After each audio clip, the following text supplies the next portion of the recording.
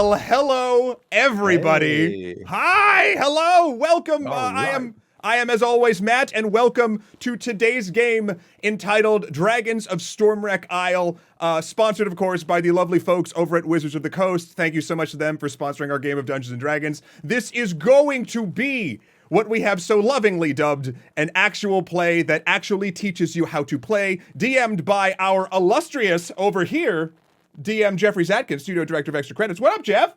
Hey, how you doing today? I am excited to be running this game. I can't tell you how excited I am to be running a game of D&D.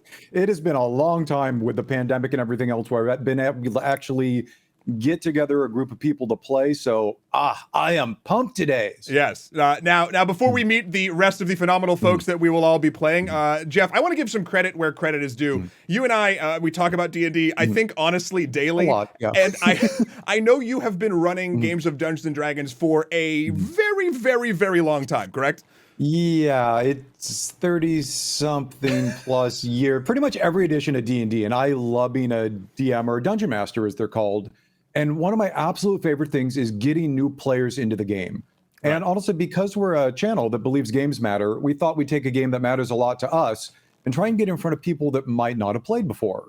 So, So I guess question one before we get started, and see how quickly you can answer this brain scratcher. This sounds like a big question. If it's how quickly can you do it? What is D&D? So D&D is a role-playing game that's about storytelling in worlds of swords and sorcery, big fantasy thing. It shares elements of childhood games of make-believe. And like those games, it's really driven by your imagination, the imagination of the people playing the game. But unlike a lot of games of make-believe, D&D has kind of a nice loose rule set that sits on top of this to help give structure to the stories that we all tell, a way of determining the consequences of the players, the adventurers' actions. And for a lot of that, we roll dice to resolve if your attack hits or misses, if your adventurer can scale a cliff or falls off, or they can pull off some other dangerous task. And D&D really it's a collaborative narrative with the players and the dungeon master, kind of the person running it, working together to craft, hopefully, a really cool story. Right. The way I describe it to my friends is always it's like sort of a, it's an interactive novel where a player gets to control one of the main characters. And then you, of course, run everybody else, right? Yeah, where the DM or the dungeon master is in charge of everything else. So the story and the plot, of course, it's always more of an outline since a lot of it depends on what the players do. Yeah, I don't know what you're talking about. And the real agency that players have in a game like this to completely change what the DM thinks is going to happen. Chaos Gremlins. So, you're describing Chaos Gremlins right now, yes. So a couple of things real quick about D&D. D&D uses what we game designers call both structured and unstructured play, meaning that there are times unstructured play is a majority of the game. Players can act whenever they want. And that's unstructured. Structured is turn order, like when you're playing Monopoly or Risk or Catan, where everybody gets a turn to do something, and that's usually during combat. And kind of the other thing is D&D is not a game that's won or lost at the end of the session. Winning is really about everybody having a good time. So at the end of the day, we're all here to play an intro game and have a good time. So specifically, what version of this good time game will we all be playing today? So we're going to be playing 5th edition Dungeons & Dragons, and we're going to be using the Dragons of Stormwreck Isle starter set that Watsy was super nice to... Oh, thanks. Matt has it up on screen. Send us over. And it's a great place to start. There's a link actually in the description below if you want to go pick up a starter kit, which is good. It's very reasonably priced. It includes a rule set on how to play. It includes a module. It includes pre-generated characters. It includes dice. It has a whole bunch of stuff. And I will be running this module today, though I've made a good number of changes. And that's one of the really fun things about D&D is you can take what you got and adapt it to however you want to be. Another thing that may be helpful for new players to check out is Wizards recently put up a new player hub on their website, which has a lot of great resources for both experienced and new players. They have a one-page quick reference guide that everybody here is going to be using today because it's super helpful. If you want to get started, literally, you've never played before, you could pick up the starter kit cheap, go to the Wizards new players hub, and you could be playing this afternoon if you want. Well, after you watch us. Right. This afternoon. Well, speaking of us playing and the wonderful characters that we will be meeting today, boy, do we have some characters today? Let's throw them up here real quick if we possibly could. Hi, everybody. Hey. Let's do some introductions. Let's start with Kat, who I believe is over here. Yes. Hello, everyone. I'm Kat, the social media director of Extra Credits, and today I will be playing a gnome warlock named Fitzy Dazzleshanks. That's amazing. Next up, we got SVP. Hello there. I'm Stephen Van Patten. You kind of caught me mid-facial. I am actually playing Braylon, a druid tiefling. Hence the outfit. And actually, SVP, what do you do? Just so people know. Oh, I occasionally I am a guest writer for Extra Credits. And a published your other novelist things. of many. Oh yeah. Oh well, yes. There's that. I didn't know how much you wanted me to do. He writes badass vampire novels. That's all you need to know for right among now. other things. Yes, absolutely. Yes. All right, next up, the illustrious Cake Jumper. Hello, I'm Cake Jumper. I'm a variety and food and drink streamer. Today I am going to be playing a tiefling ranger named Bloven. Excellent, excellent. And then I, dressing as I normally do every day, as you all know, will be playing a character, a bugbear cleric of the death variety named Varnann the Chef. And that will all come into play and make much more sense once we get started here. Not to be confused with Raekwon the Chef. Of course, of course. I mean, again, I wanted to dress so it wouldn't be confusing. Right. Absolutely. And just so everybody knows, while Matt and Kat have both played before, SVP and Cake were brave enough to come volunteer to learn D&D on stream. So neither of these two people have ever played Dungeons and Dragons before. And so what we did for them is we did kind of a session 0. We did a, hey, let's go make your character before the game. And rather than try and do that all on stream, because making a character can take a little bit, and I wanted to really explain some of their choices, I figured we'd do kind of a quick overview of the 5 big decisions that both Cake and SVP made. And the big decisions are basically, what's kind of your personality concept of your character? And from that, what's your class or kind of your profession? Are you a warrior, a wizard, a rogue? What's your race? Are you a human, an elf, a gnome, a tiefling? What's your background, or who were you kind of before you began to be an adventurer? You know, were you a guild artisan? Were you a merchant? Were you a street urchin? And finally, kind of your ability scores, or what's your character, you know, are they strong? Are they dexterous? And so, Cake, jumping right in, did you come to this when we were making our character a couple days ago with kind of a concept, or was I can't remember, was I just pitching you, here's like classes and races? Where did we start for you? So I kind of had an idea in my head, and the reason I had an idea of the character, which I'll explain in a second, is because I remember when we were having like a little meeting beforehand, it was like, now make sure you don't make sure you have a character that actually wants to do things, whatever those things might be. I was like, I want to make someone who is just like a really well-meaning absolute like jock, like a bit of a meathead, like who is bored and wants to do something really fun. And kind of from there I was like, tieflings look cool, so I kind of looked into that. And then I remember you were explaining kind of the advantages and disadvantages of the different races and whatnot, and it sort of just clicked together, I suppose. It just started all of them together. And for class, you picked a more kind of brawlery class, which was the ranger. And because you told me you wanted somebody who could kind of get up close and personal in people's faces. And we talked about options between fighter and barbarian and ranger and paladin and monk. And you'd said ranger kind of struck a chord with you because they're a little more the outdoorsy type, if I remember right. A little outdoorsy type and a little almost like a jack of all trades sort of thing. And I liked that idea that she wouldn't be like tied to being like just a barbarian who, you know, does barbarian things. Whereas I felt the ranger was very, what's the word I'm looking for? Handy, I guess. And actually, speaking of handy, as we then discussed, you know, your character's background, you chose that you were a tinkerer, if I remember right. That true. You were somebody who wandered around, who was very handy, being able to kind of fix things, and that was your character's background, is being a little bit of the jack of all trades, not just with what you could, your character's adventuring or starting out adventuring, but where you came from. That's it. Finally, kind of for your ability scores, or, you know, is your character particularly strong, intelligent, dexterous? So she's fairly strong. She's physically strong, and she's kind of okay at a lot of other things, but she's not really spec'd into the intelligent necessarily, but she's very like perceptive. So like she's not very book smart, but she knows if someone like 10 miles down the road is going to pickpocket her. Like she can clock that kind of thing. So I don't know. I thought that was quite charming and could be good fun. So Absolutely. So switching over to SVP, we're going to kind of run you through a little bit of the same thing. When we were talking, kind of starting with personality or concept, I know when we met to make a character, you came in with something that was pretty interesting.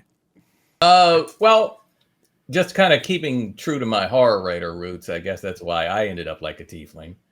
And voila. But then I also, when Druid came up, I was like, oh, wait, time out, hang on. Because strangely enough, in my travels, I've met a Druid, and was actually gifted a meteorite fragment for good luck and that sort of thing.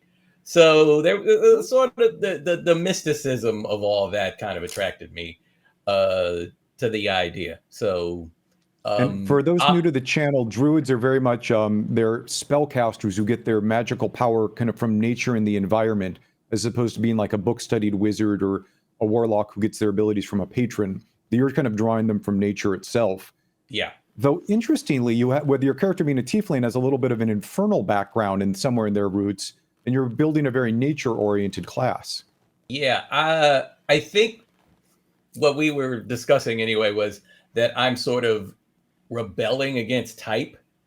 So while I look like this, I'm actually big on, like, I guess what Dungeons and Dragons would consider being very active in terms of things like climate change and the environment, and saving different animals and that kind of thing. So I'm a little, I look, I look like this, but I'm actually like a big tree hugger.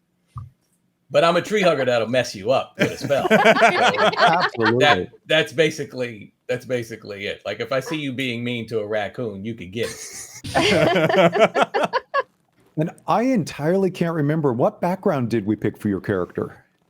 Well, background. I don't know. Oh. I mean, there we go. I just looked up your character sheet. Folk hero. Yeah, something like that. Yeah, which is that you come from kind of rustic common folks and you stand up. Basically, you stand up for them. Yes, exactly. Great. Yeah. And what are your two strongest ability scores? Oh, wisdom. Looks like I'm a little high on that department. Charisma. Intelligence. That's right. You're pretty well-rounded. Yeah. Cool. Yeah, I think so. And of course, there's going to be a lot more to everybody's characters than that, but we wanted to step through a couple of the big decisions that our two new players made as they came to the game. And literally with that, with kind of the ideas, in about half an hour, we sat down, we made characters for them using the D&D Beyond character system. We could have gone faster if we'd really wanted to, but we're just having fun along the way. So this is a very approachable thing for people to do. Yeah. Well, just on that note, Jeff, because I want to get started as quickly as we possibly can, Absolutely. but I know we want to talk a little bit, like, because we were just talking about tools. Can you toss to a little bit about D&D Beyond and what you're actually talking about there? Because for those people who do not know what that is. Sure. So the tools we were using to play, because, hey, you can do this too. There's a couple of really great free tools. D&D Beyond has character sheets and dice rolling. We're going to actually be using those today. If you want to look in the description, you can see links to all of our 4 adventurers' character sheets. And with that, because the character sheets are hot linked to the rolls or to the abilities, they're going to just be able to click a button and roll the dice. And you'll be seeing that on screen today as well. The other one we're going to be using is Roll20 for maps and positional stuff. So I can kind of set up the board, both describe it, but let players see exactly where they are. And Roll20 is great for using for remote games like we're doing. And it's really pretty cool. And they have a great system. Yeah, because we're all over. We're all over. We are nowhere near each other in location. So that is how we are pulling all of this off. Also, we're implementing a couple safety tools that should be used in all sort of role-playing situations, especially with new folks and folks that aren't familiar with playing together.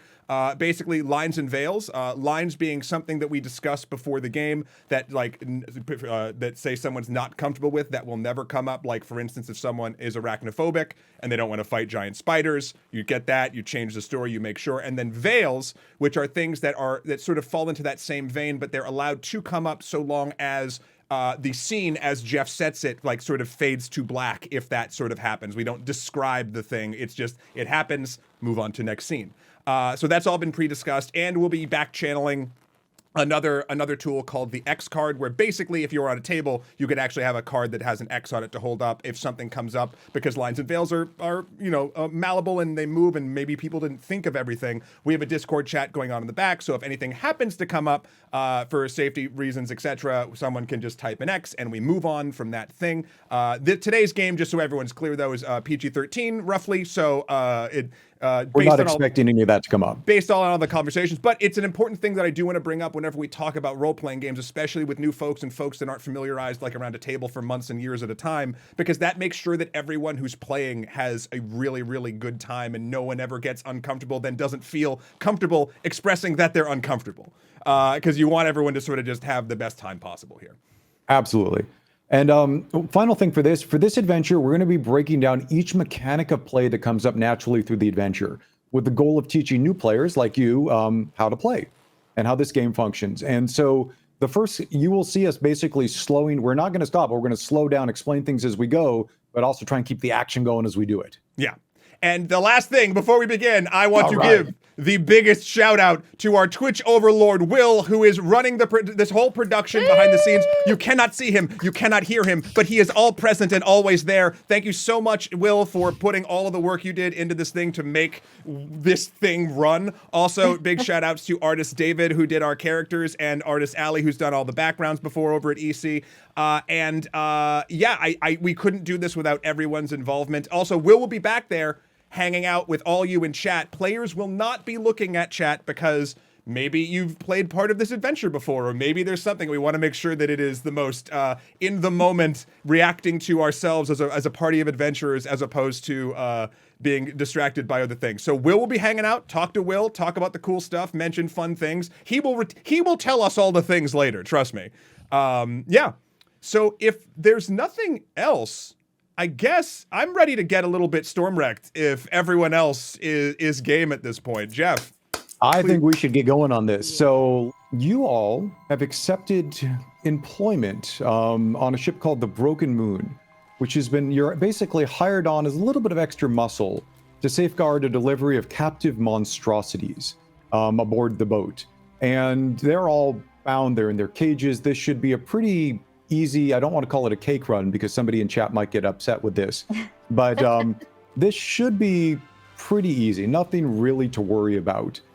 And so you've been on the boat together for a couple days, and this would be actually a very good time to briefly introduce each of your characters, say a little bit about you. And I asked all of our players before we started to come up with 3 things that they could tell to the rest of the group, because none of our players here really know each other's characters. Say 3 things about their character, one of which may not be entirely true, but things they would have learned from traveling on the boat together. So maybe, Fitzy, want to introduce yourself?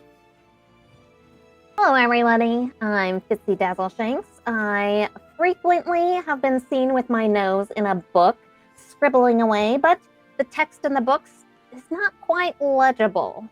Also, I like to take very long walks on the beach in the middle of the night, where I might disappear into the mist. I mean, it happens. Everybody does that.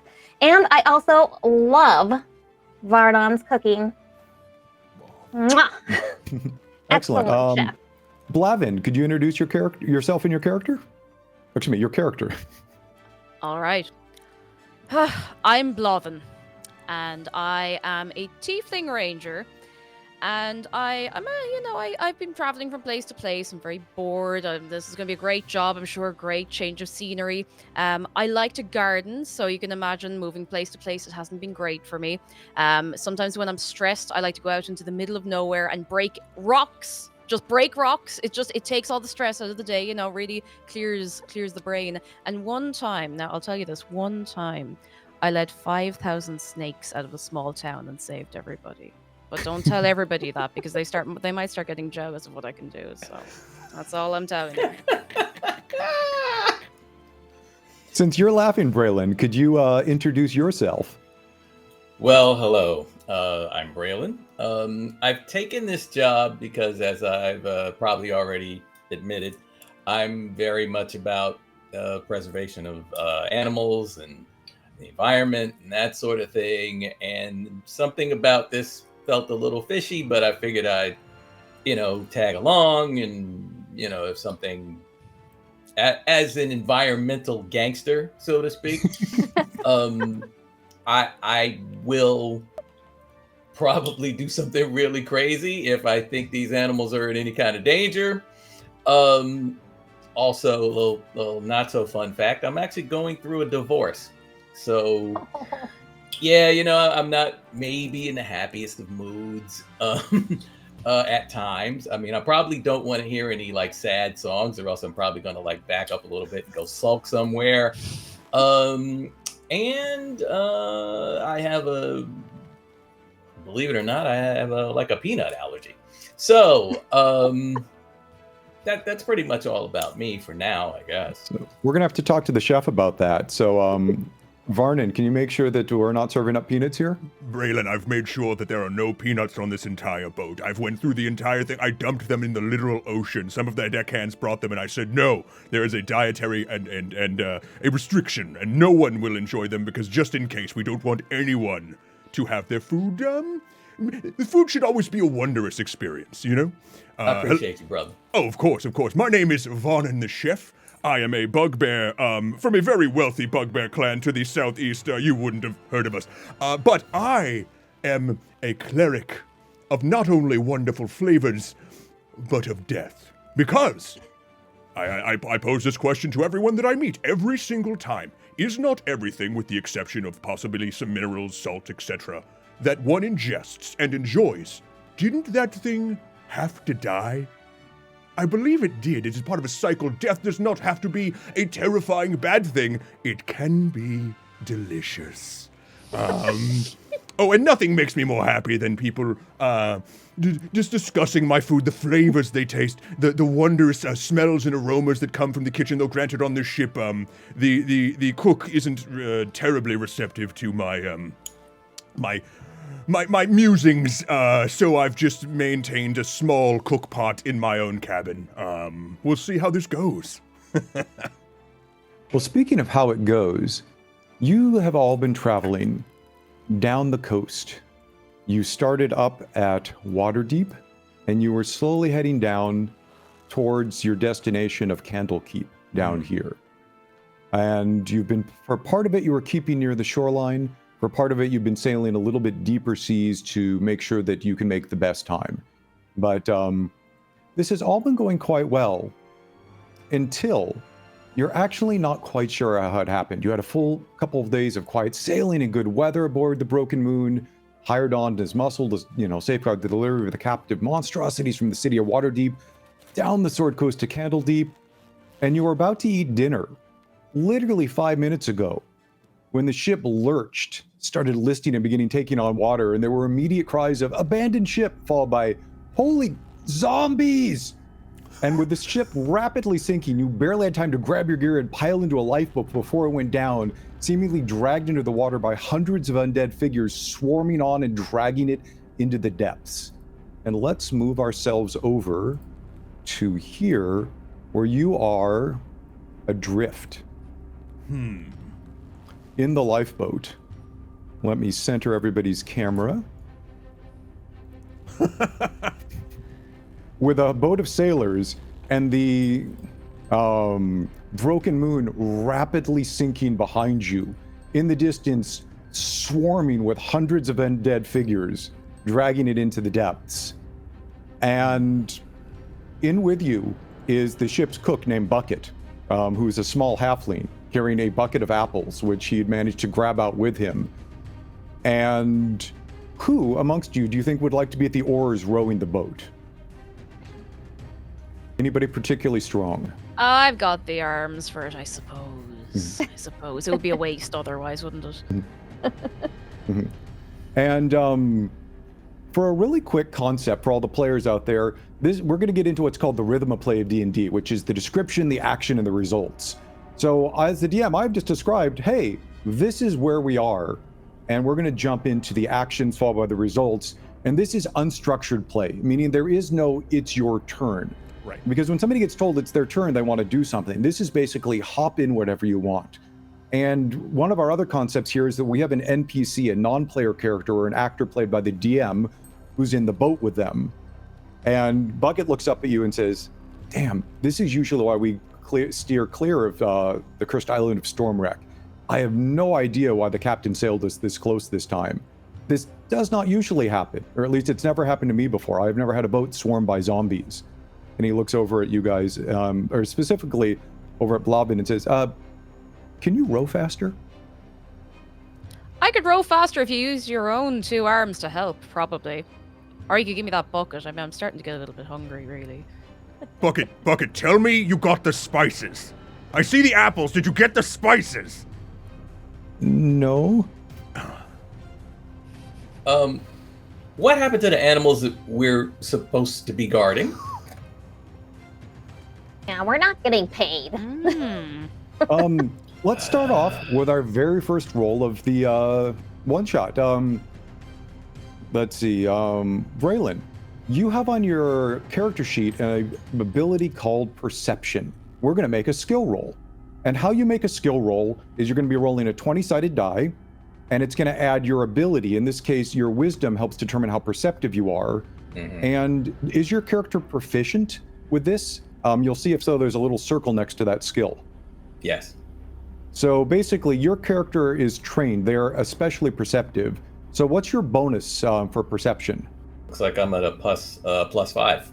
Gotcha. So that would be the ability score of your wisdom, which would be a bonus of 3, and your proficiency, because you're trained, of 2.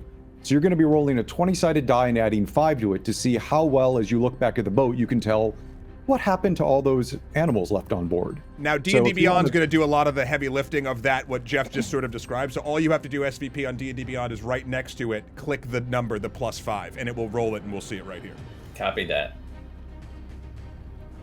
Speaking of which, I'm going to bring that up on my screen as well so that I can see. So, Braylon, I see that you have rolled a total of an 8. You rolled a 3, and you got to add 5 to that. Mm-hmm. So with the roll of an 8, you're looking back, and you honestly can't tell. Between the mist and the little bit of the waves and everything looking back, you have no idea what happened to everybody, to all the animals. But as a quick note, let's see. D&D, or in D&D, there's beasts, but there's also something called monstrosities, which is what you were transporting. So a beast would be like a wolf or a lion or a hawk, where a monstrosity is something that's a little more like a chimera or a shadow mastiff or a hellhound or a displacer beast. Something that is not a natural creature, but has some bit of magic infused in it. So you guys weren't transporting friendly, happy, normal animals. You were transporting basically big, scary captured things that are probably going to some sort of either research or death zoo. Well, also, okay. Well, I mean, hellhound milk is delicious if you make a cheese out of it, so... Well, I feel like this is bothering me quite a bit on a number of different levels. But, I mean, I've already made my perception roll, so now I'm just going to have to sit and stew for a minute while I figure out what my next move is. I mean, they should be at the bottom of the ocean, right? We're not going to get paid for this, but the monster should be at the bottom of the ocean. The ship sank. We're fine, right? Partially? I don't... Are the zombies coming at us? Can zombies swim? Does anyone know? I feel like I should know this, but I don't deal in anything that is not delicious. If you would like to make a religion check, Varnann, you absolutely can. That will be rolling a lore skill called religion, and that will help let him know how much he knows about zombies. +1. Here we go.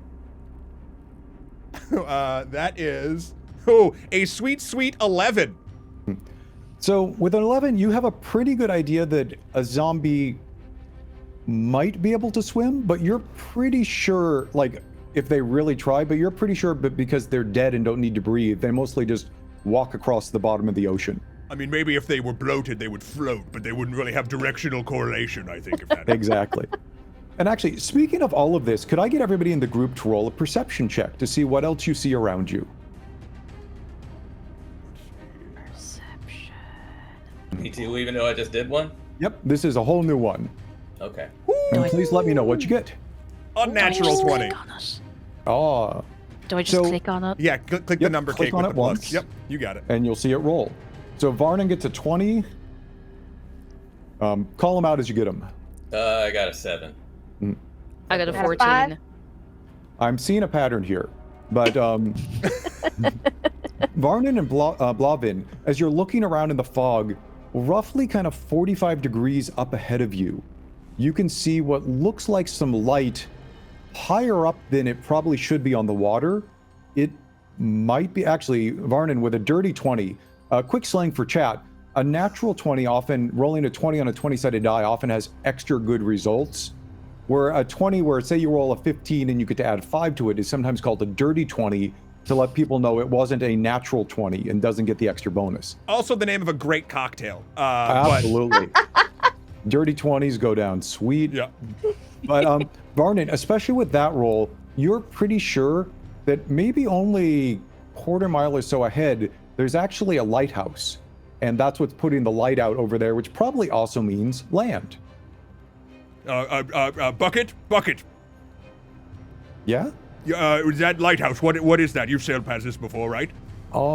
We've never gotten this close, but I think that Stormwreck Isle has a lighthouse on it, I think. But that's definitely better than sitting here in the middle of the open sea in a rowboat. Blathen, you're steering this, yes? I'm trying. I'm absolutely trying. There is 5 of us, and I only have 2 arms. If someone could help, and Varnann is saying this, sitting right next to the oar, not helping. Varnann, you have 2 good arms there. I am carrying all of my implements. If I don't have these, I can't. I'm terribly sorry. I just think we should go to the lighthouse. Bucket, you're not doing right. anything. Come here, come on. Shut up, I'll help. Yeah, all right, come on, Thank together. you, thank you. Do I need to do some kind of roll for this? I would like, so we're gonna make one athletics check, and with this to get you guys to the island. And there's 2 ways that you can do this. Number 1 is you could each make a roll, or you can basically help somebody out. So basically, you could have one person make the roll, and they get to roll twice and take the higher roll. This is called rolling with advantage. So you can either both make a roll, and I'll take those individually, or you could look at, say, who's stronger, who has a higher athletics, and the other person could help them. Okay, so I have 0 bonus on the athletics. I have a +5 to athletics. Would you Alright. like to, Braylon, would you help Blavin out? Yes, of course. Excellent. Cool. So, Well- Cake, at this point, if you click on your athletics score, if you right-click on it, you'll see that there's something that says roll with advantage. Oh yeah, see it there. So if you do that and click athletics, let's see how quickly you can row this boat to shore. At least any Alright. zombies come up out of the water. I hope we have our seatbelts on. All right, here's a roll. While that's happening, advantage is basically rolling 2 d20s and taking the highest one. Wow. Whoa! So what did you roll there? What did I? Oh, Me? Yeah. It says 2015 +5, but it says 25. Oh, so it was showing you both Does that rolls. work? You rolled, because you got Oh, 2 yes. rolls, you rolled with advantage. You got a 20 and you got a 15. So you get to take the higher one, which is the 20. So you rolled the first natural 20 of the game. Yeah. We're so getting to that island. You are Yeah. so getting to that island. And so you not only got a 20, you got to add 5 to it because you're particularly athletic. So what was kind of picking up the space or the pace when you and Braylon did it together, you know, with him kind of assisting you, you just took off. It's the equivalent of And like you a are- bass boat with a really good motor now. Yeah. Like it's And actually, the other boat rowed by the sailors had been making, basically, looks like they'd seen the lighthouse as well and were heading towards it. They had actually picked up, they were getting ahead of you because they had some experienced sailors doing this. You are catching up with them rapidly. Like, you are making them, in some cases, look mildly incompetent with how amazingly strong the 2 of you are together, showing off your athleticism with this. And this boat is going at a very good clip here. So tell you tiefling what, power, baby. Tiefling power, let's go. absolutely. So with that, let's move up ooh. to the docks. as you and the other group of sailors hit the docks at roughly the same time. Blavin, could I get one more athletics roll? You guys are going awfully fast and you're heading towards a dock that suddenly just looms out of the mist at you. Blavin, we need to slow down. We need to slow down. All right. We're trying. I'm so sorry. We're gonna have to hold on tight. Do I? Since I'm also rowing. You're still helping. Roll one more time on that. I should have had you roll with advantage. I apologize. All right, no worries. So wait, no, that was athletics, right? Yep. So there you go. So Right. we have a 12. It looks like, since you rolled twice. You got a 9 and a 12. Just looking over there. So 12 is enough to like slow down and not crash the boat into the docks. And as you're pulling up, the other group of sailors you see has pulled up and are jumping out of the boat. And Bucket jumps out of the boat. Would you guys like to exit the boat? Yes, I want to get off this boat. Good work, everyone. I Good can't feel job my getting arms. us here. I'm gonna need help getting out. Can I get a hand here? Oh, yes, here. There you Yeah. go. Okay, thank you. Yep. And you're on a bit of a landing, and as you look up, you can see there's a staircase leading up the cliff face, and it looks like there is some sort of way above you lighthouse shining out on this. And the other thing that you notice right around as you do this is that, oops, hold on, let me see if I can do this correctly. We are going to... Oh, no. Oh. I mean, I don't like the sound of them apples, Bucket. And slowly, right as you guys beach, crawling out of the water behind you, you see 3 zombies pulling themselves up onto the docks right next to you. And they are beautiful looking zombies. Here, let's see if I can... Wait, are they actually beautiful looking zombies, or are they just well illustrated zombies?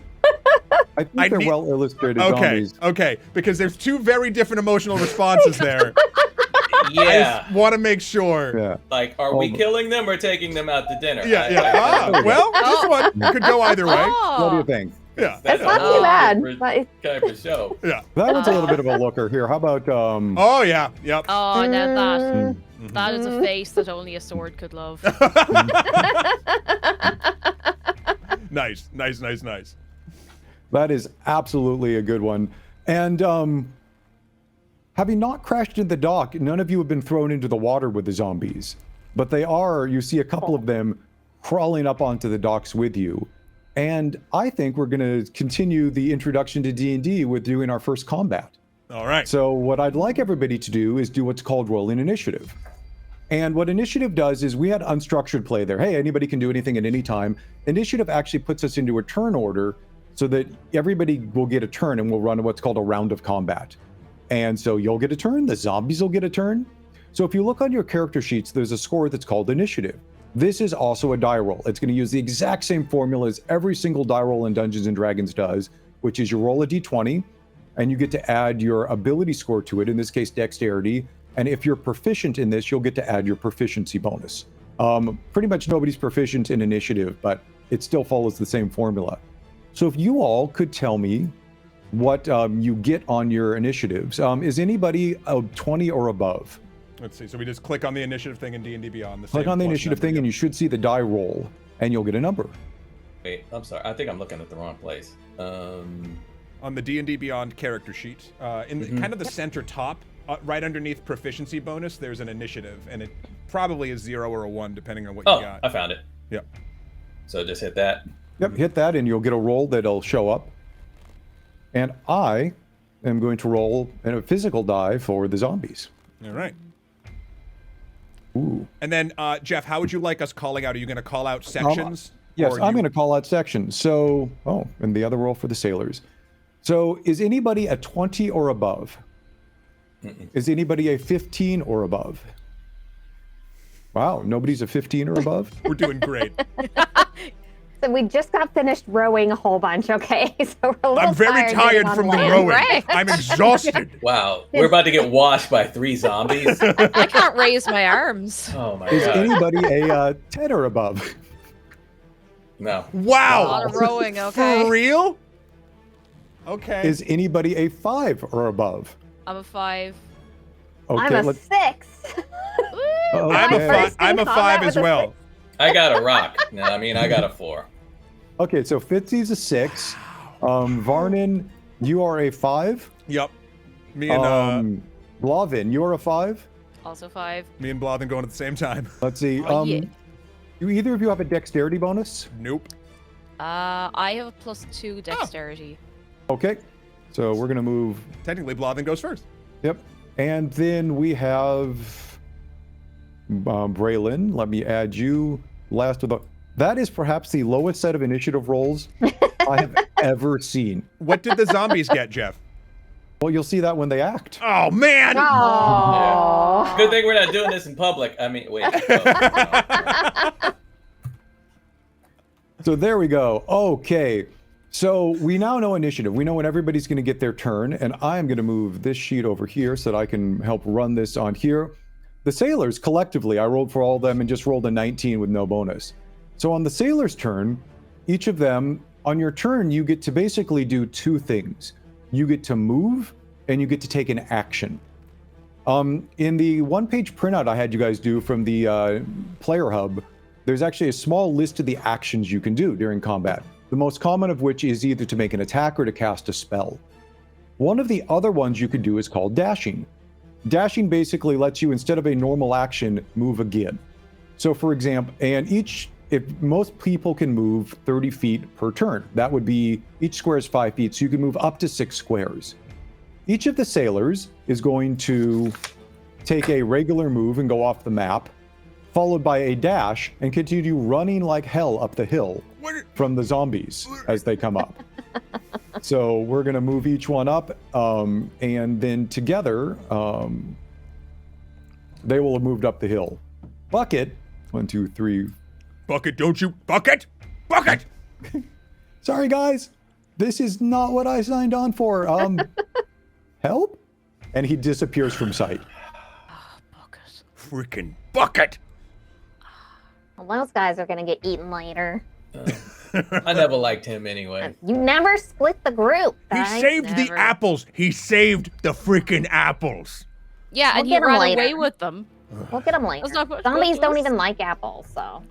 So, Fitzy, for all surprise, the zombies happen to be amazingly slow as they shamble up Hi. onto the docks. It is your turn. During your turn, as I said, you get to both move and do an action. And if you have a special class ability, you might get a bonus action, but those are pretty rare at first level. But what would you like to do on your turn? So the first thing I think I want to do for Fitzy is the Eldritch Blast, I think, Okay. because that's 120 feet, so I should be... The closest range. zombie is 15 feet away from you, and you can see I've numbered the zombies 1, 2, and 3. I'll So, choose lovely zombie number 1. gotcha. Ba-ba-ba-da. So to make an attack, or to cast a spell, just like rolling for athletics or perception or everything else, you're going to roll a d20.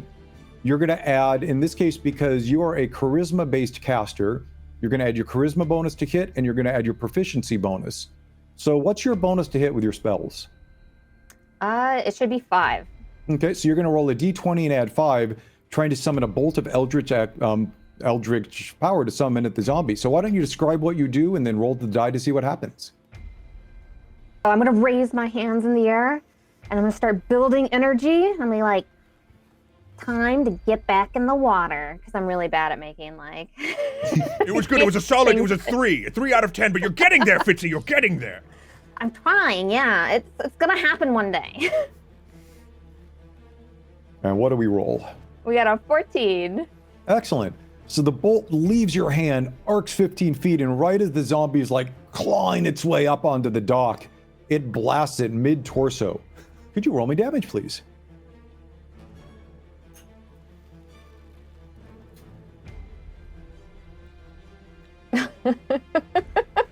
Oh. So you get to roll a d10, a 10-sided dice. You No. can do between 1 and 10 points of damage. How much did you do? 1. I'm sorry, can you say that again? 1. Oh. 1. He makes us say it again. It was like a lot of like.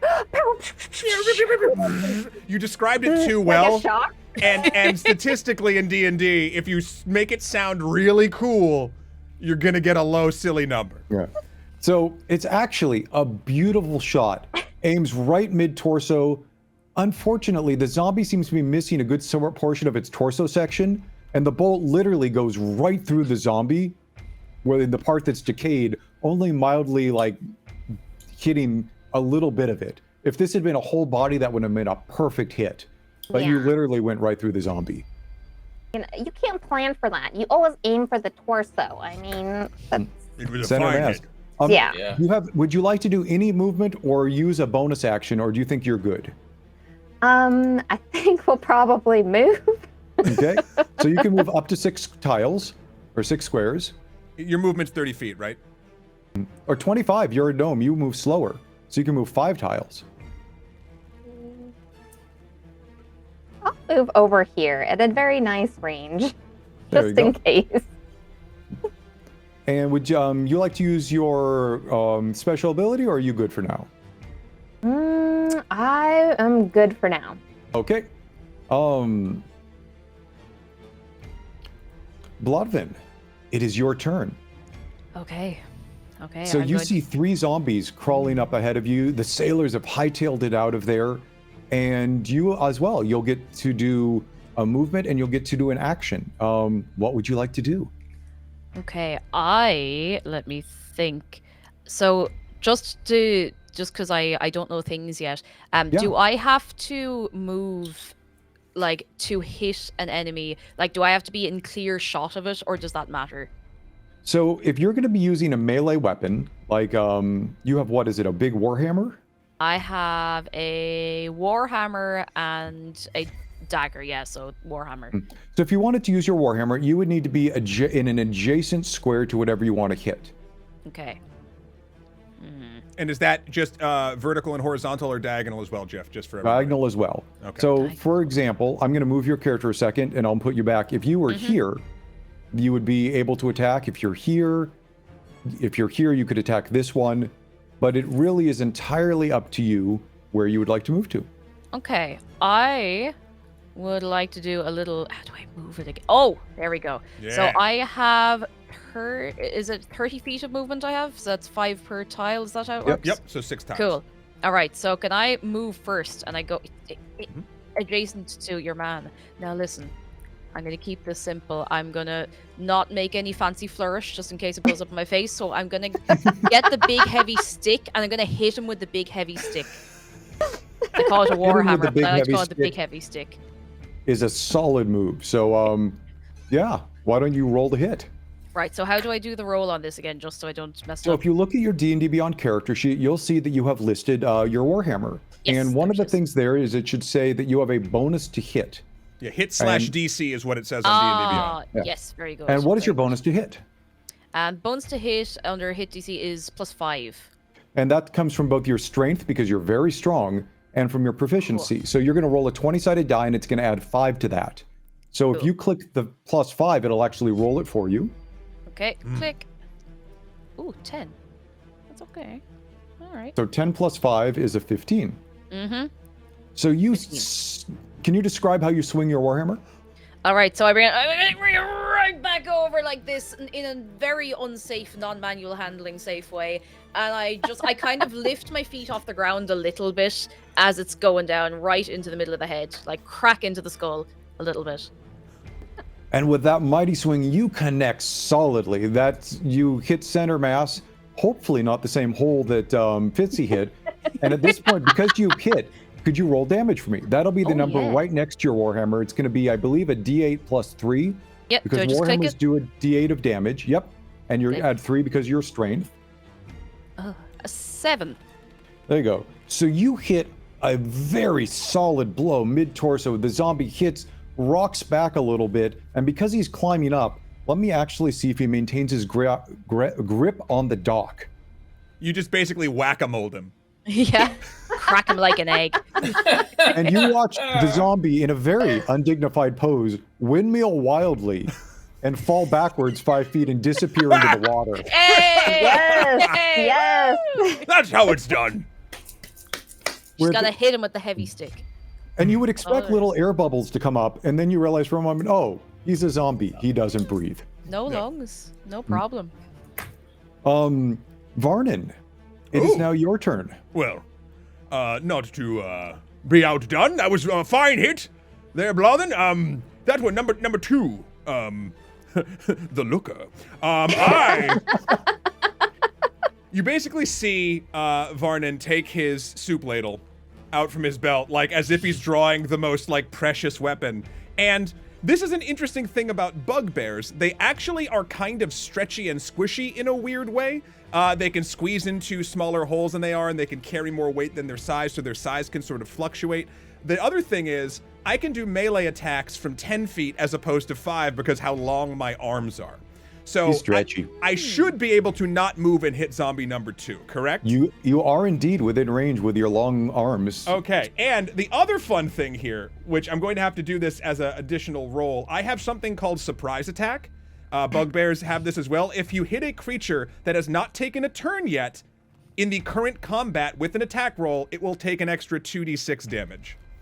So I have to hit it first, but that's what I'm going to be trying to do. So here we go. Let's see, I'm going to try to do what you did. And then I'll hit the button. Okay, let's go. What'd you get? 23. You have more than doubled what you needed to hit the zombie. Excellent, The zombie excellent. is slow and lumbering. So So I'm can gonna- you describe how you hit with the ladle? It like spins unnaturally fast like a Thor's hammer kind of thing, and I jump up in the air and like under the jaw, just like clang, and then we'll see what damage. The zombie is so surprised to be hit by the ladle that he will indeed take the sneak attack damage. Yeah, all right, here we go. So first and foremost, the first damage is this. I believe that is going to be 6 plus. I'm just gonna roll 2 extra d6 here. Whoa, that's 16 damage to this stupid zombie. The zombie is completely and utterly unprepared to be ladled. And you can tell this. And also flails wildly, having been hit by the ladle, and is knocked backwards. And hold on, let's get an athletics check for the zombie. Would it hit that boat? Yeah. Hits the boat, bounces, rolls, and ends up sitting on the boat. It was fairly intact before. It looks like it is coming apart, but Its it is jaw, still vaguely just like- moving. Oh, the jaw's gone. It went sailing off. You're pretty sure. I'm going to give you, actually, hold on. Passive perception. Blodwin and Braylon and Blavin, with your high passive perception skills, which we'll get to another time, you actually hear a slight as the jaw hits the water. Oh. You're pretty sure he got at least 10 or 15 feet of clearance with that. I mean, I think you gave him a bit of a shock. That jaw is gone. Well, yes. All right, I think it's time we skedaddle, don't you? All right, bye everyone. And oh, you're going to do a little more movement. I didn't move before. Oh, that's true. I And stretched my Mr. Fantastic arm, and then I booked it, and I declare my end. There we I told go. you, And Varnann knows his cooking tools. I mean, it was perfect. that brings us to Braylon's turn. Braylon, it Yeah. is your turn now. And just like everybody else, you're going to get a movement and you're going to get an action. And for you, the action could be. I was just about to Yeah. ask, can I go to spell? You can absolutely throw a spell. You basically have 3 big choices. You have your melee weapon, your scimitar. You have your ability to produce flame as a druid, which you can do any number of times. And then you also have a couple of spells.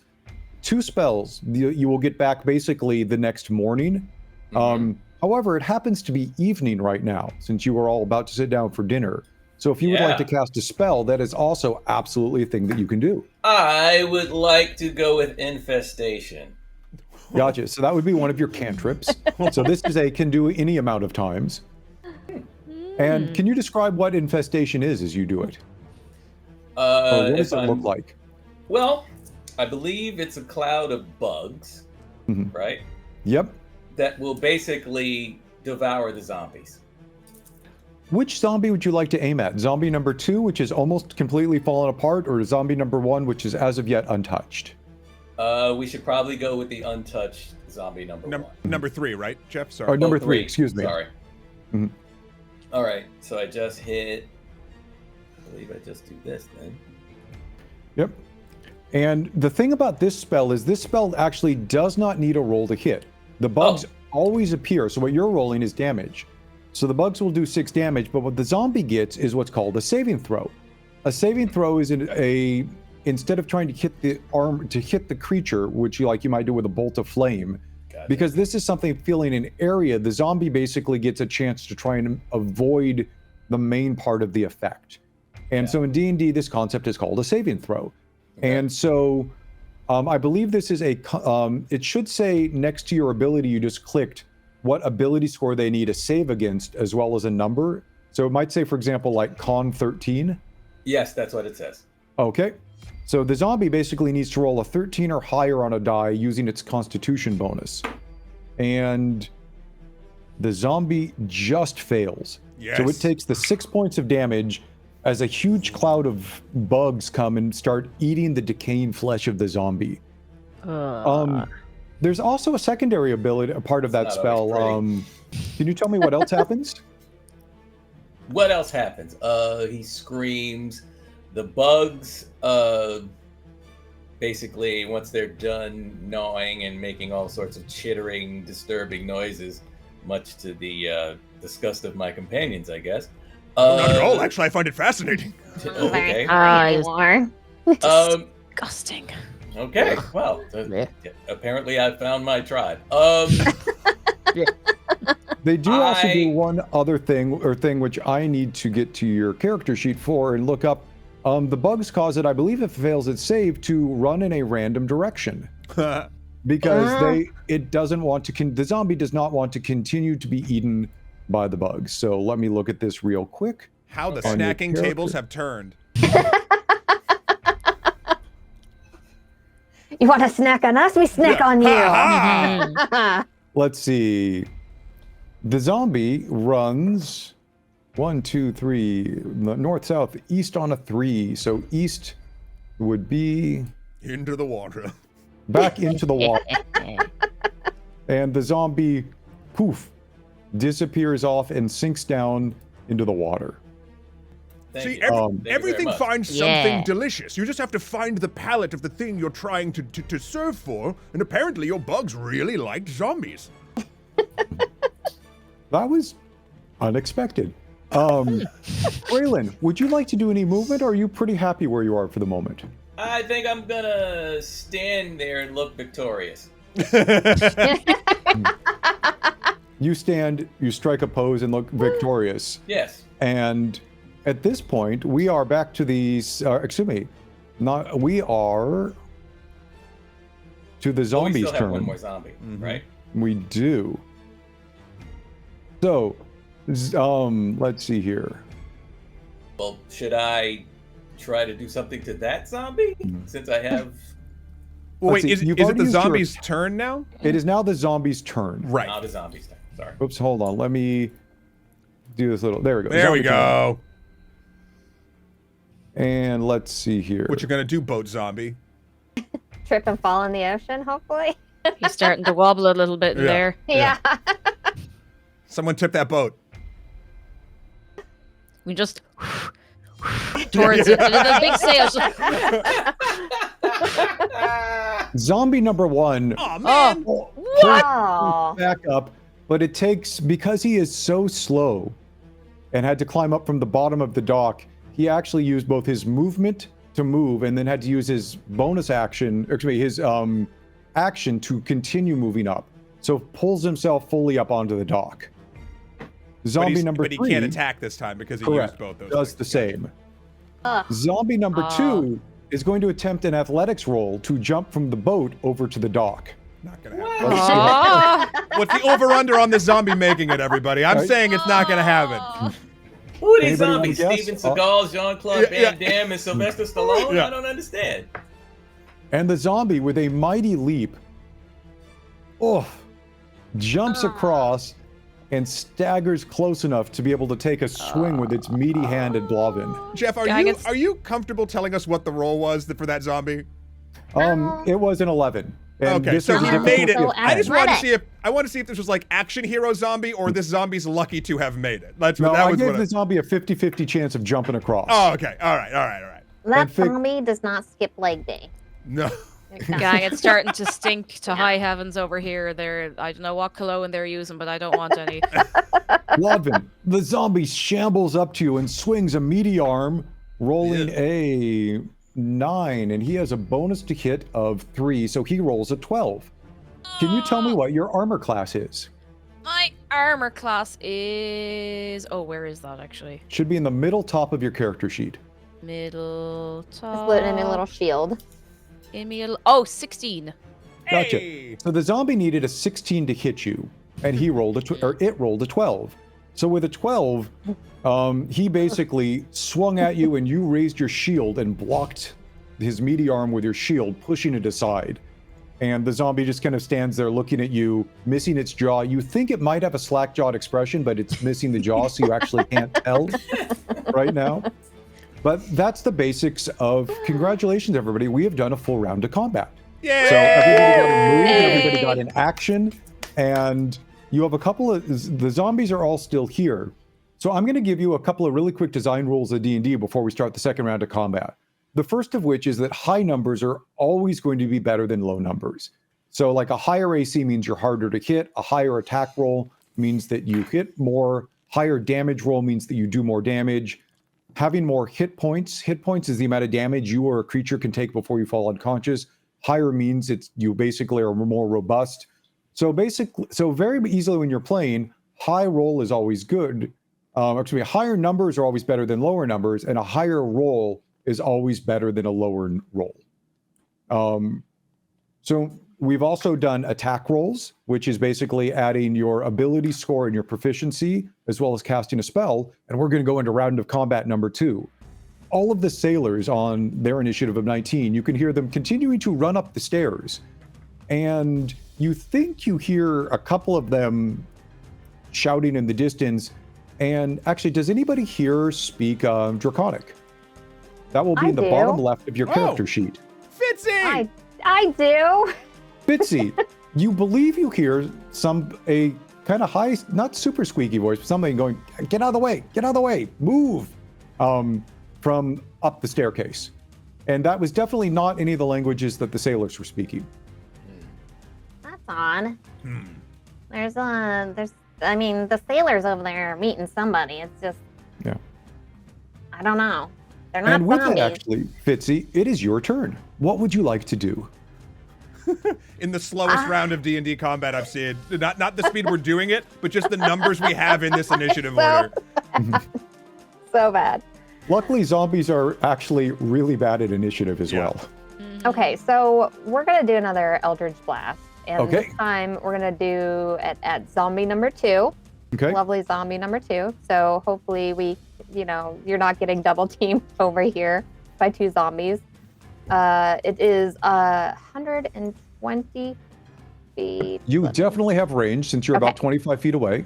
Perfect. So. And you're going, you're going from here to here. So that's pretty easy. We got an 8. An 8 to hit. Mm-hmm. Hey Matt, did you know that zombies' AC is actually 8? They have one of the lowest ACs of every creature in the game. Yeah, they're meets it, beats it. Yeah.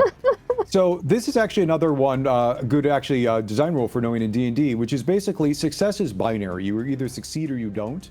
There isn't a 8, we do less damage or anything else. An 8 is a hit.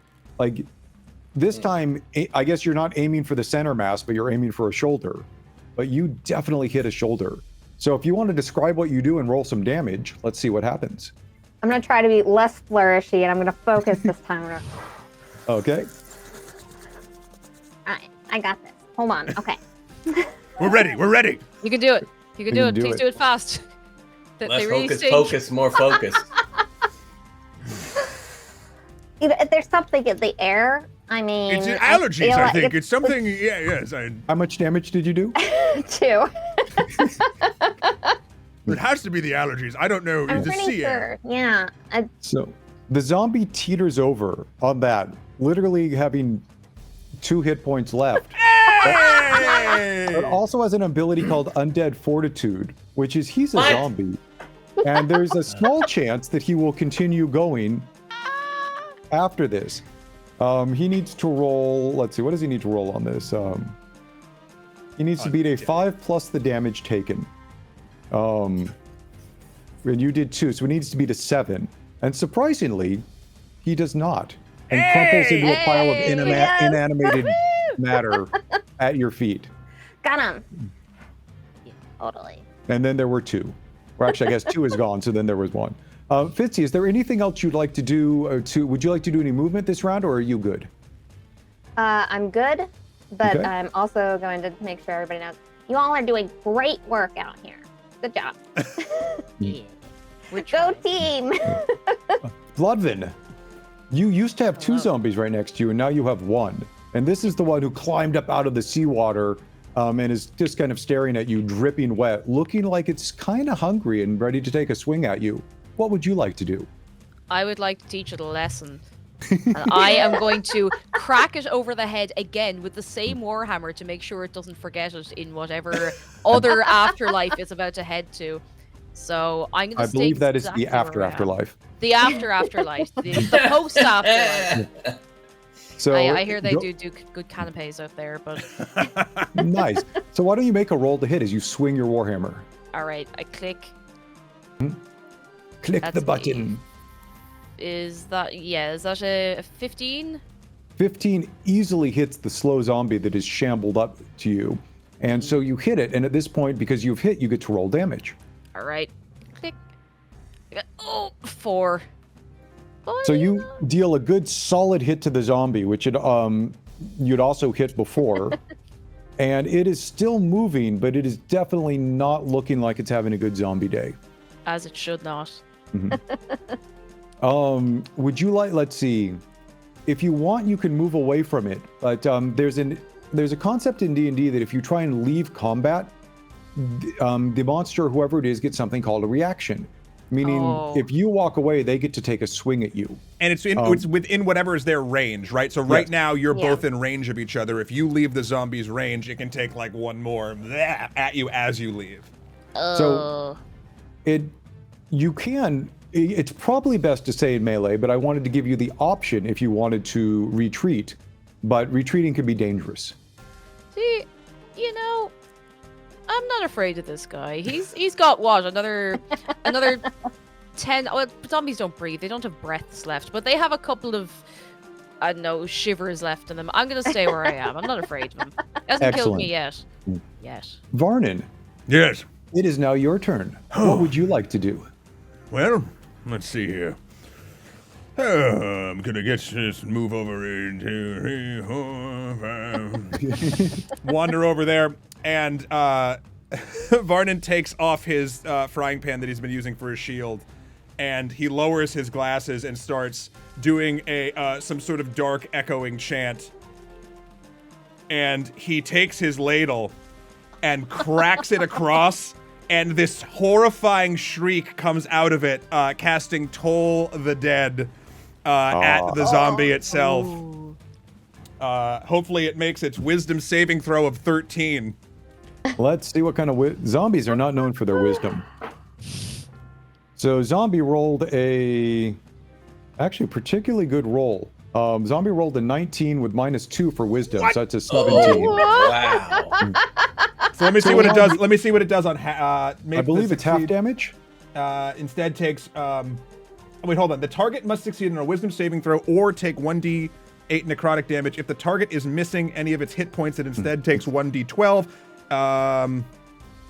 Oh, so it made it save, so it takes nothing. It takes nothing. So well- sadly, Fine. This guy. this is a hardy zombie. But speaking of that, See, I did something flashy. I did the thing. I did it. Fitzy, you saw this, right? We did In really the neat air. things. Yeah. I mean, it's the humidity. It's be. Yeah, it must be. It's Yeah. the barometric It's pressure. close I to think you. is Yeah, of incredibly course. awesome. I can't. Yeah. You did great. You did great. Braylon, it is now your turn. What would you like to do? All right. You know what? I'm not gonna do it. I'm not gonna make a big deal out of this. I'm just gonna do infestation one more time. Which zombie would you like to infest? Which is the one that Matt? Number one, the one that is super wise. Oh, yeah. Let's do scholar? something. Let's see. So number one, Okay. the super So- wise. I will make a And- saving throw for it on its constitution, Okay. which it does not make. And you get to roll your d6 of damage, and then we'll see which direction the bugs will scare it towards. No pressure, but if he runs into me, I'm Oh, Jesus. I'm gonna roar. So we get 2 more points of damage, and north, south. Let's see, he goes. This has got to be Splash. the luckiest Ah! zombie. Back in the ocean. As Stay the in there. huge cloud of bugs appear and start to eat the zombie, which you wouldn't think would be afraid of anything, does seem to somehow be afraid of these bugs devouring its unliving flesh, and in an attempt to escape, stumbles, and falls off the pier again, or falls off the dock, bubbling down into the water below. In the pool or out of the pool. You just have to choose. He's dead. And Braylon, would you like to do any movement, or are you pretty happy where you are? I'm happy where I am. Striking a continual pose. Yeah. It is now the remaining zombies' turn. Or actually, excuse me, no. Because, of course, the zombie is not quite done yet. The zombie spends its entire action moving back up from the bottom of the bay to the dock, and once again climbs and stands next to you, Blodgett. Oh my. This zombie, 1, 2, 3, 4, lumbers across the dock up towards Fitzy and swings its big meaty arm at you. Does it? Fitzy, what's your armor class? Wait. Oh no, it's not good. Question: Yeah. Are those actual barrels? Like, did it have to clamber over them? Can it walk over Oh, those you're barrels? right. Let's see here. 1, 2, 3, 4. Because you're right. It would, if it had moved over the barrels, it would have been difficult terrain and taken it further to get there. Yeah. And we'll describe that concept later. when Later, it I just kicks wanted to in. make sure. Yeah, I didn't know if that was like what was No, on the map thank or you. what wasn't on the map. You're Yeah. absolutely right on that Okay. one. So Fitzy, big meaty zombie arm comes swinging down at you. What is your armor class? It is a 13. The zombie actually rolled a 17 to hit plus its bonus of 3. And so a big smelly corpse arm smacks into your torso for Oh, 4 points of damage. oh no. So if you can mark that on your character sheet, and that was truly disgusting. Not only is it dead, it's dead and covered with seawater, and when it hit you, you kind of got this spray of like seawater and salt, like covering you with this wet, meaty thwack. And you're pretty sure that you may need a bath after this. Already hating Stormwreck Isle. We need to get out of here. My blast don't work. There's something. I think there's something wrong with this entire island. These spells just aren't work. I mean, it likes the bug spells. That's good. You think you're only realizing that now? No! There's something about it. And we have just completed another round of combat. And at the very end of that round, you see a diminutive figure coming down or running down the steps towards you. Oops, hold on. Let me see if I can hit the right button here.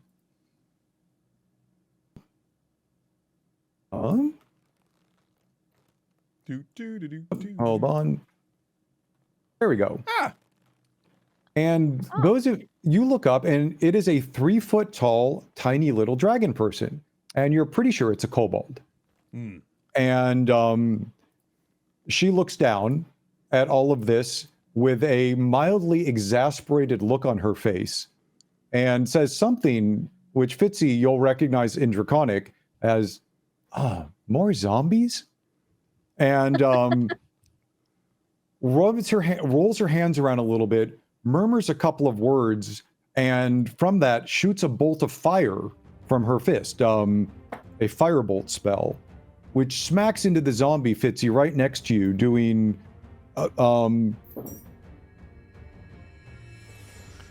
a solid amount of fire damage into the zombie, and the back of the zombie catches on fire.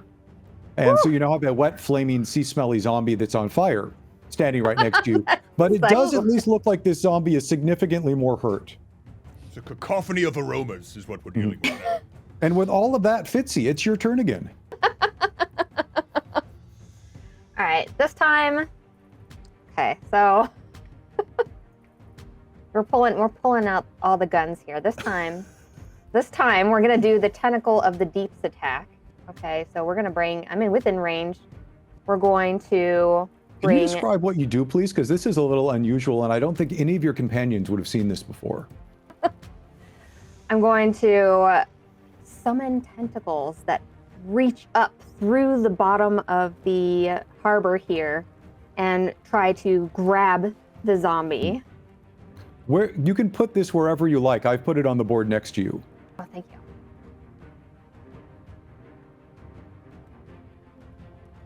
And I believe it has is it a 5 or a 10-foot range around it?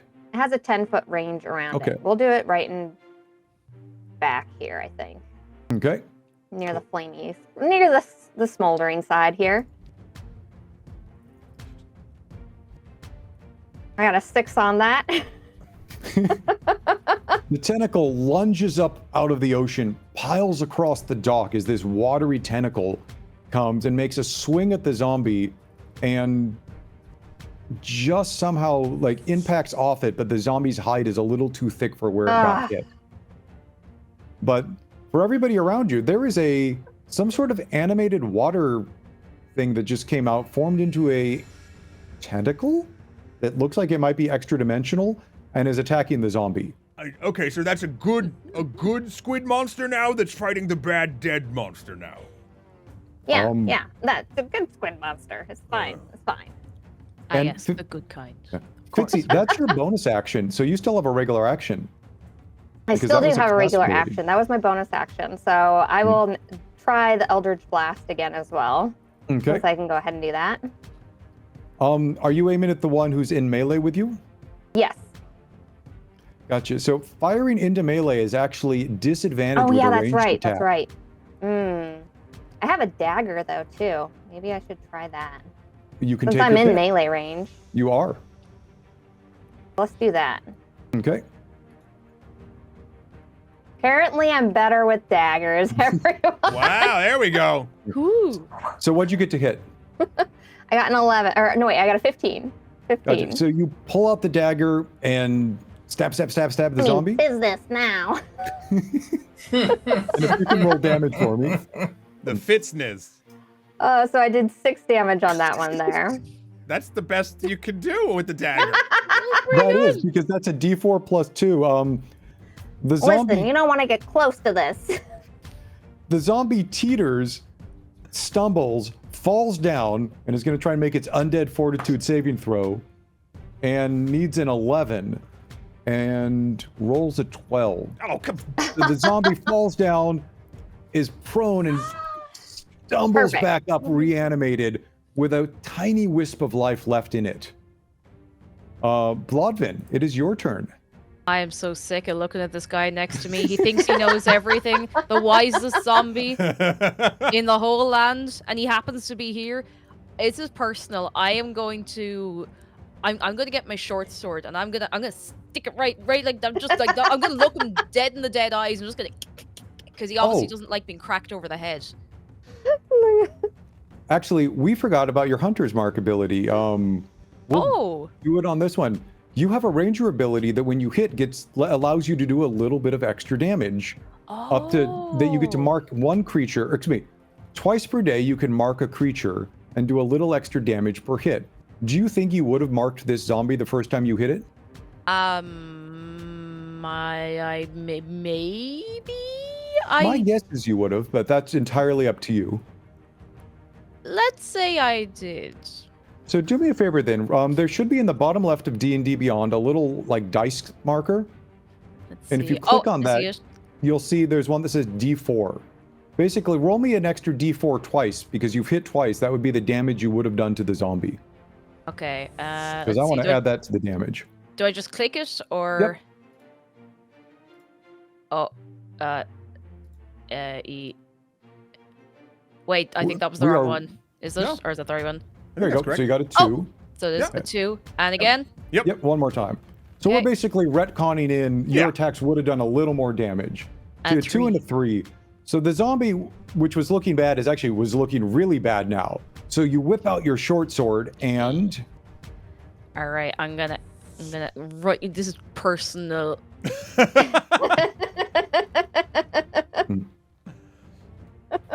This So did you roll the hit? personal. Oh! All right, and Well, so what'd let's you see, roll what to did hit? what was your hit roll number? Sorry, my to hit was 7. So you needed an 8 to hit the creature. So you swing with your short sword and it hits, but it doesn't quite go through the zombie's tough skin. Just impacts on the surface. And you have an almost guy. dead zombie in front of you. But This luckily, guy. Varnann, it is now your turn. Oh, okay. Well, being flashy didn't do much here, so I'll go here though, because I don't have to get close. It's soup ladle time, baby. Let's go. Soup's on. Soup's on. Soup's on. Ho!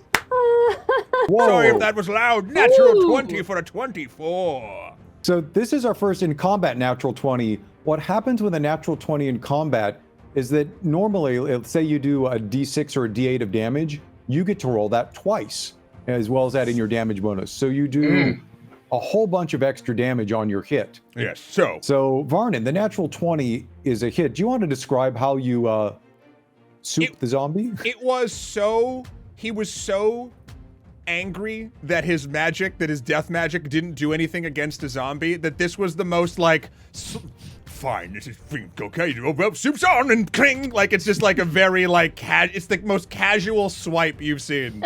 There's nothing epic about it. All right, so here we go. Oh, it actually, cool D&D Beyond, it knew. D&D Beyond knew instantly that I rolled a 20 and did the double roll for me. Nice. Oh, I didn't that's even know really it nice. did that.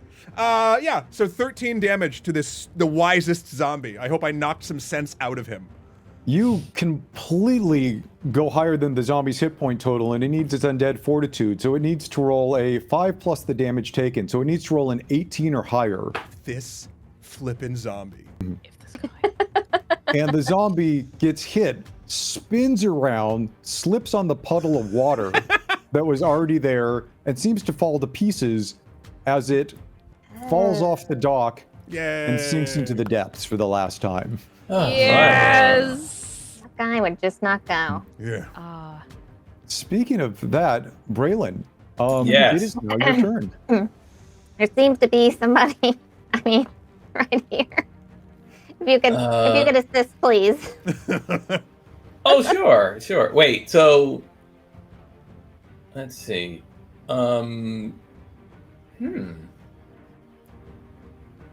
But have we established whether or not this new entry is friend or foe? We believe it is Fitzy's. Fitzy called it out. So it's Oh, attacking. sorry. I'm sorry. You mean the dragon person? Yes. Oh, we haven't, but it did throw Yeah. a firebolt at a zombie. They seem to be doing good work. The good work. Okay, so that I think that merits a conversation, not necessarily an attack. I'm gonna go with that. So I guess, would you consider this an animal?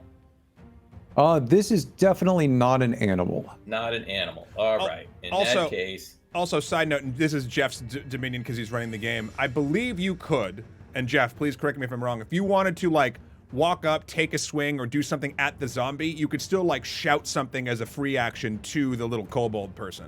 Absolutely. Like, so you could do all of those things in one turn. Yeah. So actually, that's a really good step-in point here. You are always free to have short, small conversations, chat amongst yourselves and other things. You don't have to wait for your turn on that. On your turn basically is saved for when your character actually gets to perform movement or perform an action.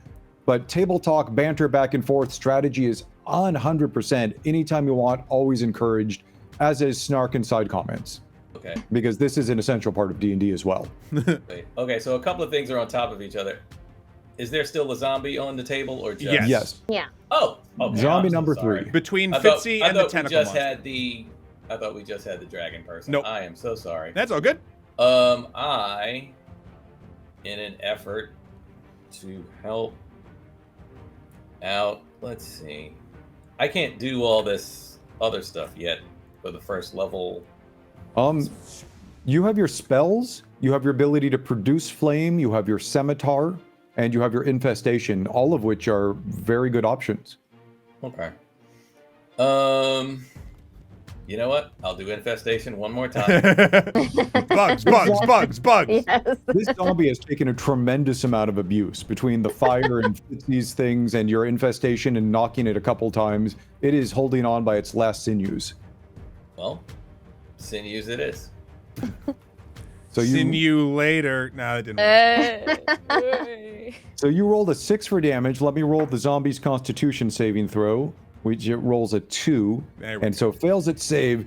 The bugs appear and start munching on the zombie's corpse. And it teeters, falls down, and its undead fortitude cannot save it as the bugs devour it from semi-animated corpse into a pile of refuge before they all magically disappear together as the bugs wink out of existence, all full on zombie mulch. That was like literally the worst. It was on fire. It smacked me. Like, there's bugs over here. This island is the worst. I didn't die though. Okay then. And with that, congratulations, everybody. We have run our first D&D combat. Yay!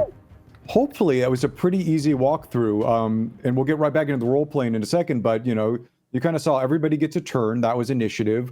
Mm-hmm. We make rolls to hit. You go against an armor class, or if you cast a spell, they get a saving throw against it. And it's pretty much D&D has the same D20 roll. It's roll, add your ability score and your proficiency if you have it to see how well you do. And we'll be using that for the entirety of the game. But I won't be going into it kind of as in much depth as I did in this one.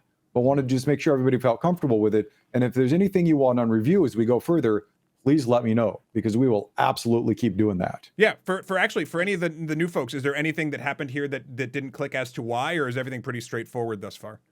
I think I'm okay. Yeah. Yeah, I think so far so good. All If right. not, I will absolutely say the word. Nice.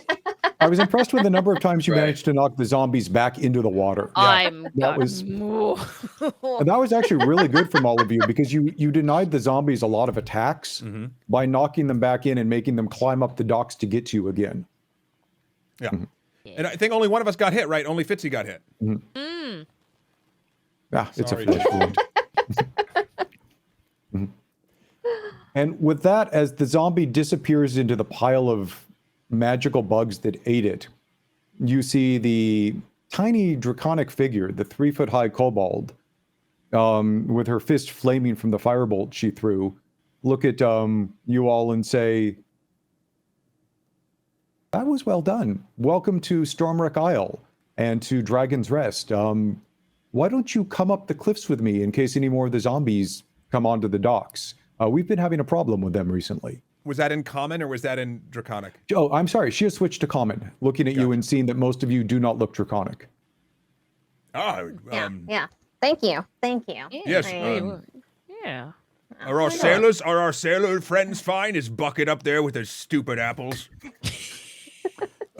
A large number of humans, gnomes, half-elves, and a dwarf ran by me, so I suspect yes. All right, I'm gonna have a discussion. So, what's with all the zombies here? There seems to be like a zombie infestation. Like, what's going on here? Well, tell you what, why don't you walk up with me and let's explain. And we All right. are going to move everybody over to Dragon's Rest. Ooh, what in the what? Oh. Whoa, it's bigger! So you may want to zoom in a little bit here if you want, or you can leave it at this scale. Cool. Roll20 has a zoom marker in your upper right as well as a magnifying glass on your left. And Will, running tech, you can do whatever you want. for this, but at the moment, Thank you, Will. I'm going to zoom in a little bit as well and get myself over to here. And so let's see here. Let me put my zombies away. I'm a sucker for scale shifting. Like, I like how it was like, oh, we were closer because we were on a little dock, and now it's like a bit more of a world map, and I'm just like very into it. Hey, we aim to please here. So you walk up the steps, and the steps are carved into the side of the cliff. And as you walk up about a good 100 feet of them, raising about 30 feet from the water, you come to kind of a leveled off area where you see that there's a whole bunch of small doors that have been carved in, and there's kind of a big ledge here, and you realize that this is actually some housing here, and that the ledge kind of continues along and makes kind of a switchback up the hill, and you see there's also some more above you. That this looks like it's not quite, it's definitely not a town, but it's definitely a small population center.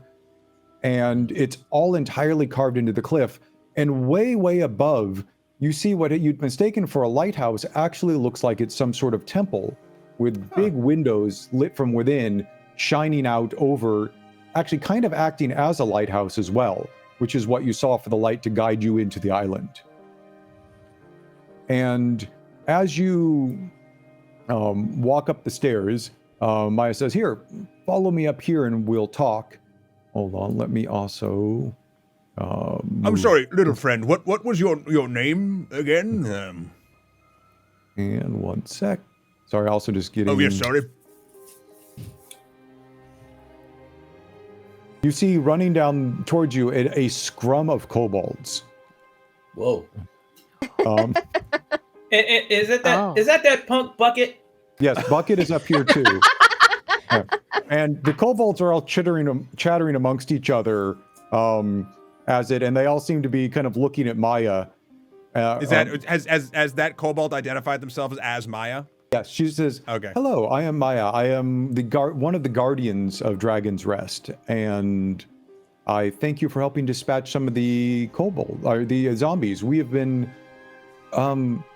having issues with them lately. Issues would be a good way of putting it, I think.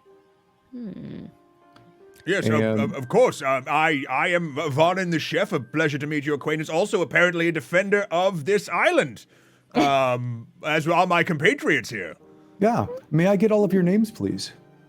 I am Blothen, the Tiefling Ranger, and I guess I'm also helping to get rid of the zombies, whatever they're coming here for.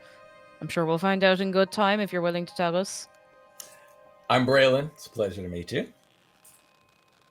Fitzy Dazzle Shanks, it's very nice to meet you. You got a nice place going on here. If there weren't so many zombies around, I mean... Well, thank you. You could get rid of them. You could maybe get some more people out here. Let's see. Hold on. Let me get to my character part of this. There we go. It says, welcome to Dragon's Rest. We are a small community of kobolds. I am the leader of the kobolds, Mila. And she points back and you see kind of that scrum of kobolds behind you who are all sitting there chirping excitedly to themselves in Draconic. Fitzy, you can basically hear them. They're talking about zombies. Hey, there's new people here. Oh my goodness, did you see that ship that sunk? Why are there still zombies here? And just kind of amongst themselves, but it doesn't seem to be anything other than that, since you understand the language. Listen, this zombie infestation here runs real deep. I'm just saying this. Is this But Maya says, yes, this is actually Dragon's Rest is a small community. There's a temple to Bahamut above. She points up to the light above. Actually, you also looking ahead of you, you'll see that there's a star. That's a statue, and it's a figure. It's kind of a humanoid, or it's a male human sitting there with a long beard with 7 songbirds kind of flying around him. Does anybody here have the religion skill? Actually, a circle next to the skill. I do. Could you give me a religion roll, please? I think I do, yes. Okay, both of you. And for folks at home, new people playing, this is what's called a knowledge check. This is a skill roll to basically get extra information to the players based on things that their character would know. And if you could each tell me what you know, or what you rolled. 16. And I got a 12. Gotcha. Actually, that's high enough for both of you on that to know that that High is five! that is a depiction of the dragon god Bahamut. And according to legend, there's basically two families of dragons that came into the world in the very first of days. Bahamut, who's the noble platinum dragon, made the metallic dragons. The gold, the silver, the bronze, the copper. These were basically the dragons of good. And he was opposed by Tiamat, who made the chromatic dragons, the reds, the blues, the greens, the blacks, the white. And basically, the shorthand in D&D lore is if it's a metal color, it's a good dragon. Or if it's a metal, it's a good. If it's a color, it's a bad dragon or an evil dragon. And the good and the evil dragons have a mutual animosity that goes back literally to the creation of the dragons, which was at the creation of the universe. So this seems to be a temple to the god of the good dragons, Bahamut. And you have heard that dragons in lore can shape change into humans. So that's a picture of Bahamut as a human surrounded by 7 songbirds who are actually 7 mighty golden dragons. And with the roll of the 16, you know that is often how he was depicted, as well as in his big draconic form. In a statue, it's easier to make a statue of a human than it is of a dragon. Okay. So that's giving you a little bit of background knowledge, which you can... Actually, would you share that with your companions? Yeah, basically, Varnann would say verbatim exactly what you just said, only more long-winded, if that is at all just keep going, trying to sound very smart. Like, I knew this. I went to a school where they talked about dragons once, and here's all the knowledge I have about this. Though I would not have picked up on this being a classic rendition, I guess, because I got under the I didn't get as high, so I wouldn't have shared that, but Fitzy certainly can. Would you have done that, Fitzy? Yeah, this statue here that is so lovely would be Bahamut in his actual human form. Look at how wonderful. It's a very nice looking dragon right there. I mean, you gotta look. Incredible craftsmanship, you know? Maya, obviously, you all love Bahamut. That is quite lovely. It's I excellent. mean, who doesn't? Who doesn't love Who amongst us does not? You know? But I heard he had a lovely singing voice. Yes, legendary. Yeah. I mean, he's playing all the hits. Yeah. All the bangers. He looks very cold. Yeah. Well, I mean, we all know that metal music is the best music. But Rock and roll. I'm back. The dragon. Yeah.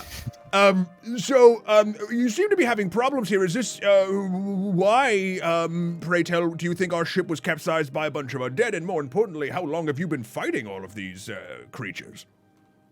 So as you say this, you see actually from behind Maya a lithe elf in figure walking up behind her, and she looks very tanned, kind of copper skin, like she's probably been out in the weather for a good bit. Hold on, let's see here.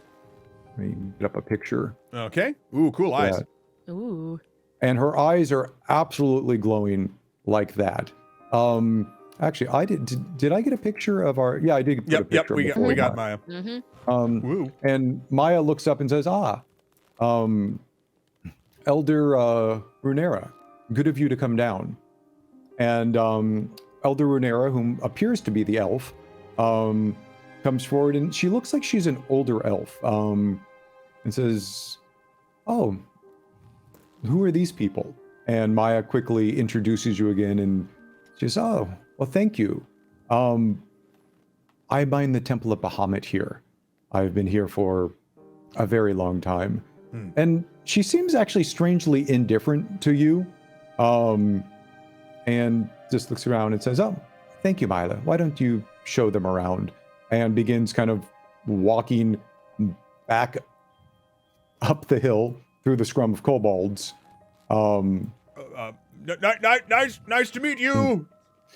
And Maya kind of shakes her head a little bit and says, "Yeah, that's Elder Runeterra. You know, she protects Dragon's Rest, but it's really mostly me and my brood doing the protection. Rhaenyra see used to be an adventurer.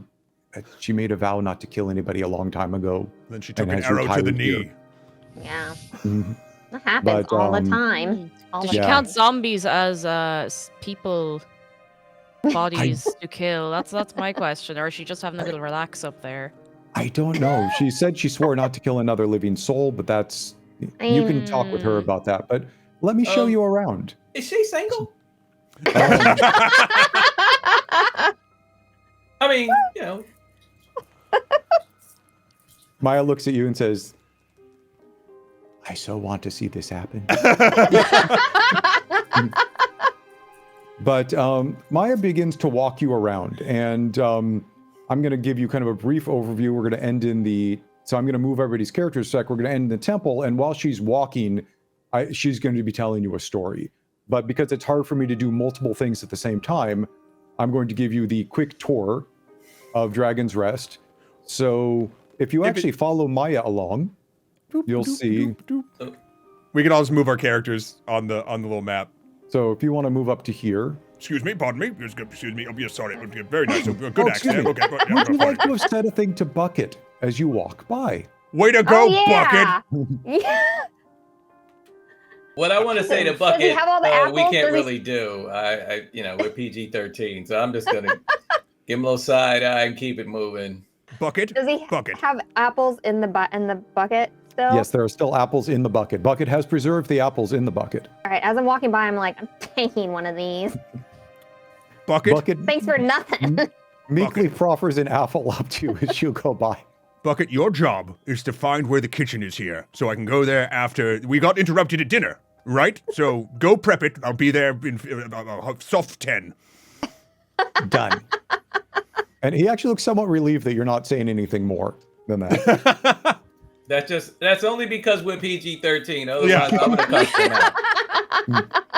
So Maya walks you up along the cliffs ledge, and you can see that, the first set of buildings, these all look like storage and sleeping quarters. And Oh, it's very nice. Yes, fine craftsmanship. yeah, I like what you did continues. here. And these are all actually carved into the face of the mountain. Oh, boy. Continues up the mountain. Oh God, there's To a lot here. of stairs. Oh, Yeah. we're going on a trek. Did I Correct. fall off? Where am I? Let's You're in see. one of Yes. the rooms. Oh. Would you come on? I'm sorry. There Alright, was. I thought I found the kitchen. I'm here. Yeah. Did that look like a kitchen? Let's see here. You can Do you see? Never mind. you can also just put yourselves next to Mila if you so desire. Wait, Alright, how you am know I what? like the fastest one here, and I have the shortest legs, everyone? I'm slipping. I I'm made slipping. Okay, I got it. It's funny. There's like invisible walls on this. let Like, me turn off the collisions. Hold no, on. no, it's fine. It's just it was Okay. like when I was hitting over, I kept like going into rooms. I'm like, I don't understand. I don't want to look at these canoes. So Mila says, up here's the kitchen.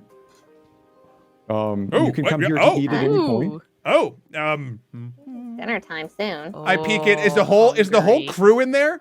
The whole crew, excuse me, the 6 sailors who got off the boat, not counting Bucket, that were near you, are all hanging out in the kitchen, and they all seem to be drinking hot mugs of tea. Nice, everybody. Real Everybody team was energy. drinking tea Oh. without us. Oh, very Look. nice. Read Come on. Look from at the you rest all. in Dragon's Rest. Look at you all spilling the tea. It's nice. And the sailors all wave at you happily, and it's like, hey, good to see you made it. Point of order or a question: is the person who hired us for this job amongst the sailors? Like, is the captain here, or like, The how did that captain work? is not here, nor is the person who hired you to help guard the monstrosities. Great. So they The were captain supposed went to. down with You the would have. ship. You would have received payment upon arrival. Yeah. that But ain't with neither the happening. captain nor the boat, you're guessing that probably isn't going to happen. Ah. We're gonna have to That's make this apple go far. So here we are in a mess hall with a bunch of scrubs. Bucket, it's Over- up here. Yep. And I leave. Over here is the library. Oh. Nice, well. Nice little Which- tape Hello. bundles. Very nice. If you very look good. in, is actually a library that is disproportionately large for the size of this community you're seeing. I would like to go in, but these doors are locked. I Oh. can't go in. Really? Hold on a second. I can fix. Oh, no, hold on. I don't I'm even like have at to the do- door, like, ugh. I just want in the library. Just get a good run up to it. Just get your Oh, thank shoulder you. right in there. Thank There you. you Oh, God. go. Oh, God. Okay, thank you. Oh, this is swanky. Swanky. And Oh, we lost our guide. if you move over here, God. we're going to end up in the temple Because I of guess we Bahamut. weren't supposed to do that. There you go. Oh, sorry. If Leave it at in the these library. corners, it's easier to drag your little person like kind of through them, rather than use the arrows because the collision detection I think is a little bit. Come on, gang. We gotta go. Yeah, We gotta I'm go. going We to turn can't off get the left collision behind. detection. All right. Whoa! Sorry, Maya. Whoa. We made it. Hey. It was touch and Another go there for a statue? second, but we're back. So as you've walked up for this and Maya was showing you around, she's basically asked how much you know about dragons coming up. Do you let on that you know about Bahamut, basically the history that you told to your friends? I literally start saying the exact same Okay, story. so she heard you in then. I ran out to get afraid if I could take with the bombers Like- and dragons and everything. And forgotten it. It's always nice to have another educated person on the island. So the Temple of Bahamut keeps us safe from the undead here. The basically goes almost down to the docks, but no further. And so we've been fending off. The undead attacks are getting worse, and I fear this is actually the legacy of Stormwreck Isle. That this isle is actually the dying place of the dragons because of a curse. And this is because long ago, there was an ancient red fire-breathing dragon named Sharuth that rampaged up and down the Sword Coast. And a few metallic dragons joined forces to battle Sharuth and imprisoned her beneath the ocean floor, believing that the seawater would quench her fire and keep her bound forever. But she had sworn some pact beyond death and rose in the form of an undead fire-breathing Dracolich dragon, but was still restrained below. But her fury was so fierce, legend says, that it caused an undersea volcano to rise, and that actually formed Stormwreck Isle, where you are now. So something here still lures dragons. And despite the fact that in all likelihood Sharuth is actually probably long dead and entombed beneath the island, the chromatic dragons whisper that she still lives and will one day emerge from her prison. But one fact is undeniable. There is powerful magic that embodies such an ancient dragon, and the bones of dragons in their dying place leave permanent marks where they are. Stormwreck Isle over time has drawn many, many dragons over the centuries coming here, trying to claim some of the power, and they have battled. It's become a reoccurring battlefield between the chromatic and metallic dragons.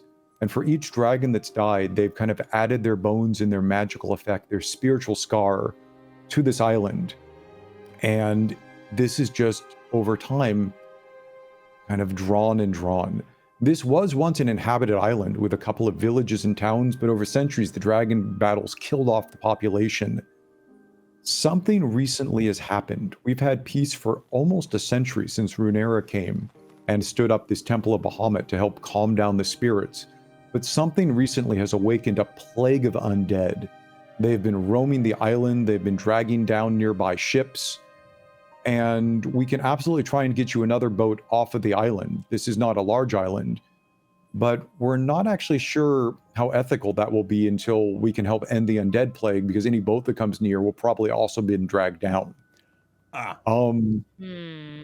You actually look pretty capable. Would you be thanks. willing to help out? I mean, Thanks it for the sounds vote of like we confidence. kind of have to, because we Yeah, can't leave the island. We're not really going anywhere in a rush. I we mean- can't go back out there, so Yeah. you know, if Yeah. you feed and water us, we'll think about it, surely. But not salt water. The salt water will not No. do. Yeah. Runeera actually steps out of the shadows of the temple. She must have been in one of the Yeah. corners. And when she heard you say that, she seems to have gone from kind of indifferent to a little more friendly. And says, you are absolutely welcome to stay at Dragon's Rest as long as you like. You can eat here, you can sleep here, you can use this as a base. But I would recommend, as Maya says, we have another elder on the island, Elder Sinisa of the Seagrow Caves. And his clan guards the magic that helps calm basically the curse as well. His magic lessens the call to other dragons and shields the presence of the island from them to keep them from coming to the island. And that, combined with the temple, has made this a place of relative calm for the last century. But it would be most helpful if somebody can make their way across the island and check in with him to see if things are okay on their side. Is this a like? Is it not a road? Do we have to just like trek across the island? Across the island Okay. to get there. But my advice would be that you rest for the night and set out in the morning. We can set off. Yeah, on a good sleep and a full stomach. Of course, Yeah. of course. The job we were on, tragically, we will not be seeing compensation for this, and Yeah, there's that. if there's something, I mean, personally, I'm more interested in local delicacies and what you all eat here, ingredients and whatnot. I'm sure my compatriots might be interested in something else, but is there anything in the line of compensation for going on this endeavor? Make me a persuasion roll, and if anybody else would like to, let's see, I'll assist. assist with that, So am I doing advantage? go for it with advantage. So we're going to make another skill check here, and we're going to see basically how persuasive Varnann is with his asking for compensation. 17. Thank you for the Nice. assistance, because that would have sucked otherwise. Where did my dice rolls go? There we go. Rhaenyra looks at you and says, that can absolutely be arranged. We can pay you each out of the temple coffers. If you can make contact, I'm willing to give you each 25 gold pieces. If you can help end this problem, we can up it to 100 and basically pay for whatever ship we can flag down to take you off this island. A most generous offer. Excellent. Yeah.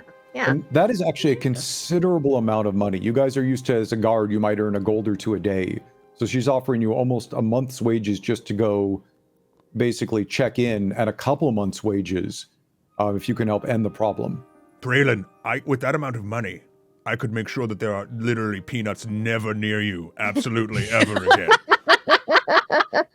Good looking out, but this almost seems too good to be true. What's the catch? Is Why my don't they point. go over there themselves? Oh, these are Exactly. great questions. Great questions, my friends bring up.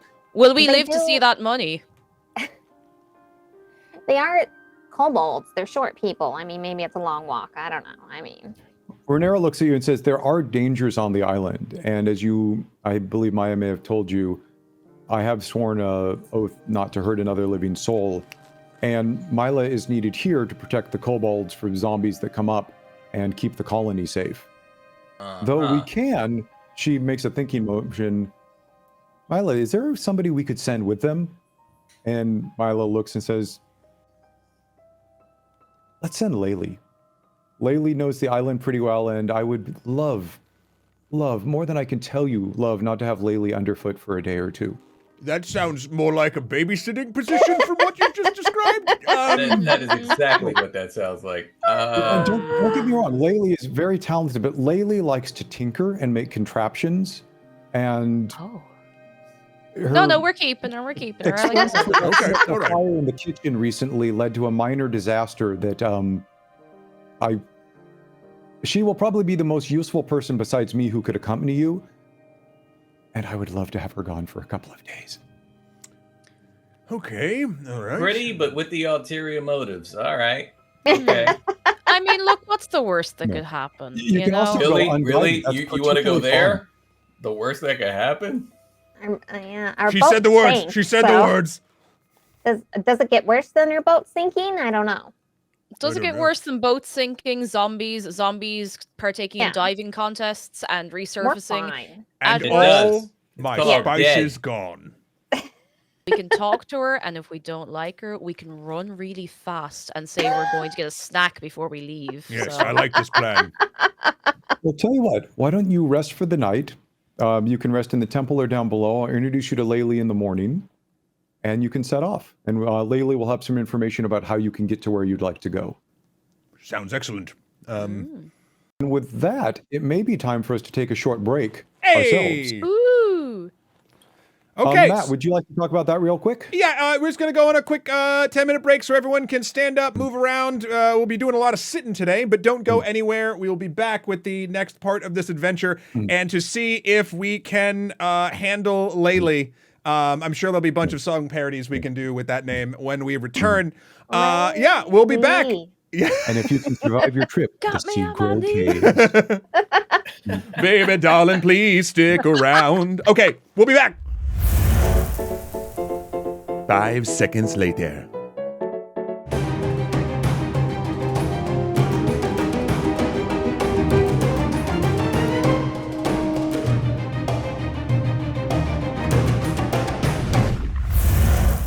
Hello, everyone. Thank you so much for hanging out during that break. Welcome back to the Dragon of Stormwreck Isle. We are in the thick of it now. We are far from home, or Kansas, or whatever we'd like to call it. I would like to jump right back in because we have a lot of island to explore, actually, looking at this map. Jeff, would you please take it away yet again? Absolutely. Welcome back, everybody. So we're going to, right up at the top, start with the concept. It's now morning. Everybody got a good rest in, and there's a concept in D&D called resting. And remember how I was saying there's some abilities that you can use like once or twice a day kind of thing? Yes. After you've done what's called a long rest, which is you rest for 8 hours, all of those abilities come back as well as all of your hit points.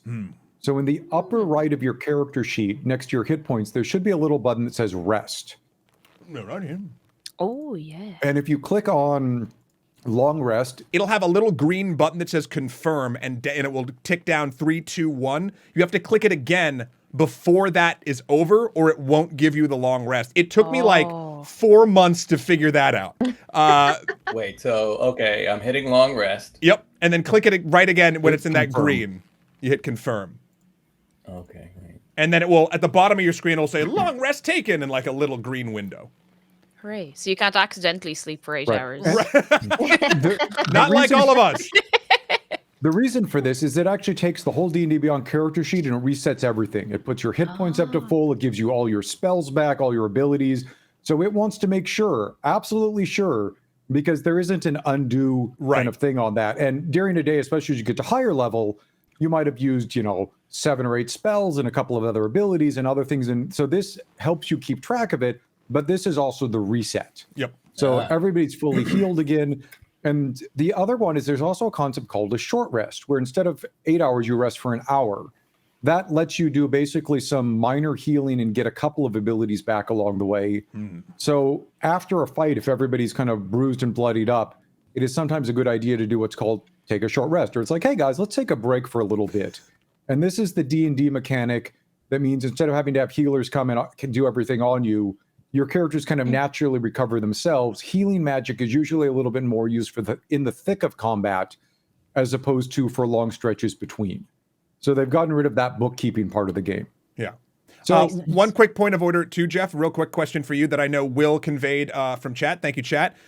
People had some questions about the assistance, like assisting someone in a skill roll or something like that, how exactly that works, when it works, all that Let me stuff. do a quick recap of that because I may have explained it too quickly and we'll have that coming up again soon. Sure. But there's a basic concept where, like, say you're trying to persuade somebody of something, and so is one of your buddies. You could theoretically each make your own die roll, and you see how well does each person persuade. And in that case, you each get to roll a die. The other option is you can say, player B can say, I am helping player A. So instead of each of you rolling one die, player A gets to roll with what's called advantage. They get to roll 2 dice and take the highest. This is particularly useful if somebody's very good at a skill. You can basically have a wingman.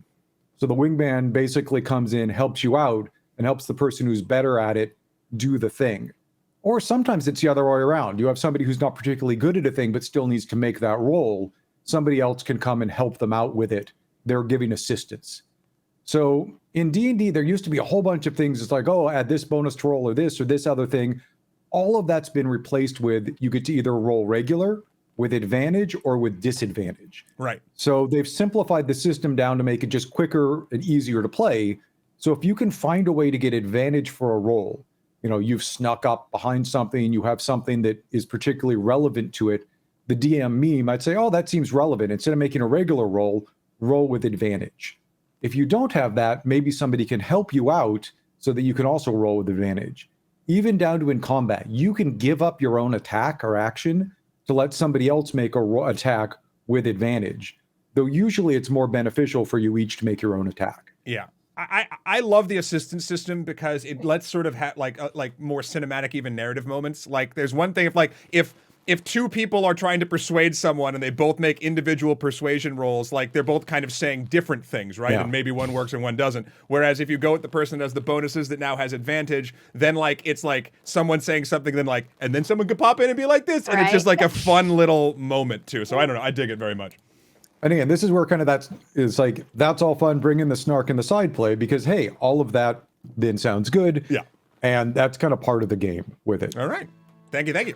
Yeah. So you wake up in the morning. Mila is there as well. And Hey. or she comes in. SVP, I love you so much. Raylan, man, you just got to increase the chill just like a little bit. I mean, I'm for this, believe me. And brings with her a young kobold named Laylee. And Laylee, as opposed to a lot of the other kobolds who've been, the kobolds are 3 foot tall, diminutive dragon folk. They have scales. Most of them have very simple clothing. Laylee has buckles and pouches and backpack and just little gear and gadgets completely slung all over her, including a couple of sacks on her that seem to be moving independently of her. Like there's something small trapped inside a sack that she's carrying with her.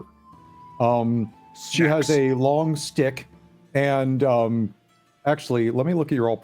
You all are very perceptive. Every single one of you notices that the stick is decorated at the end. It looks like there's a scorpion that's been bound about it and lashed with its tail sticking out. So like she could poke somebody with a scorpion. With a little bit more movement, you realize the scorpion is actually still alive. Oh, wow. She has somehow hog-tied a tiny scorpion, or actually good-sized scorpion, to the end of her stick. Wow. And is walking around with it as a weapon. And she seems to have said, be covered with improvised gadgets and gear, none of which look particularly safe, but she's got it.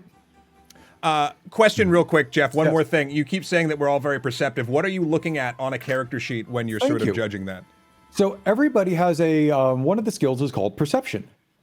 Perception is basically how well do you notice things. D&D uses also a concept called passive perception, where you take the character's bonus and you add 10 to it. So for example, if you had a perception of 3, your passive perception would be 13. This is how much do you just kind of notice out of the corner of your eye by default, as opposed to when you're actively looking for a thing. So for example, if somebody's sneaking up behind you, I would probably check your passive perception. You don't know somebody's coming unless you are actively looking for them. We also use passive. There's 2 other skills. One's called investigation. The other's called insight. Investigation is looking for detail. Insight is reading people. And so I actually wrote down as the DM all of the numbers of your passive perception, insight, and investigation, so that if there's something I think a particularly insightful person might notice, I have that written down. So as I'm reading, like, oh, you have a high score in this, I should tell you this extra information. Cool. And so this is a way that we can get information across without requiring a die roll every couple minutes, is I can look to see, are your characters particularly good at a thing that would elicit extra information. Awesome. And thank you. Thank you, Matt, for prompting me on that. Oh, I yeah, actually had a note to talk about that, but I think I skipped over it in all the fun. So Laylee comes in. Laylee looks pretty excited. Says, and in her chipper kobold was like, "Hey, great to meet y'all. I am excited to be getting out of Dragon's Rest. They don't let me out of here that often. And especially with the zombies recently, they haven't let me out, but I like to roam across the island and find things. And it's usually a really good time. So I'm excited to be going with you. Hey." And it seems to continue on like that for a little while, but I'm not going to do for the sake of my voice. Sure. But you gather she's talkative. Mila quickly outlines that, actually, Will, can we bring up the map? Thank you. A map. Mila comes in and rolls out a map of the island. And actually, let me go over there and center. Oh, man. Okay. What was the oh man for? Well, it's just a long way, and there's a big pool, and there's a mountain, and then... A lot of hills. There are mountains to crawl So over. it's roughly about half a day's walk from the scale of the map to get to the Seagrow caves. And Mila basically says, hey, there's 2 options for going. The Seagrow caves on the southwest side of Stormwreck Isle are inhabited by an unusual colony of Mycinids. These are fungus people who normally live very deep underground. And Elder Sinessa is the elder of that, and his clan is the one that guards the magic that helps hide this island from dragons, to keep more dragons from coming and dying and leaving their curse on here. The Mycinids live deep underground. They can't abide sunlight, and these Mycinids usually welcome visitors to them. And in particular, we trade with them a lot because they provide a rare fungus that grows in their caves in exchange for some of our food scraps.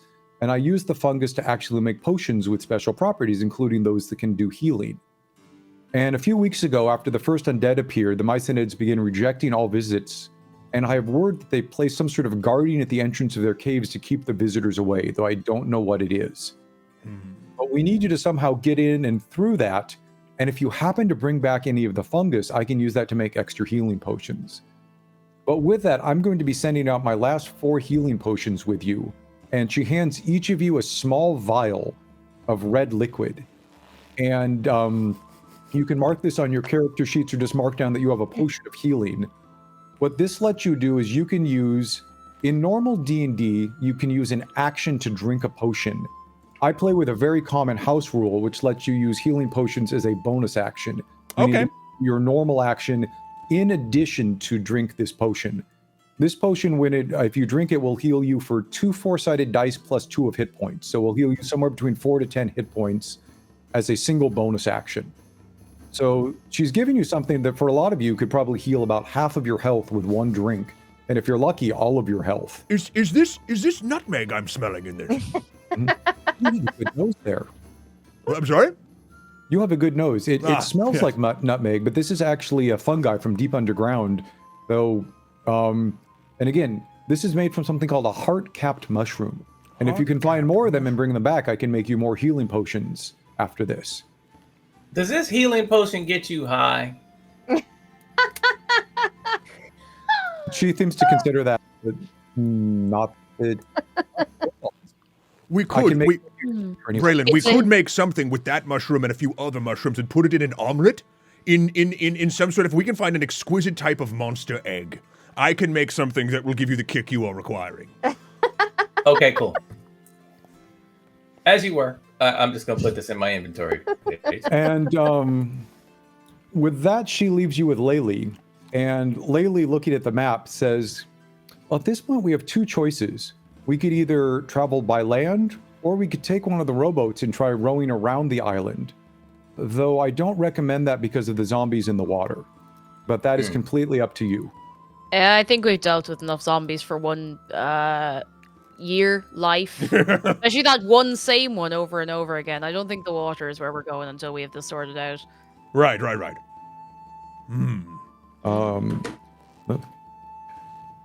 So with that, she kind of looks at the map, seems to make a couple mental notes, and says, let me lead you out. Let me give you a couple words of caution along the way. As we travel, we definitely need to be careful. There are other kobolds in the island, not all of whom serve under the peaceful guidance of Elder Runera. Of course. So there is a chance of potentially other tribes of hostile kobolds we might encounter. The cook gave me a few bags of scrap as tokens Yoink. of goodwill. Whoops. If I have to roll, I will. But I will take that instantly. I heard the cook did, and I go, yep.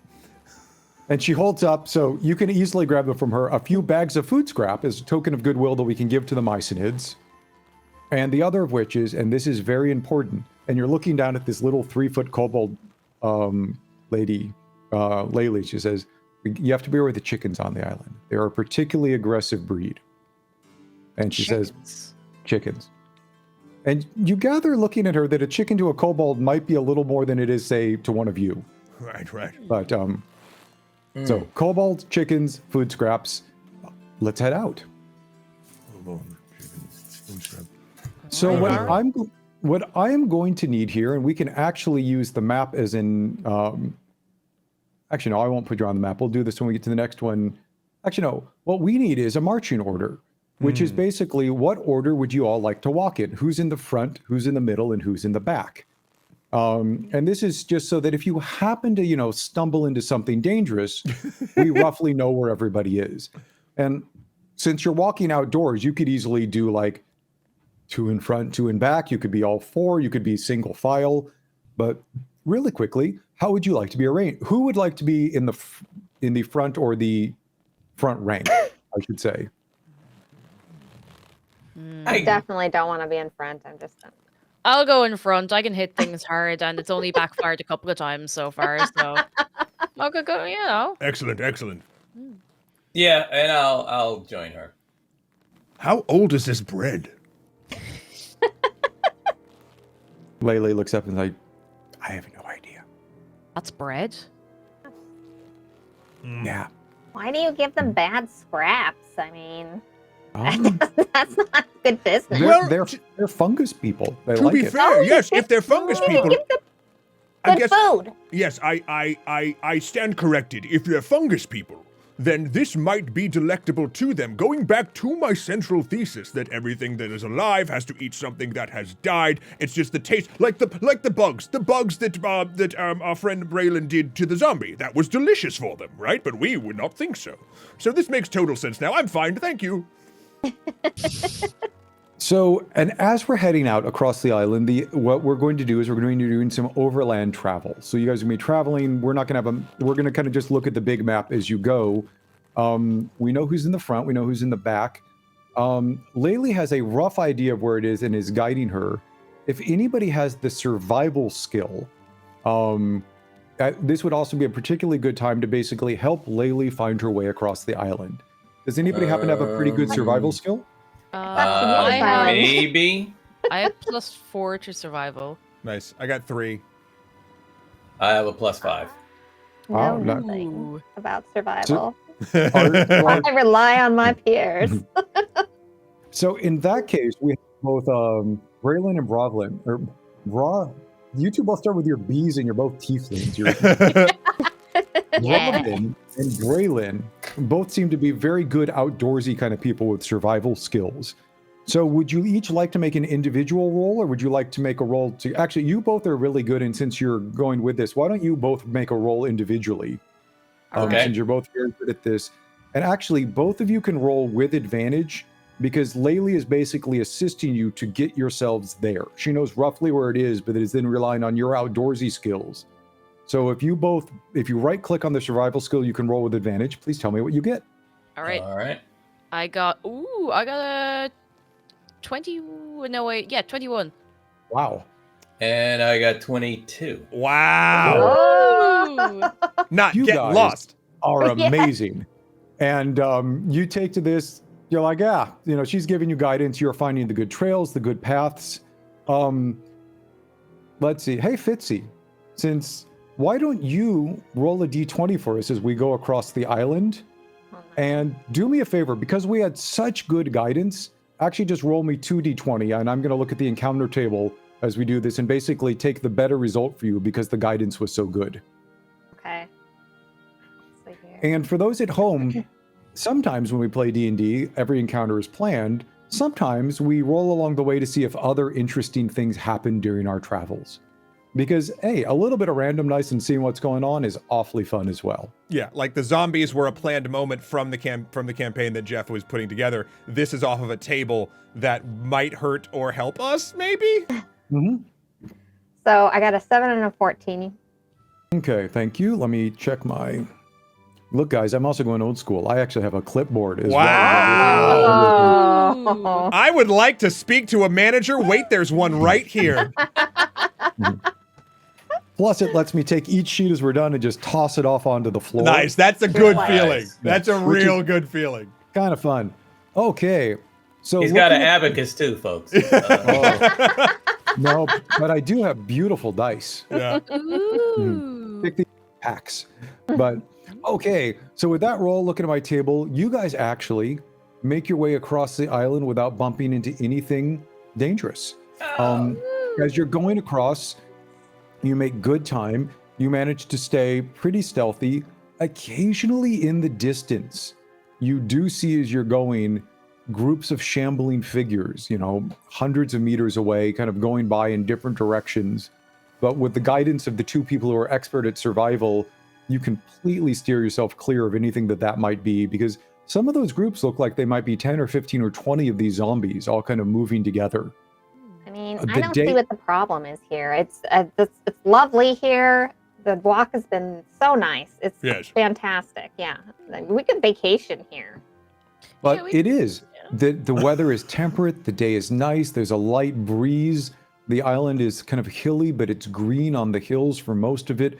It is actually a very nice island. There's a little bit of the scent of spring in the air, and you have a very pleasant half-day walk going across, avoiding the shambling zombies, but across the island. And as you chat with Laylee a little bit, you pretty much realize from her nonstop talking that the kobolds actually don't get out much. She's talking about gossip of the different kobolds and who's been spending time in the library and how they used to have ships that would visit every once in a while, but not very often because almost nobody comes to Dragon's Rest and the people are scared away because of the rumors and the curse. And she goes on, but she's also nice and delightful. And again, the things she's carrying look odd and the sacks occasionally move, but yeah. Would you say that Laylee is basically an outlier in this like clan of kobolds, right? Like You no would one think so. Okay. If that's the case, Varnann, who in the past, just sort of from a way of him thinking, has also felt sort of a similar way of being a bit of an outcast of his home group, basically does take a very nice liking to Laylee. And if, like, as this day is going on, you're all probably getting sick of both of them just yammering back and forth at each other endlessly, even to the point where if that would annoy you, you'd like walk ahead of us or like some sort of like, we're just in the thick of two people never shutting up. And so as you get to the southwest side of the island, you get there and Laylee goes, "Oh, I've heard of this. I've actually never been here." And she points and there's a little depression going over the side and you see there's kind of a set of stairs or natural, actually it's more of a trail that looks like a couple things have been chiseled in every once in a while, leading down the cliffs to the sea. And you can see that it currently looks like it's decently low tide. And Laylee explains that if we go down the cliffs, it leads down to a cave entrance in. We're gonna have to wade through a little bit of water to get into the caves, which is basically a sea cave, hence the Seagrow cave name. And that, I see that. Hey. But she has never personally met Elder Sensa, and does not know what the guardian is that Mila mentioned. Just to clear a couple of quick questions out of the way. So sorry, is there an option of path now? Like, do we either enter the sea cave or is there another way to go? Or is that basically it's a dark cliff of gray stone that you can see as you look over. It's about 200 feet down, and there is a small trail that goes down the cliff that she says will lead to the cave that leads into will lead into the caves, and Right, you're gonna so have to wade the last part through the water. this isn't an And- alternate route? This is the route. This is the route short of jumping over the cliff, Copy. which is also an option. Oh, wow. Only once. An option Yeah. only once. So as you go down the cliff, would you like to proceed normally? Would you like to, not to be funny, would you like to be trying to sneak down? Are you taking any particular the trail is wide enough. It doesn't look dangerous. You don't have to rope yourself together or anything. I mean, What do we think, everybody? Well, we should approach with caution since we don't know what this guardian is or what it's Yeah. capable of. Mm-hmm. And it doesn't know us, so we still don't know if we're getting a warm welcome or not. Yeah, we don't have like a password, a safe word, anything. We need to like look ahead and make sure we know. Like, we don't want the guardian to jump out and for us to go into the water or anything. That would be terrible. No, we want I've to heard see the there's guardian zombies in before the there. guardian sees us. Exactly. Yeah. Keep the eyes peeled. Yeah. So I Tell guess you we'll what, go then. cautiously then. Okay. So if everybody then could make me a stealth roll as you go down, that is one of the skills. And what we're going to do is a group check. We're going to see together basically how many people roll high and how many people roll low. And that will be how stealthy your group is together as you go down. All right. All right. Oof. And if you could all tell me your rolls. All right. Jesus. I rolled an 8. Okay, so we have an 8. 6. 21. Well, for Let's all the stuff I talked, I rolled a 4. I must have tripped. You guys So that be was quiet. an 8 and a 6 and a 4. Whose did I miss? 21. Okay, so you're amazing. You trip. Varn's like, oh, So you make your way. Everybody knows that you're trying to be a little quiet, but this just doesn't seem to. This is not your quiet day. There's loose rocks. There's people who absentmindedly laugh as other people trip over things. You're still not super loud. You're just not the quietest people you could be. And with that, let's go over to the Seagrow Caves. I'm We sure should probably this will. work on this, everyone. So I'm just saying, like, if we need some like new boots or something, Well- or We'll get it right on the day, right? I mean, this is. Ooh.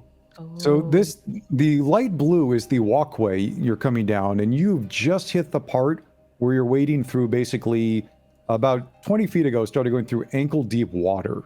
And you're walking along. Below you, we're on the non-light blue part, the slightly darker blue. It goes down about another 10 or 15 feet before it kind of hits the seafloor. Copy. So you're walking in along a ledge, and you can see. Does that look like the right order for everybody, based on what you were saying? I think Yeah. yeah, I like this. I like this. so. Unless, and the only thing I would say is, and did I fall back with Laylee if that was the case, or that would honestly be up to you, Fitzy. If you maintained that, then You absolutely want me to be in the middle to make sure I don't get hit? I was just saying that it would have been a casual thing. So no, this is good. Side note: are we in difficult terrain right now? You are not, because the water is so shallow, you're not in difficult terrain. And there's Okay. a concept called difficult terrain, which is basically if you're in terrain that's like loose rocks or like waist high water or other things, your movement speed is halved to reflect that you can't move as quickly. And so as you're kind of going along, this is, you're kind of going through the ankle deep water, and you could hear up ahead of you kind of the sound of, you've heard the waves kind of hitting the shore. It's low tide, it's not particularly rough surf, but through kind of the cave ahead of you, you hear kind of a hidden echo. So you're pretty sure that that is indeed not just like, that is actually a cave ahead of you that you're hearing water echoing out of. And you're now kind of in the shade, based on the time of day, the shade of the hill. So it's getting a little bit cooler, and the air is definitely, you're literally walking ankle deep in the seawater.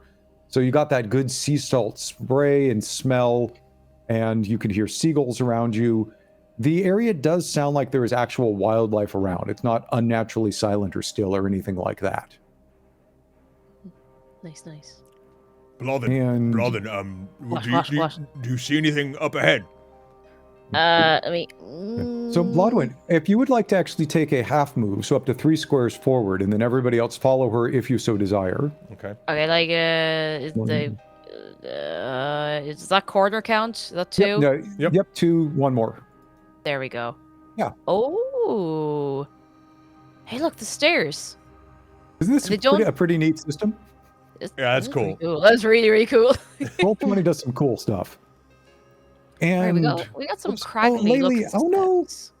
Laylee is absolutely sticking right behind you, Fitzy. Sure. You have realized that for all of Laylee's talk, now that it's actually getting closer to danger, she does not seem as particularly brave as she was when she was yipping up a good storm upstairs. And Alright. since you all said you were looking, I would love everybody to make some perception rolls, please. Perception roll. Perception roll. We're rolling. Oh, boo. 7. Ooh, 13.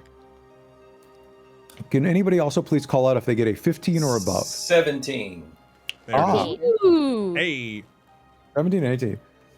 Fitzy and Braylon, as you kind of get to hear and are looking in, you hear, again, the kind of the waves crashing, and you catch there's something discolored lurking maybe 15 or 20 feet in front of the steps underwater. It seems to be a large mass of kelp or algae or something like that, but it doesn't look like it's quite the same coloration as all of the other things around here.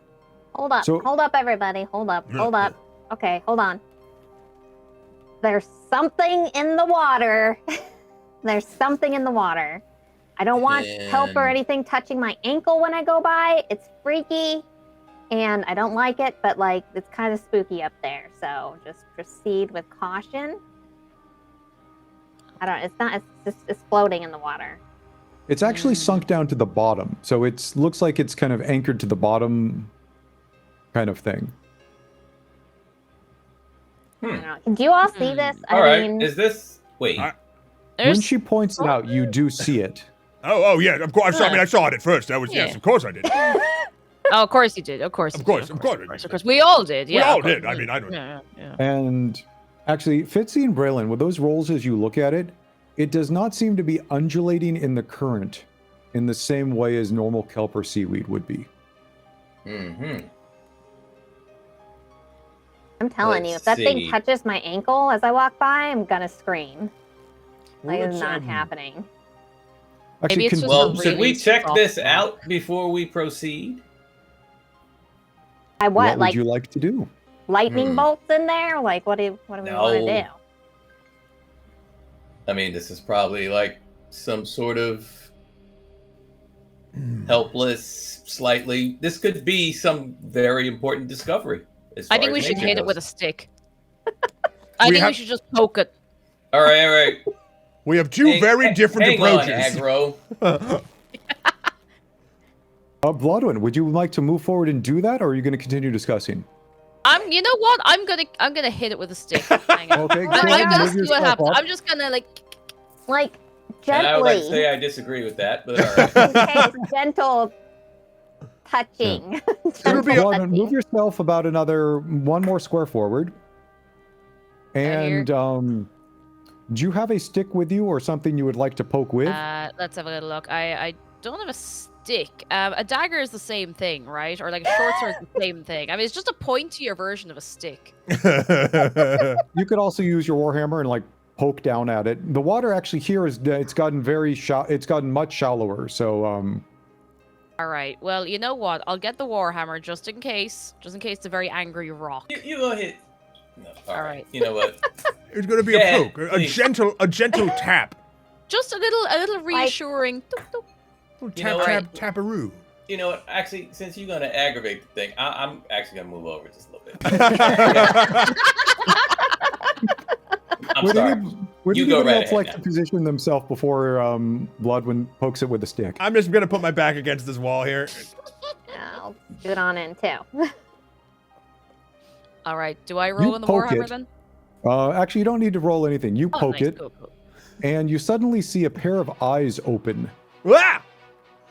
And I something knew it. unfolds, and it looks like some sort of huge octopus that's been constructed out of fungi. Oh.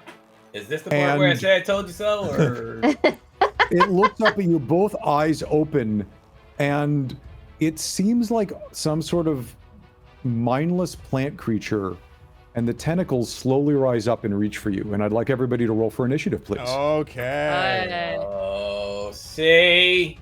So, reminding everybody what this is you're going to let me clear all the turn order from last time. You're going to hit your roll for initiative, which in this case will be you're rolling a 20-sided die and adding your dexterity score to it. And if you could, I'm going to just start asking for numbers. Did anybody get a 15 or above? I did. Yes. Let's see. For those who said yes, please give me a number. I got 19. Nice. I got Okay. 20. Oh. Ooh. I got it's the initiative roll plus your dexterity, is it? Or just if you roll initiative, that will have already added things on to it. Okay, then that's grand. Then I rolled an 18. Nice.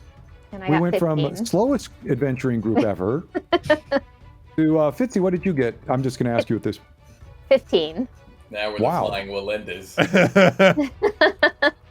And let me check for Laylee. Laylee gets a. Laylee gets a 14. Ooh. There we go. So, Because we and creeped the up on it first. giant so. spore. Actually, since this will be, I'll save it for when the giant spore tentacle octopus goes. Bloodwind. This absolutely looks aggressive. This looks like some sort of mindless plant monster with tentacles that is coming for you. You do not think this can be reasoned with, kind of thing. Okay. This looks like it needs a good smackdown. But speaking of that, Varn, you rolled a dirty 20. You're up first. What would you like to do? That was a clean 20, my friend. That was a purely natural, Oh, never mind. homegrown, You rolled a natural 20. USDA approved 20. Oh, well. So question. How wide can I get around Braylon and not slip into the water? Or are we like what's that The look ledges like? are roughly 5 feet wide, but you are not 5 foot squares yourselves, so there is plenty of room for you to slip by one person as long as you can end up in an unoccupied square. Great. Okay. So you could absolutely move by Braylon. And for the case of this, the squares that are partially overlapped by cliff, like So like if I went, you could go there. sure. So like if I went, for instance, whoops, why am I not moving? Come on, you. Whee! If I went here, I'm still on the cliff. That is no? just off. Dang it. Okay, so I was here. Hold on. So if I go, You Am could I go in to the here way? and be fine. but can I theoretically attack through? Blah. Then I can get around. I can Your just start arms are long shimmying enough. side to side. Okay. I'll be like, oh, okay, excuse me, very quickly, brother. One moment. And this time I'm going to take out my actual war pick. Okay. Flipping it around to the softer side, the flat side, I'll be like, I feel like this might need a little tenderizing before it becomes ingredients. And I will take a very big swing with the war pick. Let me throw up a quick picture of what you're fighting as it lurches Whoa! out of the water. Oh, it Oh, has that bow looks cool. ties. That looks cool. It's going to be an omelet when I'm done. All right, here we go. Here it is. War pick, activate. War pick powers. That is a Activate. 14. Let's see. Where'd my monster go? I don't know. Oh. DM lost the AC. It hits. There it goes. Okay. Everything hits. Got it. Everything goes. You hit. Yes. Solidly. Okay. This thing Yay. does not seem to be very dexterous and does not seem to be very armored. Hey, But I'd it also. does seem to be robust and large. So my big, long, weird, slightly stretchy arm swings and smacks it. But also, this is the first attack before it got to attack, so I get my stupid Oh. plus 2d6 again. The octopus indeed looks surprised as you whack Okay. it with your. Okay, hold on. So here we Okay. go. War pick, activate. I can't see it because it's behind my thing. That's a 5 plus 8. So that is a 13 points of bludgeoning damage. I guess technically it's pierced. I mean, I want to flip it around, but it doesn't matter. If it as long as it doesn't have immunities, whatever. In this case, it will not matter. This is Okay, not a great. creature that it matters if what type of damage you're doing to it. Flavor text. Smack. Okay, moving on. Done. And you give it a mighty whack, and it looks startled. Braylon, your turn. Just startled. It actually, for the amount of damage you did, for the hit that you did, this creature looks like it can take a tremendous amount of damage. That it is knit together out of fungi. It is basically 4 times your mass, plus arms that stick out. This is a beefy looking thing. I might have So it will probably overestimated. take a lot of punishment. Okay, all right. But you did a substantial hit to it. Braylon, what would you like to do? It is your turn. Okay. Under normal circumstances, I would say kill it with fire. However, I'm supposed to be the conservationist here. This, by the way, So? looks constructed. This is not a natural creature of any sort. If that So you helps your mean- decision making. It does. It totally does. Okay. Yeah, no.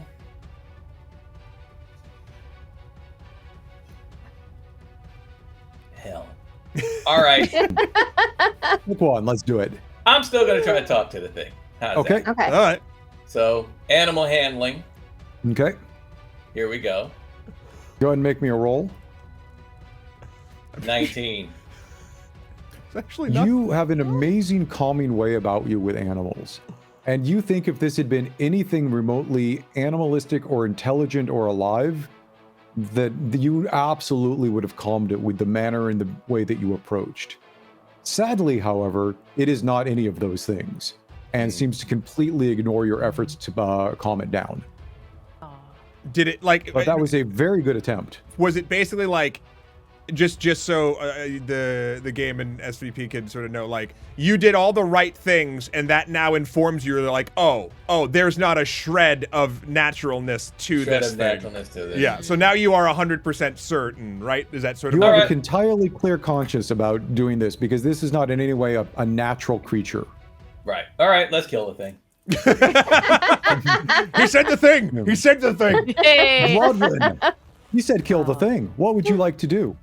I'd like to say, first of all, good effort, but now we're going to conserve our own lives. Right. Well, let me give you a little bit of D&D. Remember how I was saying if you move away from a creature, it gets a free attack at you with its reaction? If you stay within its combat range, it doesn't. Meaning that theoretically, you can circle an opponent safely. So if you, for example, wanted to move 5 feet up to let other people get in closer, that is completely safe and with but you also don't have to.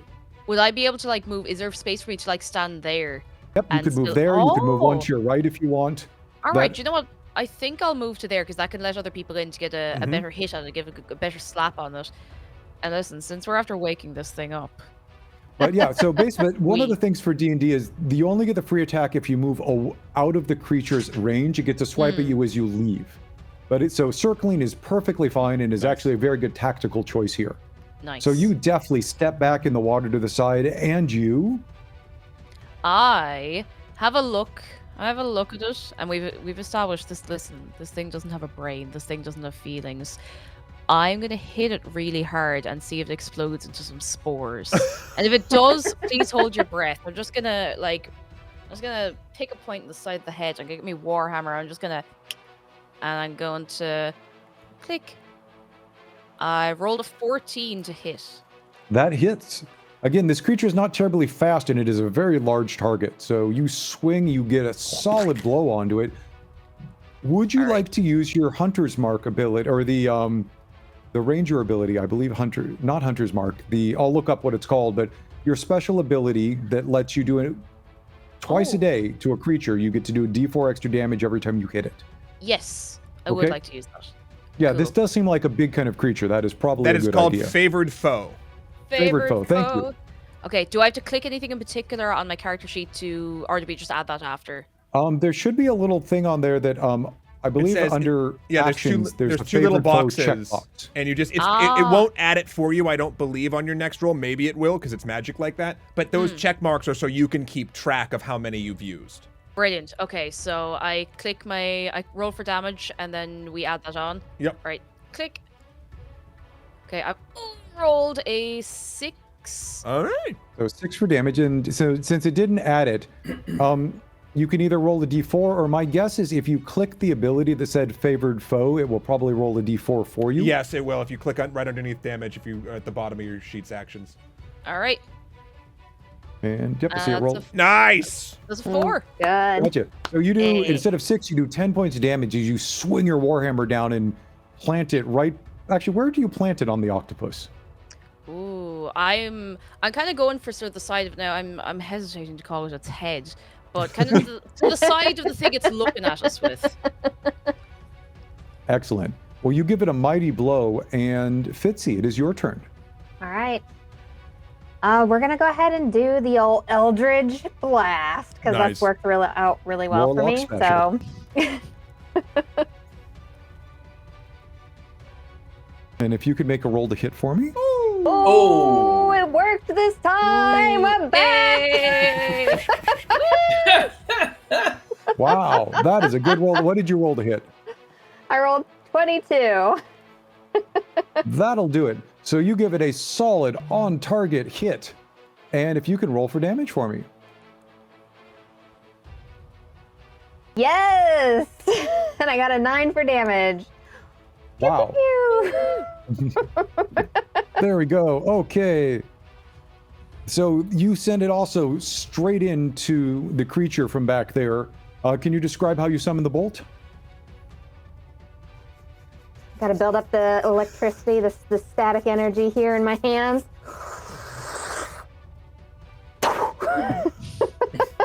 like that. We got to get a little extra wind on it this time. So, and right out Hands, into lightning from hands, lightning from hands. Nice. And so with that, you actually hear a little bit of scrabbling behind you, and you see, as you glance right behind you, you see Laylee, whose turn it now is, unbuckling one of the many, many vials she has strung across her, takes it, shakes it a little bit, and hucks it at the octopus. Hold your And, breath. ooh, with a solid roll, the vial whistles through the air, lands right on the octopus's head, and the vial breaks. And there's some sort of viscous green liquid that looks mildly acidic that lands, breaks, and starts eating away at the octopus for, wow, 7 points of acid damage. Ooh. Ooh. Hold on, you were just carrying that in your bag? And we didn't Yeah. just do that in the first Dangerous. place. That is dangerous. Making a mental note not to eat that part. Okay. Mhm. You're like, oh, it worked. Excellent. That was a surprise. Never used it before. Okay, Fitzy. And with that, let's add the octopus who thought he rolled pretty well with a 13. Let's see here. There we go. Get the octopus up in initiative order. The octopus has been under a barrage of spells and weapons and acid and vials and all of this. Looks over, and who's it going to take a swing at? Let's see Not here. it. So for the people in range would be Blodwyn and Varnann. Let's see. Can actually SVP. Odds or evens? Oh man. Wow. Ooh. Odds. Odds. Takes a swing at Varnann. God. With its huge fungi tentacle arm. And rolls an 11. What is its bonus to hit? Too many screens open. Bonus to hit a 5. Gets a 16. Oh, What's your AC? 16. Oh. Oh. And with a huge meaty fungi thud, you get... And rolls a 1 for damage. You take 4 points of damage. Oh. All right, I will take that like a champion. And well, with that, we've finished our round of combat. Varnann, you've just been tentacled by a fungi creature. What would Oh. you like to do about it? How dare you? It's time to put a little fear into this thing. It makes the meat sweeter. And I'm going to reach out and basically grab the tentacle that touched me, and I'm going to cast Inflict Wounds. Ooh. Come So on. this is the first time we've actually cast a full spell as opposed to a cantrip. Yes. So for I those will- watching along, certain spellcasters have a group of spells called cantrips that they can use at will, but they have more powerful spells that they can use a limited number of times per day. And in this case, Varnann, our Death Cleric, is using one of those spells. So Varnann, you can describe what you do while you roll the hit. All right, that is exactly what I did. I say that fun little message to it, and I kind of just like as it smacks me, I just basically like it's not like a grapple or anything, but like I'll definitely connect on the tentacle that connected to me. Okay. Or maybe I won't. I don't know. I described something neat. Oh! Wow. Whoa. Ooh. Wow. So Varnann just rolled a natural 20. This is particularly apt because Varnann, can you tell us how much damage the spell does? Oh, well, normally Normally? it's 3d10. 3d10. But now Because it's a critical, he gets to 6d10. re-roll all of his dice, which means he just did, instead of 3 Oh 10-sided my dice, Oh. 6 10-sided. This And is D&D Beyond automatically did it. I've never seen 6d10 on a button before, but I'm itching to click it. Let's go. What do we got? Calamari button. That is 23 necrotic damage across Calamari Wow. button. this stupid calamari. Yay. And so you reach out with your dark death magic, casually put a finger right on the creature as you reach out, and the magic just engulfs it. And Varnann, how would you like to do this? That's it. You've killed it. That did so much damage to this creature that you Okay, here's what I want. Happens? Here's what I want, if this is at all possible. I want the dark necrotic energy to creep down the tentacle, or the tendril, but also leave it. And I want it to like swarm all around, just encompassing and dissolving the entirety of the beast, but leaving about 2 feet of that tentacle in my hand. Like, so the only thing left after the rot is gone is just this piece of fungus that I have in my hand. And I'll be like, yeah, that'll work for that omelet, I think, when we'll do later. Shove it in a bag. That is exactly what happens. It fades and dissipates into the ocean in dark necrotic magic, and you are left holding a sizable chunk of fungus tentacle octopus thing in your hand. We'll This be would cooking that for easily dinner. make a meal or two. Yes, oh yes.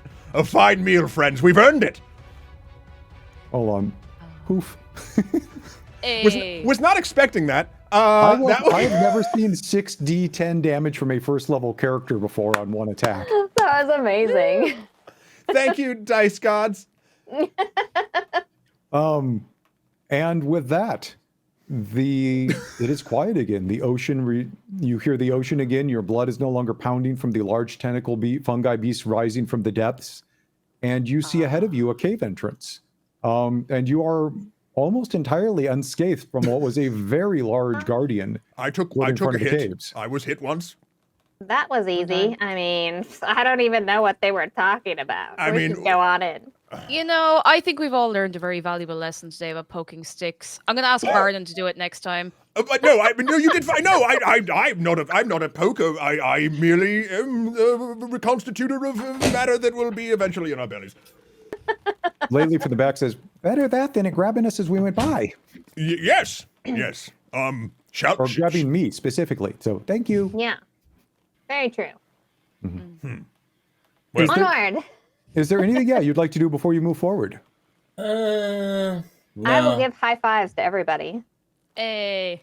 Braylon, I appreciate the attempt to speak with the beast. Just know. Well, I know. It's fine. Just know that the flavor that would have come from an actual living beast meeting its end did not actually occur, and I can guarantee that.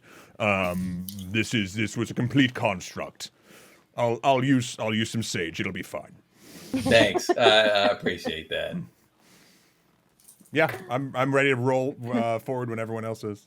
I am just trying Alright. to get to one area of the map that seems to be working. There we go. So, Bloodfin, if you wouldn't mind moving yourself another 15 or 20 feet 4 or 5 squares forward, and everybody can follow up as they desire. I'm on the way. Simium away. Simium away. If you can stop when you reach the steps. Oh, there's something. Oh, there's something in there. Oh wait, I haven't moved my thing over yet. I can't see the something. Whoa.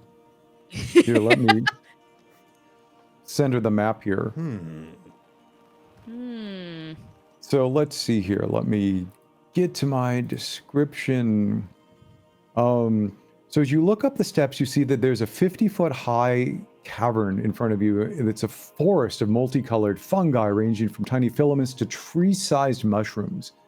And a natural staircase of stone columns leads up, you can see, kind of towards the back, along the east wall, 10 feet higher to a cave area in the north.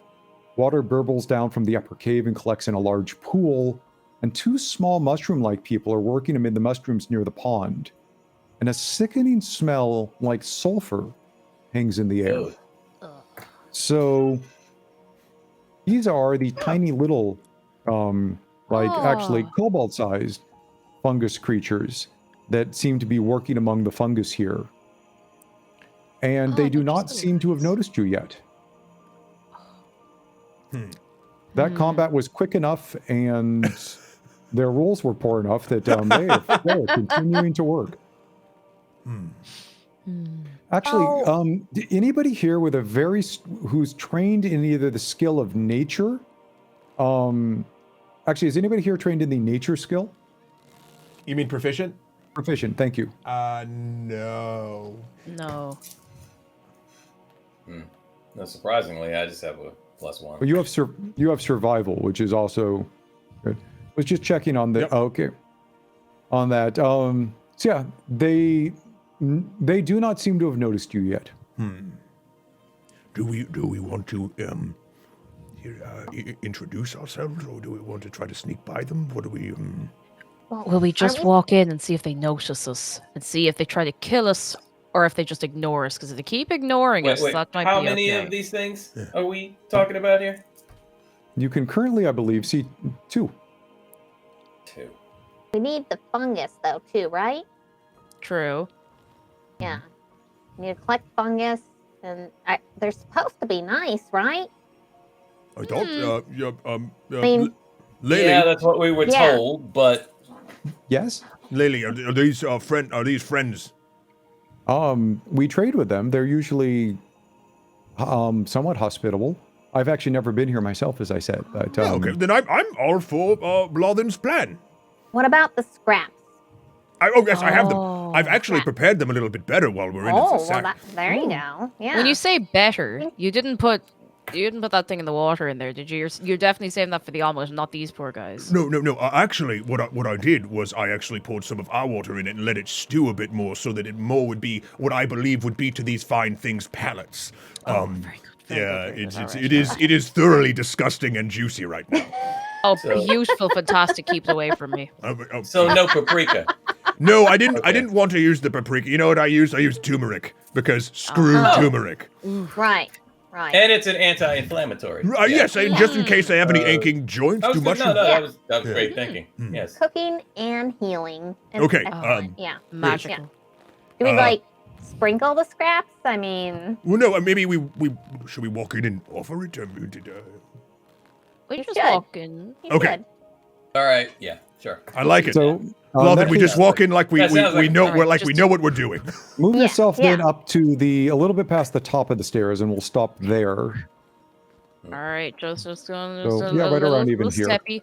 Yeah. I'm Step. coming. I'm So coming. that's about as far. Yeah. And Just we'll a get typical Laylee up day. behind here. Yeah, this is a And nice right enough around place. then, you see the 2 small ones look at you, they don't actually make any sound, but they basically turn and begin to move away. Oh, no. Oh, no, And you What? see from up on top, a couple of other fungi start coming forward. These ones are larger. These look more humanish size as opposed to kind of halfling or gotcha. hobbit Ooh, size. cool. Oh, So these are the bigger great. fungus ones. beards. I like them.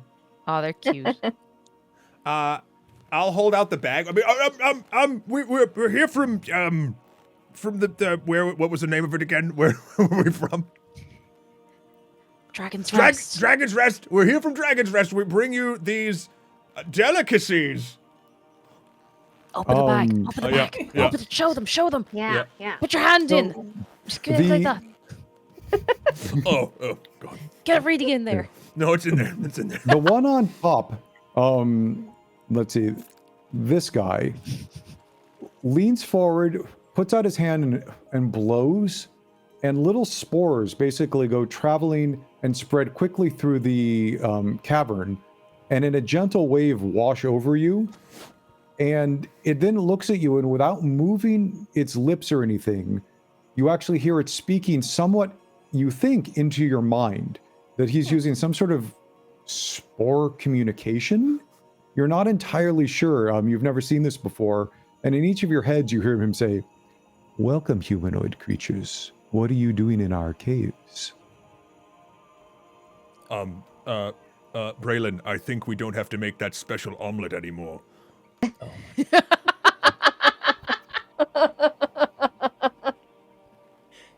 can Well, also see from if you'd had to actually, can everybody here roll me a insight check?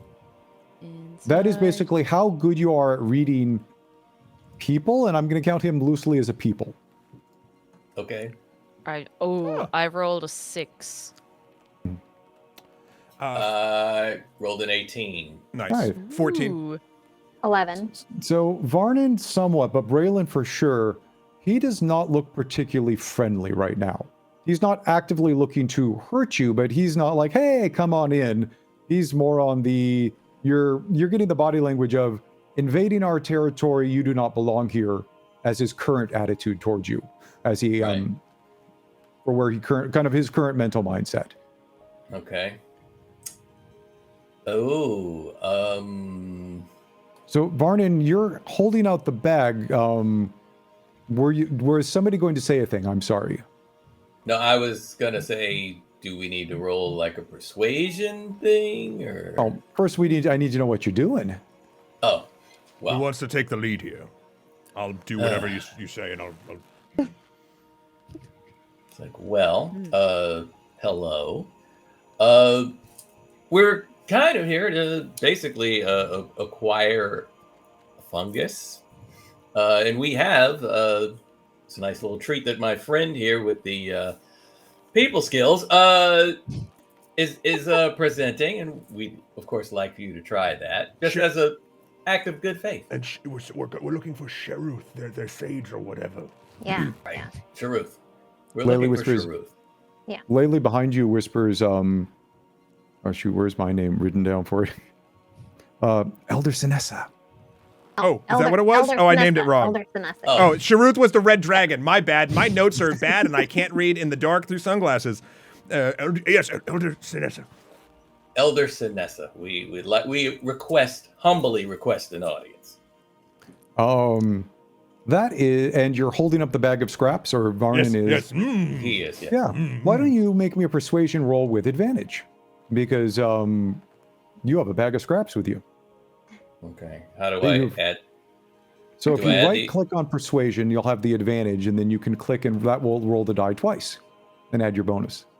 Oh, well, in that case. Oh, jeez. Hold on, that Well, was that the was first one. So I Yeah. would just hit the button to roll again, and we'll get the second roll, which will hopefully be better than a 2. Technically. Not great. So what'd you get? It's looking like a 10.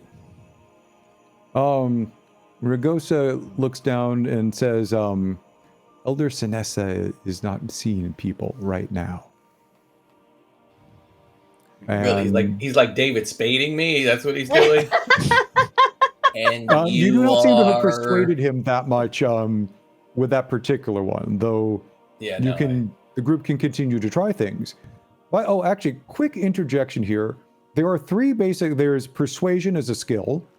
There's deception as a skill, which is basically lying, and there's intimidation as a skill. Though that can go poorly on bad rolls, but can be very good for certain circumstances. You all were Yes. using persuasion, which is probably the appropriate thing for creatures you're trying to be friendly towards, but just noting that there were other options, not necessarily good options, but other options as well at this point within the mechanics. So basically, friendly, deceptive, intimidating. But your initial outreach on intimidation or persuasion does not seem to have moved him much, and that was the Elder Sinessa is currently not seeing people right now. got it. While we are here, can I also again get for everybody to make a roll either on whatever you think is whichever is better for you on either survival, nature, or perception. So pick whichever is the highest of your skills on Cool. that, Oh. roll that, and then tell me what the what skill it was, because you'll get a different answer based on like a high perception versus a high survival. Copy. Ooh, okay. My perception and survival are the same, so I'm going to eeny, meeny, miny, moe it. Right. You could also see what everybody else is doing and make a roll that's different to that. So Yeah, like if I'll everybody's make doing a survival if people are doing perception. I did a survival Okay. 19. Ooh, okay. I did a Wow. perception and rolled 21. And my survival was 18. Actually, I'm going to give you guys as a group then a lot of information. Well, what did Fitzy get? Oh, I got an 8. Oh, well, I did not see any. I am not perceptive right now. The From the scores in my survival head. roll, one of the things as you got in here, the sulfur smell that's hanging in the air, as you sniff a little more, this smells almost volcanic, and the air here is rough. Like as you go further in, it's you're not going to have a hard time breathing initially, but if you stay here a long time, this is not healthy air to be breathing right now. So we start to cough and stuff? Not yet, but it's going to be getting there in the near future. Like, the sulfur content of the air is, like, you pick up with that roll immediately. This is not a place to spend a lot of time in. Copy. All right. For that. And with the perception roll going in there, as you look around, a lot of the mushrooms in the cave actually look pretty sickly. Like, it looks like they were healthy for a while, but it currently looks like they've been growing in unhealthy conditions for at least a couple of weeks. You can kind of see based on the perception and the survival together. So you're guessing that there is, unless these fungi always have sickly looking mushrooms, there's something going on in this cave based on those set of rolls, possibly connected to the sulfur. I might have something here. And with that, we'll drop back into play or into conversation. What was? Do we know its name, or we don't know its name? Sorry. It has not said a name yet. What are you called? So that we may address you properly. In your head again, you hear this one is called Ragoso. Ragoso. That sounds like a delicious sauce, but that's besides the point. It seems as though your crop is, for lack of a better term, festering. Is this normal? No, this is not normal, and coincided with the same time as the ones that walk but do not live, which is why we put our guardian in the path that you seem to have passed by. Yes, a very pleasant fellow. Yeah. Not at all delicious. Yeah, that's one way of describing it. If I may, we are here to help, and to prove it, I'm gonna reach down to a cluster of mushrooms, like just slowly, and I'm going to cast. Tell me if this will work or not. I don't want to, and you can tell me if I burn it, if it doesn't work or whatever. But I want to cast Purify Food and Drink. Ooh. So that it'll make basically a 5-foot square of the mushrooms theoretically not be poisoned or spoiled or bad anymore. That's very unusual use of it, but I would absolutely say that that would work in the case like this. All right, I'm spending the slot. And then I sort of step away, and I just like, oh. And you watch before you as it grew a 5-foot square of mushrooms that were looking fairly sickly. Suddenly, something almost like drifts away from them, and they perk up, and they suddenly look hale and healthy. You kind of get an idea of what this would normally be, a very lush mushroom-filled cavern. And you get an idea of what it should look like, and it's actually beautiful. Yeah, I'll slightly say I did it like over luminescent. here or whatever, yeah. Yeah. And Varnann, go ahead and make a persuasion roll with advantage on this one. Oh, okay. From your action. Persuasion. Actually, what is your best social skill between persuasion, intimidation, and deception? Or are they all the same? No, persuasion. Okay, Yep. So make a persuasion with advantage. I was going to give you your best roll. I appreciate that. Because of your action. Let's see. Hey, 22! Woo. Very nice. So, Braylon, you've been watching his body language. It went from hostile to, if you kind of have a scale of like hostile, indifferent, friendly, they went from hostile to at least indifferent. Like, he is no longer actively hostile towards you, now more not necessarily friendly, but much more interested and receptive to you. Well, yeah, because my friend here, he just hooked you up. I mean, that's gotta get us in the room with the man now. So Ragoso, again, through that kind of weird spore telepathy kind of thing, looking down from above, says, I would introduce you to our leader, and I can take you to him, but he has recently fallen ill. There's a nasty smell that pervades our caves, which started a few weeks ago, and the odor is from the crystal caves up to the northwest of our caverns, where our leader, Elder Sinessa, went before falling ill. We normally avoid that cave because the sunlight filters in, which burns us, so we cannot go investigate further. to see what befell Sinessa when he went in. And he did come back out, but he is ill now and cannot speak to you.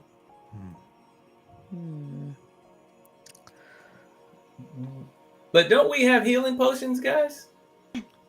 We do. We do. Yeah, That's true. yeah, We do. We do. Yeah. Mm-hmm. So maybe we make well, and then we get to talk. Nutmeg.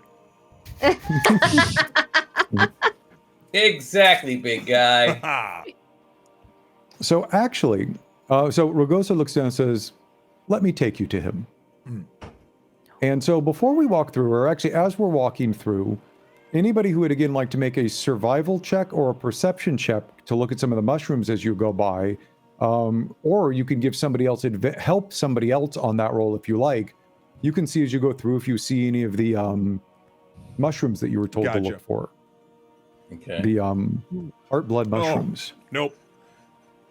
8. And again, you can help somebody out or do it yourself. Sorry, I just did it myself. And which roll were we doing again? A perception or survival or nature. Okay. Oh, Or investigation. Any of those would work. I'll do a survival. I just got distracted by this cat. Hmm. What are you doing in this cave, friend?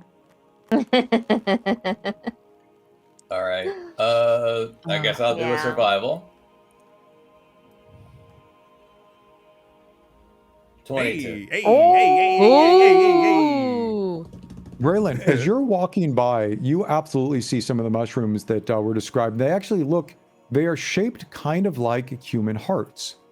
And so it's a very distinctive red mushroom. And you just see them growing here and there every once in a while. Would you like to gather some as you go? Well, am I allowed? I mean, You can ask or you can do.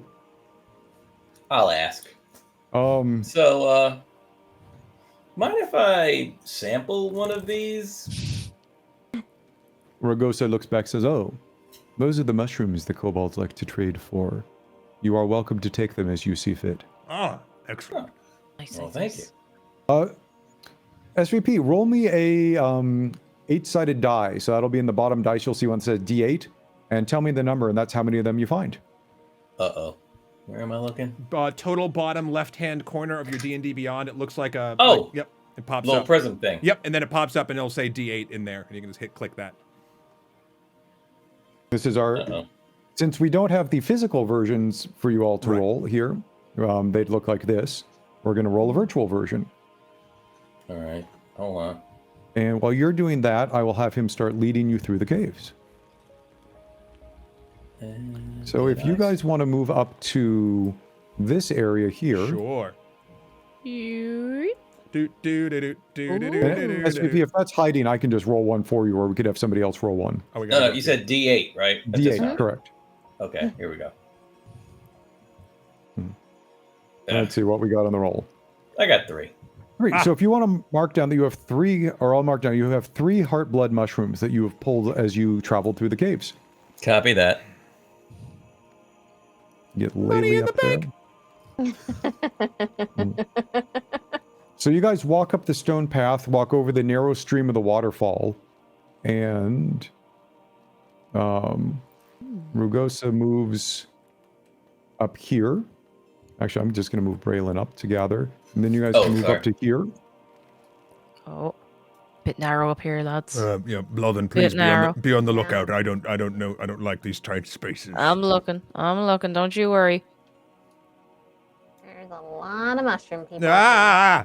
And as you walk up, you see into this area, there are indeed a good number of mushroom people here harvesting mushrooms. And you actually see here, Mushroom Kingdom, here we come. you see 6 basically clusters of giant mushrooms are arranged around a rough circle of the cavern. And several human-sized mushroom folk stand in the circle of the caves. And the smell of sulfur is definitely stronger here.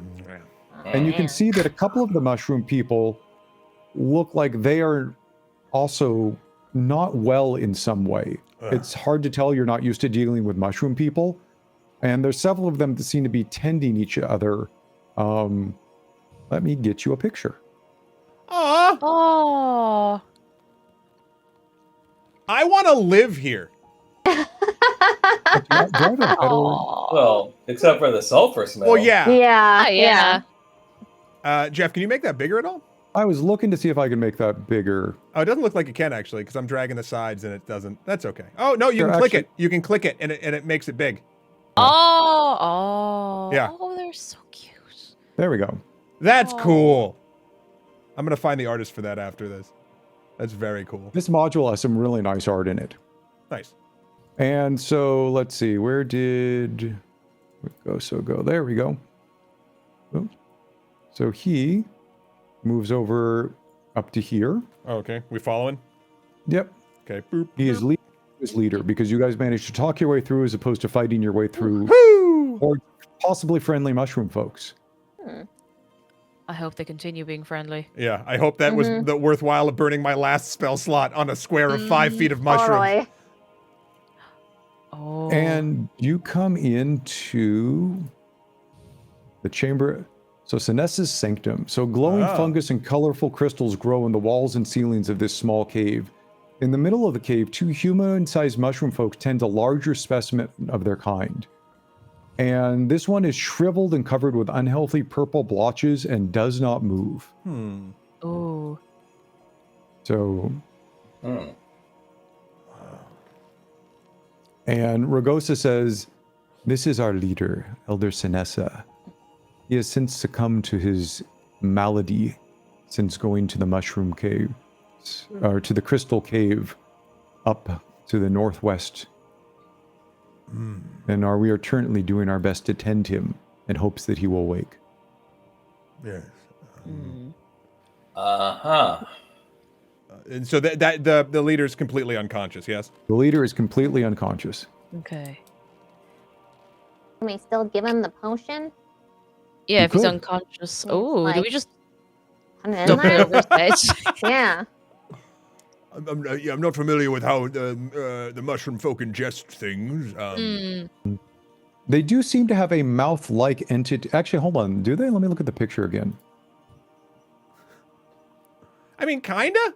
Kind of. A little? Yeah. You're pretty sure you could administer it to its beard-ish area, which looks mouth-ish. Ah, yes. I feel like if it's a mushroom Yeah. person, they'll probably absorb it somehow. So, Right. like, you know. Yeah. Maybe. Porous sort of skin thing. Yeah. So, Blathen, are you doing that? Are you giving the potion? Oh, I'll do it. I'll do it. I'm tanky enough that I can take a few hits if need be.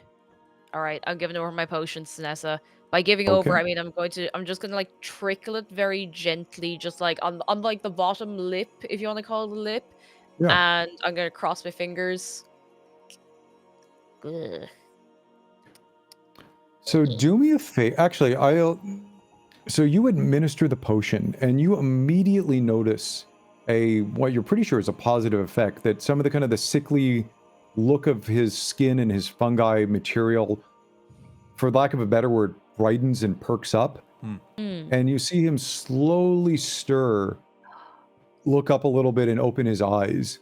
And he does not in any way look well, but he definitely looks better than he was. He's moving. He's moving. And he looks up and says, and looks over at Ragoso and says, "What has happened?" And Ragoso says, "You have been asleep for a long time, my friend. These friendly humanoids here have given you something to help you wake up, but you still do not look well." And you see the mushroom leader really looks like he's struggling to kind of stand up, but does not have the strength to do so. And kind of looks past you like he's looking somewhere behind you and says, "Have the crystal caves been cleared yet?" And Ragoso shakes his head. This is all, by the way, happening in that weird spore telepathy Right. kind of thing.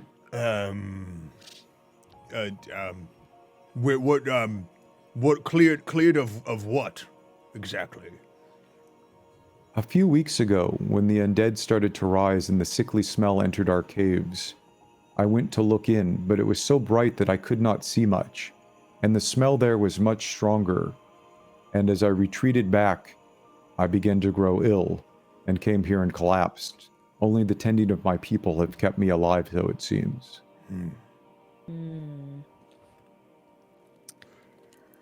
Well, if it's sunlight that the fungus people are not able to deal with, we can deal with sunlight. And we're already getting nowhere. So we could check it out. We could poke this concept with a stick. We have Yeah. conceptual stick poking is kind of our bag at this point. Yeah, Yeah. exactly. I mean, what else Right. are we going to do? It's not like we're getting anywhere as we are. We might as well have something to go back and tell if we go back at all. So Rugoso offers to lead you over to that area of the caverns. Yes, hopefully you are better, O fungal lord. Perhaps we will be able to assist. Good day. Elder Sinessa What he means is we will happily accept the help. Yeah, what he said. Okay. Elder Sinessa looks up and says, "Thank you, friend humanoid creatures." right. Oh. let's let him rest.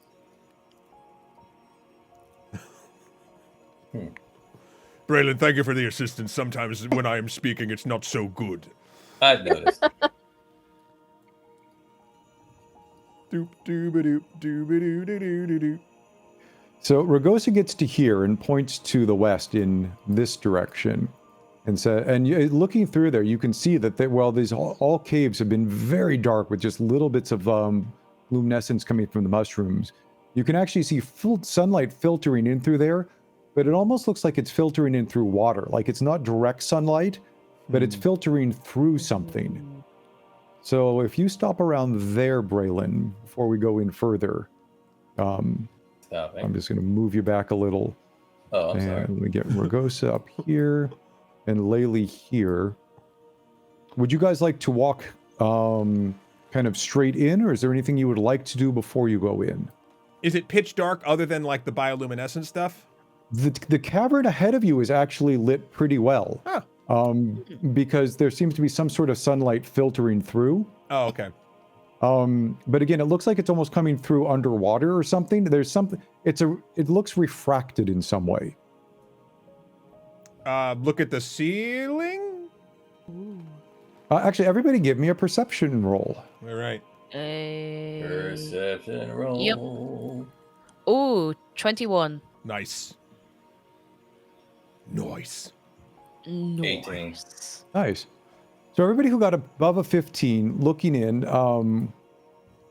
the air in the cave ahead of you is choked in thick smoke that kind of assaults your nostrils with a pungent odor of brimstone. And strange flickering orange light illuminates through the smoke. And for those with the really high roll, you can kind of see that there are crystals in the ceiling that the sunlight is streaming through, which is what's creating that distorted effect. And this entire area is free of fungal growth. Actually, everybody else sees what the rest of this, but you two see through the smoke what's actually causing the weird sunlight. He's allergic to disco. So this area is completely free of fungal growth, and instead crystals grow from the rock. And to your right in there, a large cluster of purple crystals jut from the stone. And on the far wall, a glowing orange crystal is wedged into a fissure cave wall that seems to be the source of the sunlight. And streaks of soot trace paths along the cave walls between the purple crystal and the fissures. So kind of back, let's see if we can see the ping, kind of back that direction is where you see that large orange glowing crystal, kind of much bigger than all the other crystals around here. And again, the entire area is thick with a kind of a really strong smoke that smells of brimstone. Well, smells like home, actually. Yeah. Kind of nostalgic. So anybody who would like to can move up to, say, 3 or 4 squares in past Braylon. I'm going. No fear. It worked out great for me last time. Hey, you're still alive. All right, gangster. So, Yeah, Is there- you can move Are we all following? Yeah, why not? Let's go. Hold on for me. So, is there some sort of like, can I take a piece of cloth, like put it around my face, mouth area, and stuff like that too? Absolutely. help with some of that? Okay, I'm gonna do that before I walk into this smoky area here. Laylee, watching you do that, actually takes a bit of cloth, dumps some water from a pouch on it, and puts that up to her face as well, and offers you some water from the pouch if you'd like to do the same. Perfect. I would love to do the same. So I do that. What are you both doing back there? What's happening? I mean, it's smoky here. I don't want to get that in my lungs. Ah. I mean, You can see they both look like banditos. Aw. I don't have a scarf. Laylee offers you one if you would like. Oh, She sure, seems to yes. have an unending source from her bag of small strips of cloth and clothing. Oh. And actually, for anybody interested, we'll pass those out, having wetted them with water from her pouch. Ooh. I have a little scarf here. You know, just wet my scarf. Just give it a little. Okay. All right. yeah. All right. We're good. Yeah, All right. I Ready have to an go. ascot. Let's see. I'm going to give you something called inspiration for that. So inspiration is a D&D concept where when you do something particularly good or cool or in the moment, the DM can give you a token, in this case called inspiration, that you can spend at any point you want to basically re-roll one roll. So you can take a roll that you don't like and re-roll it once, at which point you kind of trade in your virtual inspiration token. So inspiration for going into the sooty, smoggy cave and thinking to cover your mouth, cover the group's mouth. Perfect. Nice. I'll be needing that later. Yep. I say with your rolls, I think you are particularly Yeah. apt for this. Inspiration is great. I love inspiration. All right. Okay. Let's keep going. So you guys have gone in a little Bloodwood. From here, you see further into the cave.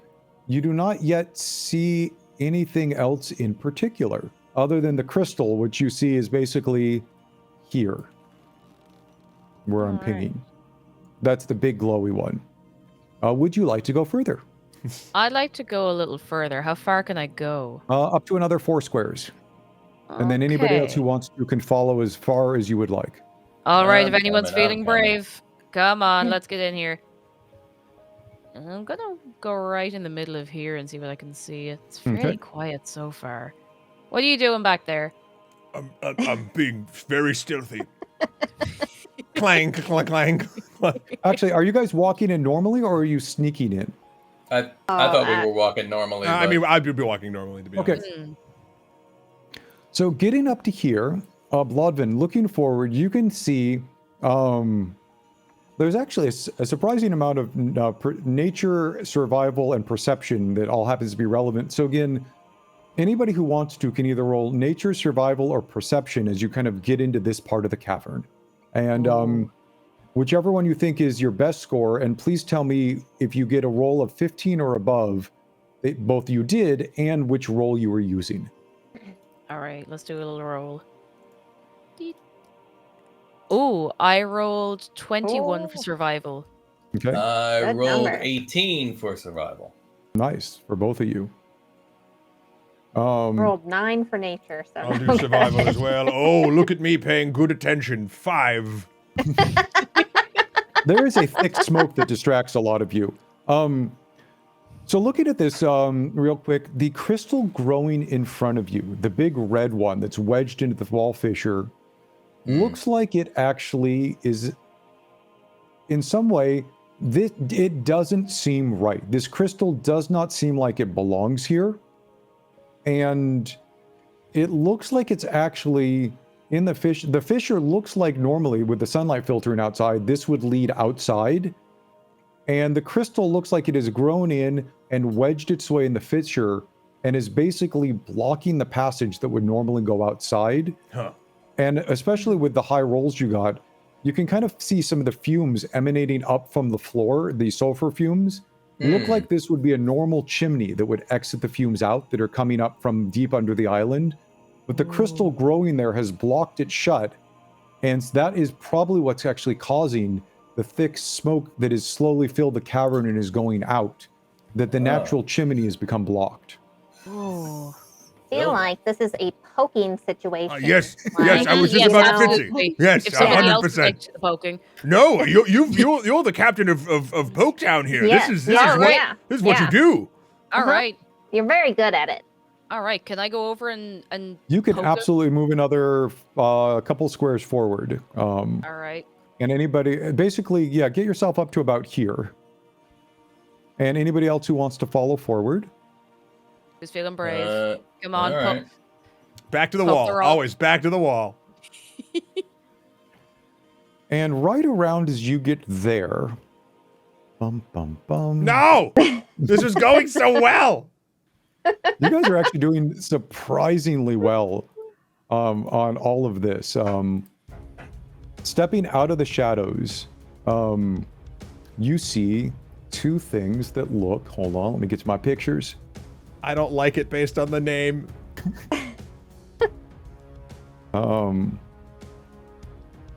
That look like this. Oh, it's just that's a little guy.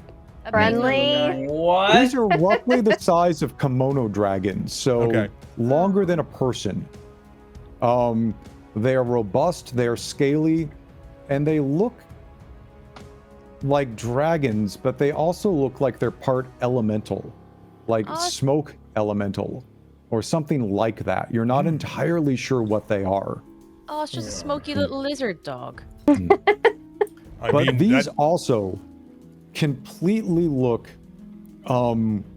actually, with some of your roles on the survival and other things, you have heard instances that there are other planes of existence, planes of fire, planes of air, planes of earth, and that certain creatures occasionally, if there's the right gate, might come through from them. You were guessing, based on those roles, that these creatures are not natural to this area, that they've come in from another plane of existence, some sort of smoke or fire plane, possibly along with whatever brought this crystal in, and look like they may be guarding it. They are not natural creatures. These are elementals from another plane, and they are most likely not friendly. And they both actually immediately, as you have approached to the crystal, snarl, come out of the shadows, and you see vague bits of fire flowing out of their mouth, fire and smoke. Oh boy. And I would like you to roll one last initiative for today. Ooh, Oh. Oof. All right. And is anybody a 15 or above? I got 20. Nice. Nice. Keeping Ooh. us safe. yeah. Let's see. Oh, hold on. Let me get to the right layer. Braylon, we are going to add you. You said you were 20 or 20. 18? 20. 20. Okay. Anybody else a 15 or above? Anybody a 10 or above? I'm a 12. 10. Okay, so let's see. Let us add you with a 12. Let's add you with a 10. Varnann, what are you? 6. Okay. And Laylee is a 6 as well. You and me, Laylee. Yeah, you guys are so cute. Raylan, Yes. you immediately see these fume drake creatures step out. You are quick with your reaction. They look hostile. They look elemental. They look like they are ready to burn down the natural order of things. What would you like to do? Oh boy. All right. I am going to lean towards the more reasonable side again and try animal handling.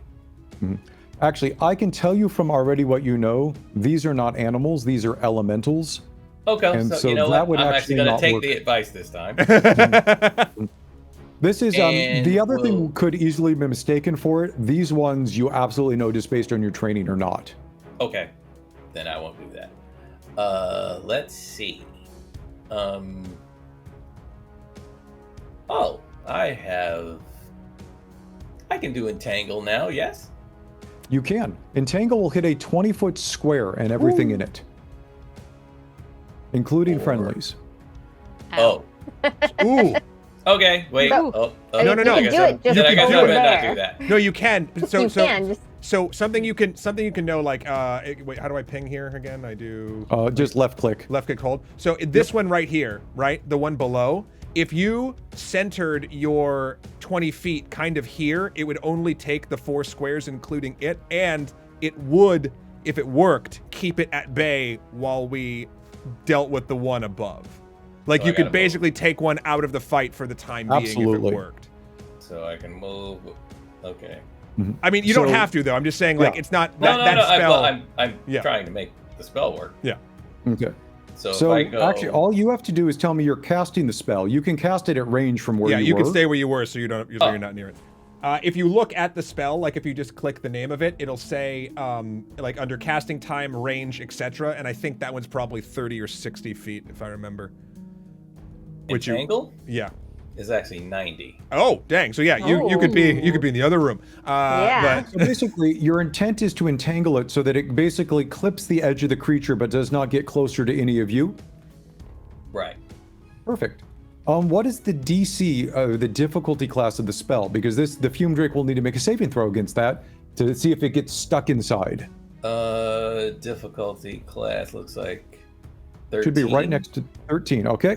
And can you tell me, does it say like Dex or Con or It should be- says. No. should it it say says like res- 13 Dex or Strength? Oh, yes. Yeah, strength. Sorry. Okay. So it needs to make a Strength check. These creatures, as robust as they look hardy but not strong. And the vines come out of the ground very unnatural in the cavern. Actually, fungi grow out of the ground, come up, wrap themselves around the legs of the Fume Drake, and seem to be anchoring it to the floor. And the Fume Drake looks around and snarls and snaps a couple times, but seems to be stuck where it is. would you say that it is now entangled, Jeff? It does indeed look entangled. Braylon, would you like to move anywhere before the end of your turn? Let's see. Or are you good where you are? And then what exactly is entangled from a rules-based perspective while he decides to do that? Thank you. So entangled at this point, actually, let me look up the exact Yeah, I'm gonna look at it too. Actually. spell here. I believe it, Oh, technically, I'm sorry, it's not entangled, it's restrained. yes, it is restrained. Restrained means that the creature cannot move, so it can't come forward. Where is... And attack rolls against the creature have advantage, and the Yep. creature's attack rolls have disadvantage, and it has Thank you. disadvantage on dexterity saving throws. You were getting to all of that faster than I did, which I appreciate. No problem. Sorry, yeah. Basically, the creature is now easier to hit and has disadvantage on doing a lot of things against you guys. Nice. So you saved our bacon. You did. Totally. And with that, it is Blodvin's turn. All right, so I'm having a little look around. So we have one Fume Drake that, if I'm right, is restricted in like movement and what it can do. So that's under control for a This minute. one. It's the guy up top that I'm thinking I might take a swing at. And I'm just trying to think what way I want to take the swing. I don't know if I want to get too close to it, just in case it hits me for big damage. So I could bring out. Does the ranged weapon suffer any like disadvantage the closer it is to the target, or is that a thing? Nope. Brilliant. You can tell, though, it feels a little hot, but as a tiefling, you're used to hot. You're actually naturally resistant to a lot of fire. This does not feel that hot to you. Like, you don't think it would be dangerous. Like, you can absolutely shoot it with a bow, but wandering up and whacking it is not particularly more dangerous, especially because it's unrestrained. It could also just walk up to you. That's a good point, you know. You But make a this is good- entirely whatever you would like to do. Would you like to shoot it with a bow, whack it with your hammer? I want to shoot it with the bow just to see what happens, because I haven't Okay. used the bow yet. And I mean, if it Nice. ricochets off the wall, what could go wrong? It's only gonna hit one of you.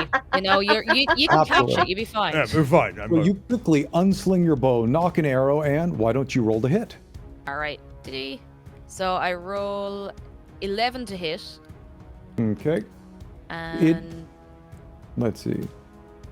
The 11 goes, your shot is true, it hits the monster and it bounces off the scales. It looks like the roll was not quite enough to overcome its armor class. oof.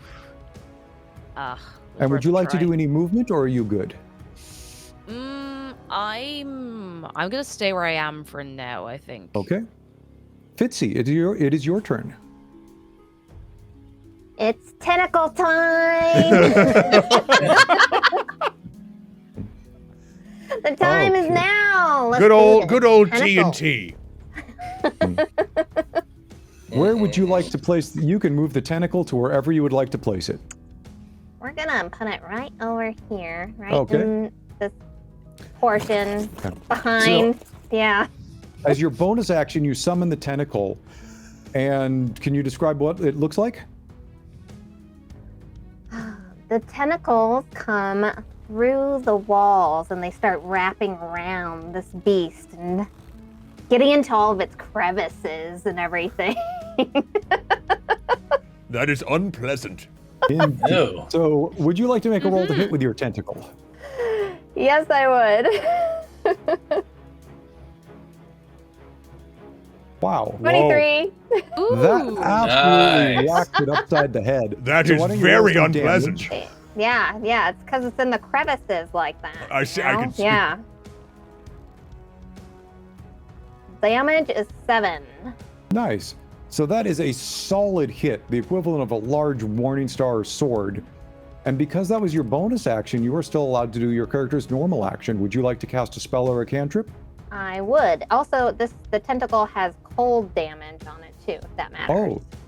Oh. Let me look. I do not. I don't know if that Conditions. matters. Conditions.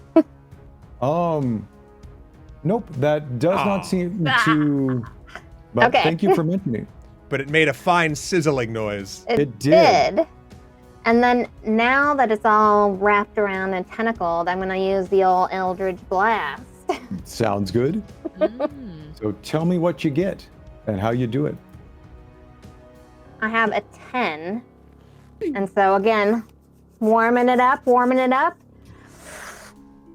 So the thing bounces off the creature's armor, not quite penetrating through to the smoky interior there. And with So much that, smoke in here. it is It's now the fume getting drake's hot in turn. here. Let's see here. Let's get a fume drake added to initiative. A little bit hot. So hit that stupid Drake. I told you it was disco in here. No wonder your man was in bed. So Drake number 1, which is next to Varnann and the tentacle, looks around. He kind of gives this weird draconic yip, and Yep. let's see here. Who Nailed it. does it like the most? Uh-oh. Back to the wall, back to the wall. 1, 2. I have no idea why, but the elemental lunges forward. Not no idea why. It saw both a bow come out and it saw something doing something magical. Leaps forward towards Bloodwind and Braylon. Oh, it made it angry. It did, and takes a bite at you, Bloodwind. Ah. And rolls particularly well. Rolls a modified 21 to hit. What's your armor class? What? 16. Ah.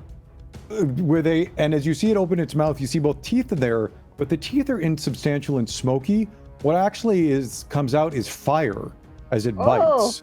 Oh, And it bites you for 4 points of fire damage. Yo. Ouch. So do you see on your character sheet how to do that? How to adjust that? I don't. I haven't had to do it yet. So up So- on the top right, Yeah. you basically click a little text box, you type the 4, and then you Oh. click damage underneath it. I It'll keep see going. it. Perfect. And so that will adjust your character sheet. However, you are a tiefling, and you are resistant to fire damage, which means that instead of taking 4 points of fire damage, you only take 2. Nice. Ooh. Nailed it. Nice. Because of your heritage. Hooray. And the Fume Drake looks mildly unimpressed with the fact that you do not seem to scald and burn like every other thing that it comes up to.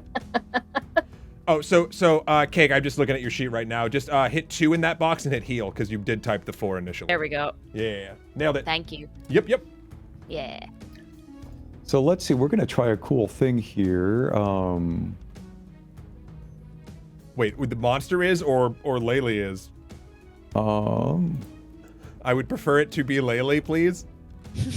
She's almost up. Oh, man. Come on, lady, you could do it. The one in your who's own time. trapped behind snarls, tries to move, opens its mouth, and breathes out a cone of fire. Which goes... Let's see if I can... Is that... Whoa! What was that? Okay, wait a minute. which rolls over Braylon, Blodwyn, the other Fume Drake, 1, 2, and stops just before Varnann and Fitzy. Question, is that an attack roll or a spell? It's a breath weapon. So it doesn't have to attack. Correct. Oh, but it's fire damage. You'll both be fine. Yeah, both of you two need to make a dexterity saving throw. So you should see that kind of in the upper left of your character sheet, there's something that says saving throws. And yes. if you click on the one that says dex, that will make us dex roll the for number you. next to it, plus whatever. Yes, Wait, the I number don't- next to it. So Wait, at your wait. sheet on D&D Beyond, on the top left, basically, right under your the horizontal strength, dexterity, whatever, there's the things listed again in a small window that says saving throws at the bottom of it. Oh, okay. And you click the number next to dexterity. And so that will make a dex roll for you. And this is a saving throw again. So the saving throw is basically, because it did not have to roll to hit you, you're trying to avoid the fire damage from its breath. All right. All right. Let's go. Ooh, 14. Okay. 14, okay. And And Huh. 15. so you both make the saving throw. You needed an 11 or above. And the breath weapon would normally do 5 points of fire damage. Because you made your saving throw, you take half damage. So you take 2 points of damage. But hold on, a point of But- order, DM question. Yes, you have it. They are both resistant to fire, so they have that again. You both take 1 point. Count Oh. it 1 point of fire damage. Oh, I thought it was Okay. just it was immune to it at that point. But all right. They're resistant, so they take half of whatever they would have taken. Okay, fair. Nice. All right. Where am I doing that? So in the upper right of your character sheet, it should say hit points. And if you click in that box, you will be able to enter the word, basically enter the number 1, Oh. and then there'll be a little thing that says damage. You just click that. It keeps track. Oh, I see. And that will do a running tally of your hit points. So you both completely managed to both dodge out of the way, and the little bit of fire you got hit with, your infernal heritage helped you from. Right. Yeah, Laylee yeah. Yeah. is going to. Whoop, hold on, I don't need to shoot more breaths of fire. I need to move things again. Laylee completely does not want to get closer to any of this, and is going to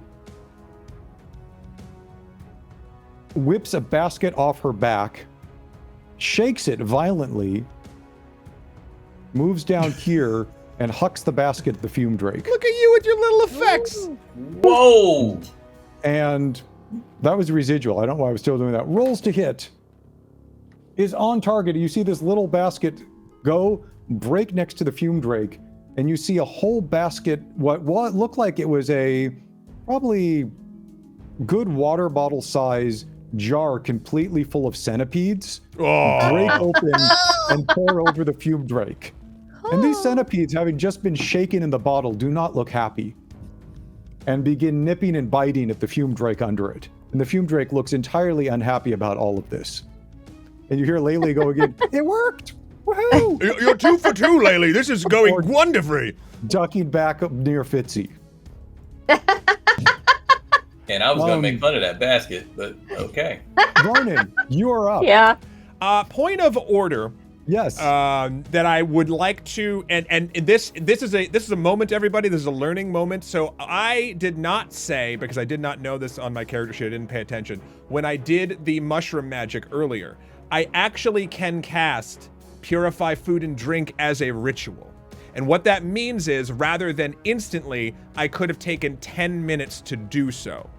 Jeff, my question to you is, were we in a tense enough situation where I would not have been able to do that correctly? I'm trying to weasel my way into getting a spell slot back. It is fine if the answer is no, but I must try. That is actually, let me just give it back to you. Did that situation feel tense enough? Like they weren't actively attacking you. Do you think you would have done it quickly, or knowing the option that it would take a little while, have started to use your magic? I will actually leave that entirely up to you on what you think you would have done. I gotta be will be true to happy with character. both. Not an attack. I gotta be true to character. He'd want to show off. he would do it. If you were tossing it back to the role player of me, I am. he would have been like, I got this. This is fine. What's this? What's this? He would. Sorry. Fine. You answered my question for me by me answering it for you. Fine. Sorry. We will now go. Gee, can I use mending? Give me a moment here. Let's see. One of the creatures you can range and target. Ooh, okay. Here we go. Mending takes a minute to cast, though. I'm not casting mending. Okay. What am I gonna mend? My pride? So you're amending what you were going to do. Yeah, I'm amending. Nice. Okay, so I'm going to again lower my glasses, and I'm going to say this is something that when I lower my glasses and it reveals the white and black sort of glowingness of my eyes. That's badass. I am casting Sapping Sting, and what that basically is you just see if actually. It needs to roll a con save of 13, and if it works, I'll describe something neat, and if it doesn't, I'll be mad. It rolled a 6 plus a couple, but it did not get anywhere near 13, so Nice. it worked. Okay, so what that means is you just start seeing the elemental energy turn from red to black, and it just goes into my eyes. I'm slowly draining this creature of its vitality. It takes 1d4 necrotic damage, and this is the important part, everybody. Falls prone. Jeff, could you please describe what prone is while I roll this damage?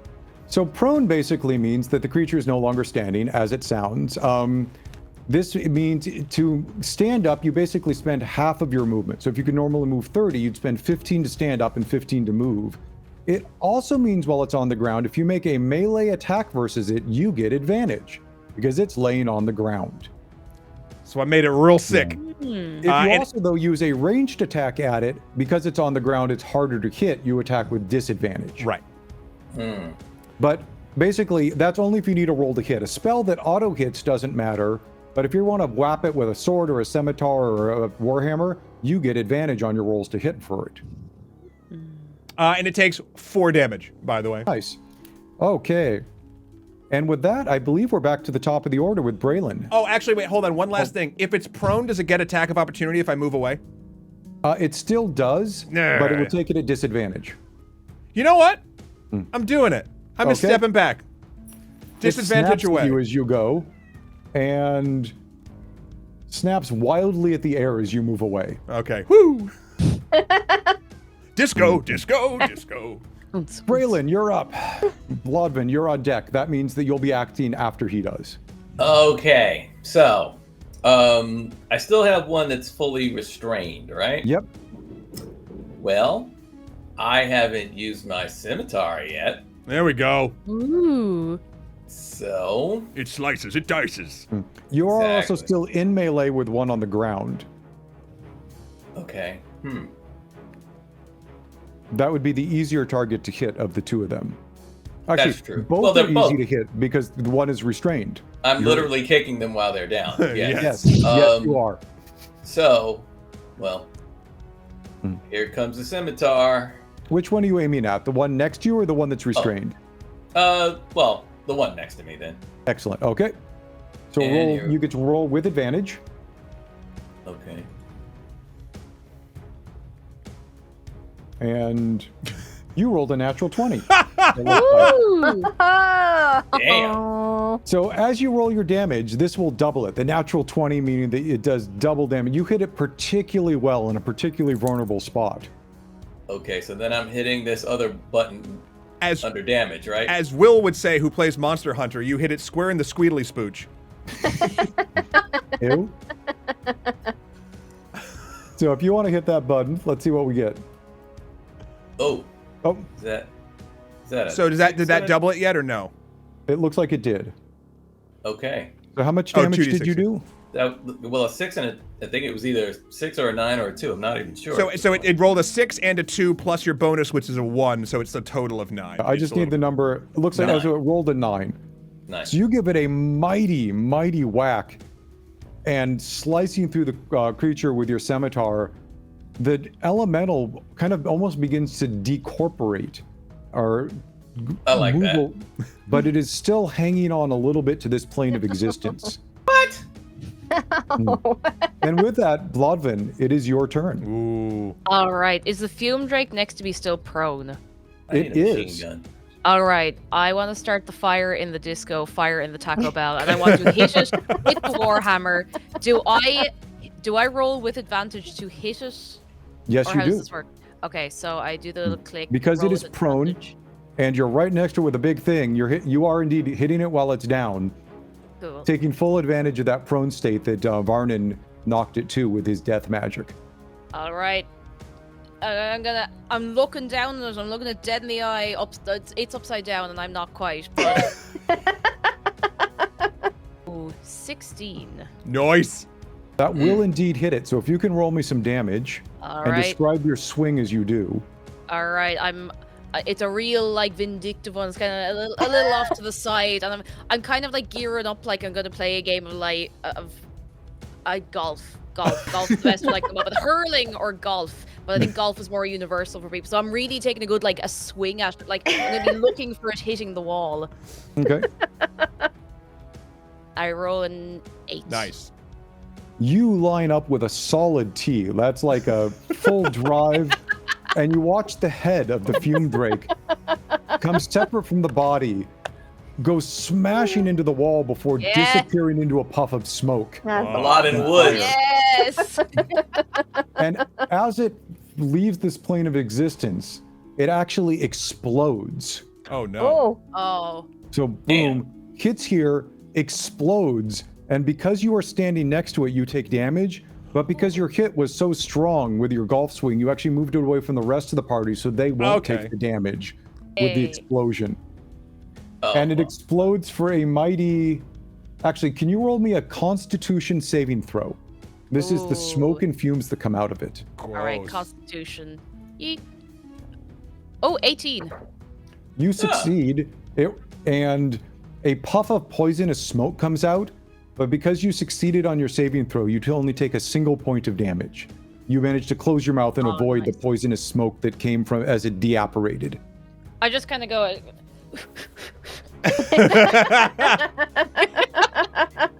Amazing. Fitzy, you are up. oh, let's see here. Need to figure out how to move my tentacles. Hold You on. can just click it and drag it, Okay, or I can if you like. Are you moving it up to the fume drake? I believe so. I want to see how far they could go. I And believe so it's that either would 20 take- or 30 feet. Yeah, as your 30 bonus feet, action. and that's my bonus move, so I can't attack with them.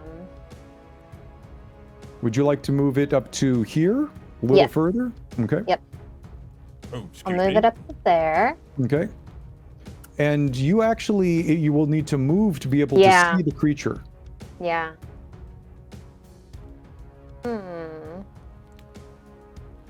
Which you can move before or after an action, or actually both. You can move, do an action, and then move some more. Question about tactics, if people are interested. Is there any advantage in this situation for coming around it from the back? I know, I was just thinking that. Although with the I actually don't know, because I guess these 4 squares here are entangled, so we wouldn't get the bonus for what's it called when you surround something? I'm blanking. Jeff. Flanking. Flanking. We wouldn't get flanking because they're not 2 people on opposite sides, right? Correct. Okay, so I guess it doesn't matter. I'll shut up now. Oh, that's a very good thought. Just the thing that was keeping it away from biting you all also prevents you Yeah. from being able to go up and grab it or How flank it. long does Entangled last for? As long as Braylon wants it to last. Okay. Oh, okay. Okay, well then I will come up I got over you, here. sis. Well, technically 1 minute, but that's 4 rounds, Okay. right? Or 10 rounds. Oh, 10 rounds. Yeah, that's right, because everything takes... 6 seconds per, yeah. That's right, that's right. But basically, that's why I just said as long as he wants it to yeah, last. this entire thing. Yes. I'm gonna get over here at a safe distance Okay. away, just in case there's any fire breath or Yep. who knows what else. Okay. Mhm. And again, Mhm. we're gonna do an Eldritch Blast. Eldritch Blast. Let's do this. Blast. Yeah. Except I'm gonna do it in like the disco mode, so hopefully I Okay. can get like the vibe of the crystal cave here with me for this one.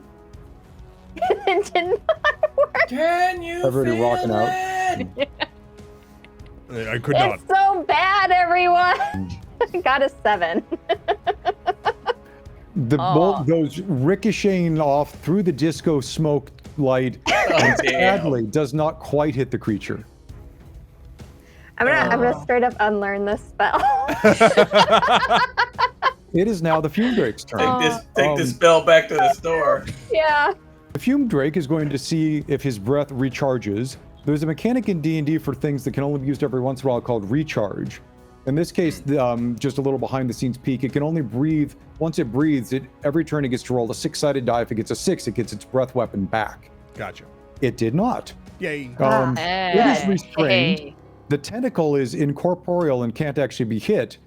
So the beast just kind of looks around, held down by the fungi, cannot go forward to bite anybody, and sits there gurring, basically waiting for somebody to come up so it can bite at you. And it's now Laylee's turn. Go Laylee, woo! Go Laylee, go Laylee, go. Go Gadget Laylee. Laylee's bugs continue to eat at the creature, causing it distress, the active centipedes. And Laylee is going to come up to here. And Fitzy, only you see this. Takes her staff with the scorpion on the end, prods forward and tries to prod the creature with her staff to get the scorpion to sting it. I love this And kobold. rolls. I don't know if that's gonna work. I mean, you keep doing what you're doing. You're good. Rolls. You see the scorpion go, boop, and it actually like goes out. The stinger hits the creature, and then the creature just kind of looks at her, and the creature sadly is immune to poison because it's an elemental. It would have worked for poor Laylee. And Laylee, seeing it not work, backs up with her staff again and takes cover behind the rock. Silver medal try, Laylee. Good try, yeah. Varnann, Good you job. are up. Oh, again? I try and do my combats nice and brisk. All right, here we go.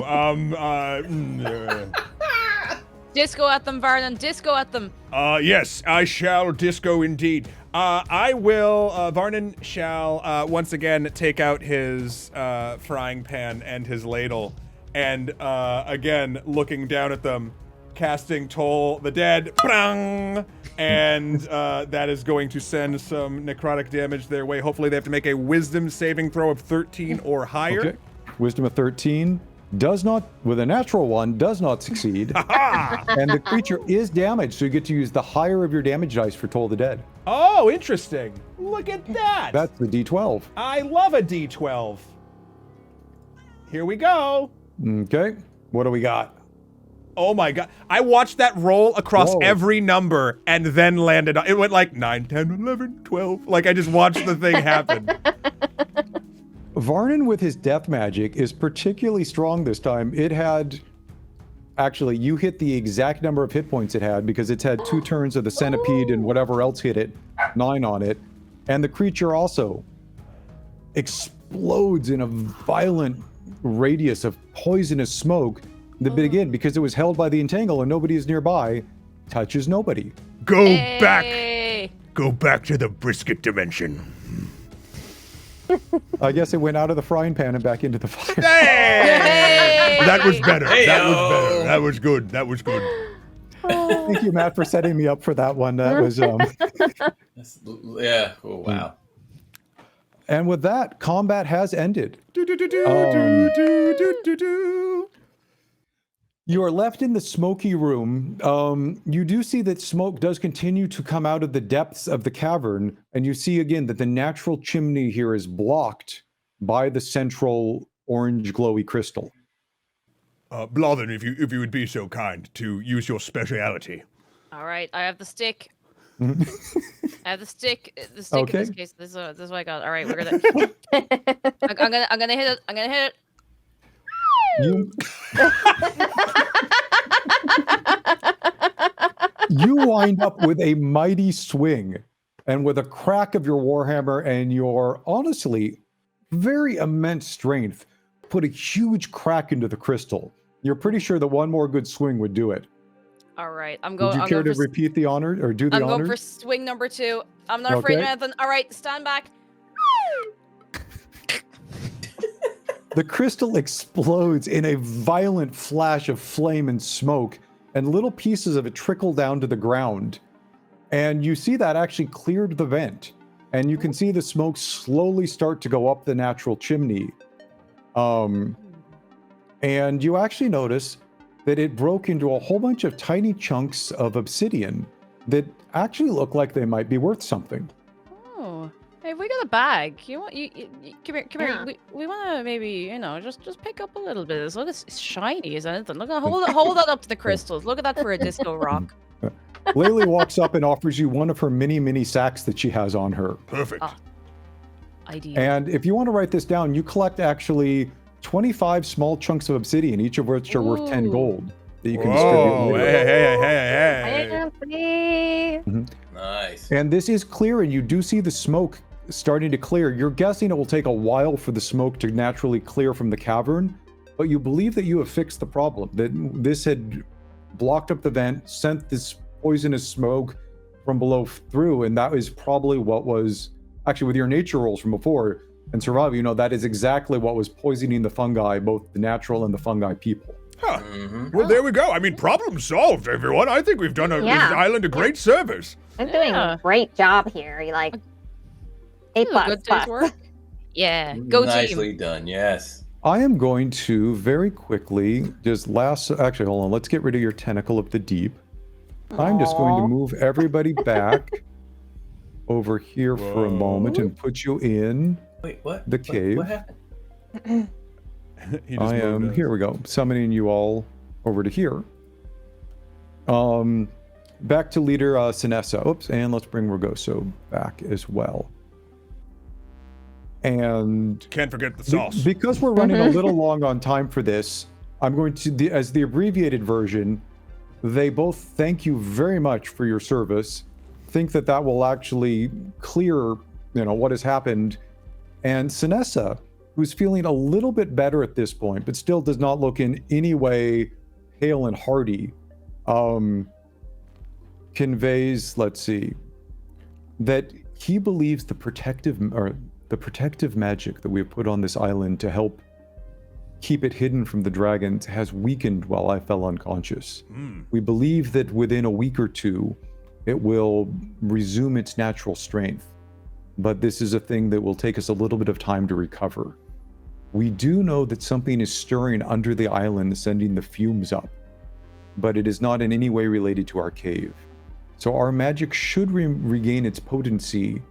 So if you can return and tell Eldu Runera that we will be able to have that back up soon, hopefully she will then know what to do about what's causing the rumbles under the island. All right, that seems right. amicable. I was looking for an excuse to talk to her anyway, so that worked out. Ah, that's right, my friend. That's right. And if 'Cause everybody you would truly belong here with us among the stars.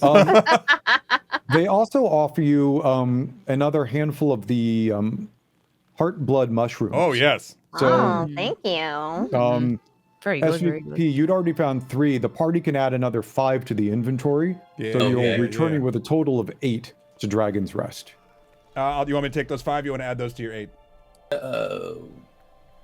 I'll take I it. didn't. You know what? I didn't realize I didn't do it in the first place. So let me just do the 3, and then Sure. you guys take the rest. You got it.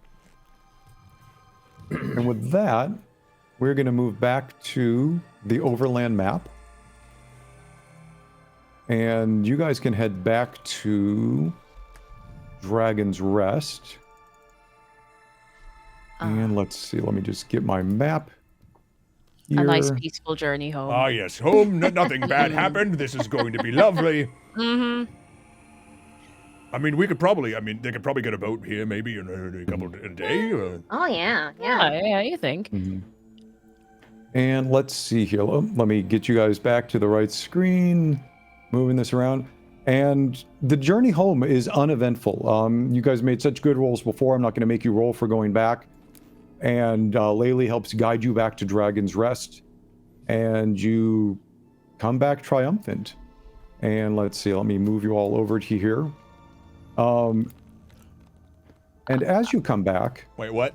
right in front of you is a very, very large bronze dragon sitting right next to the statue of Bahamut.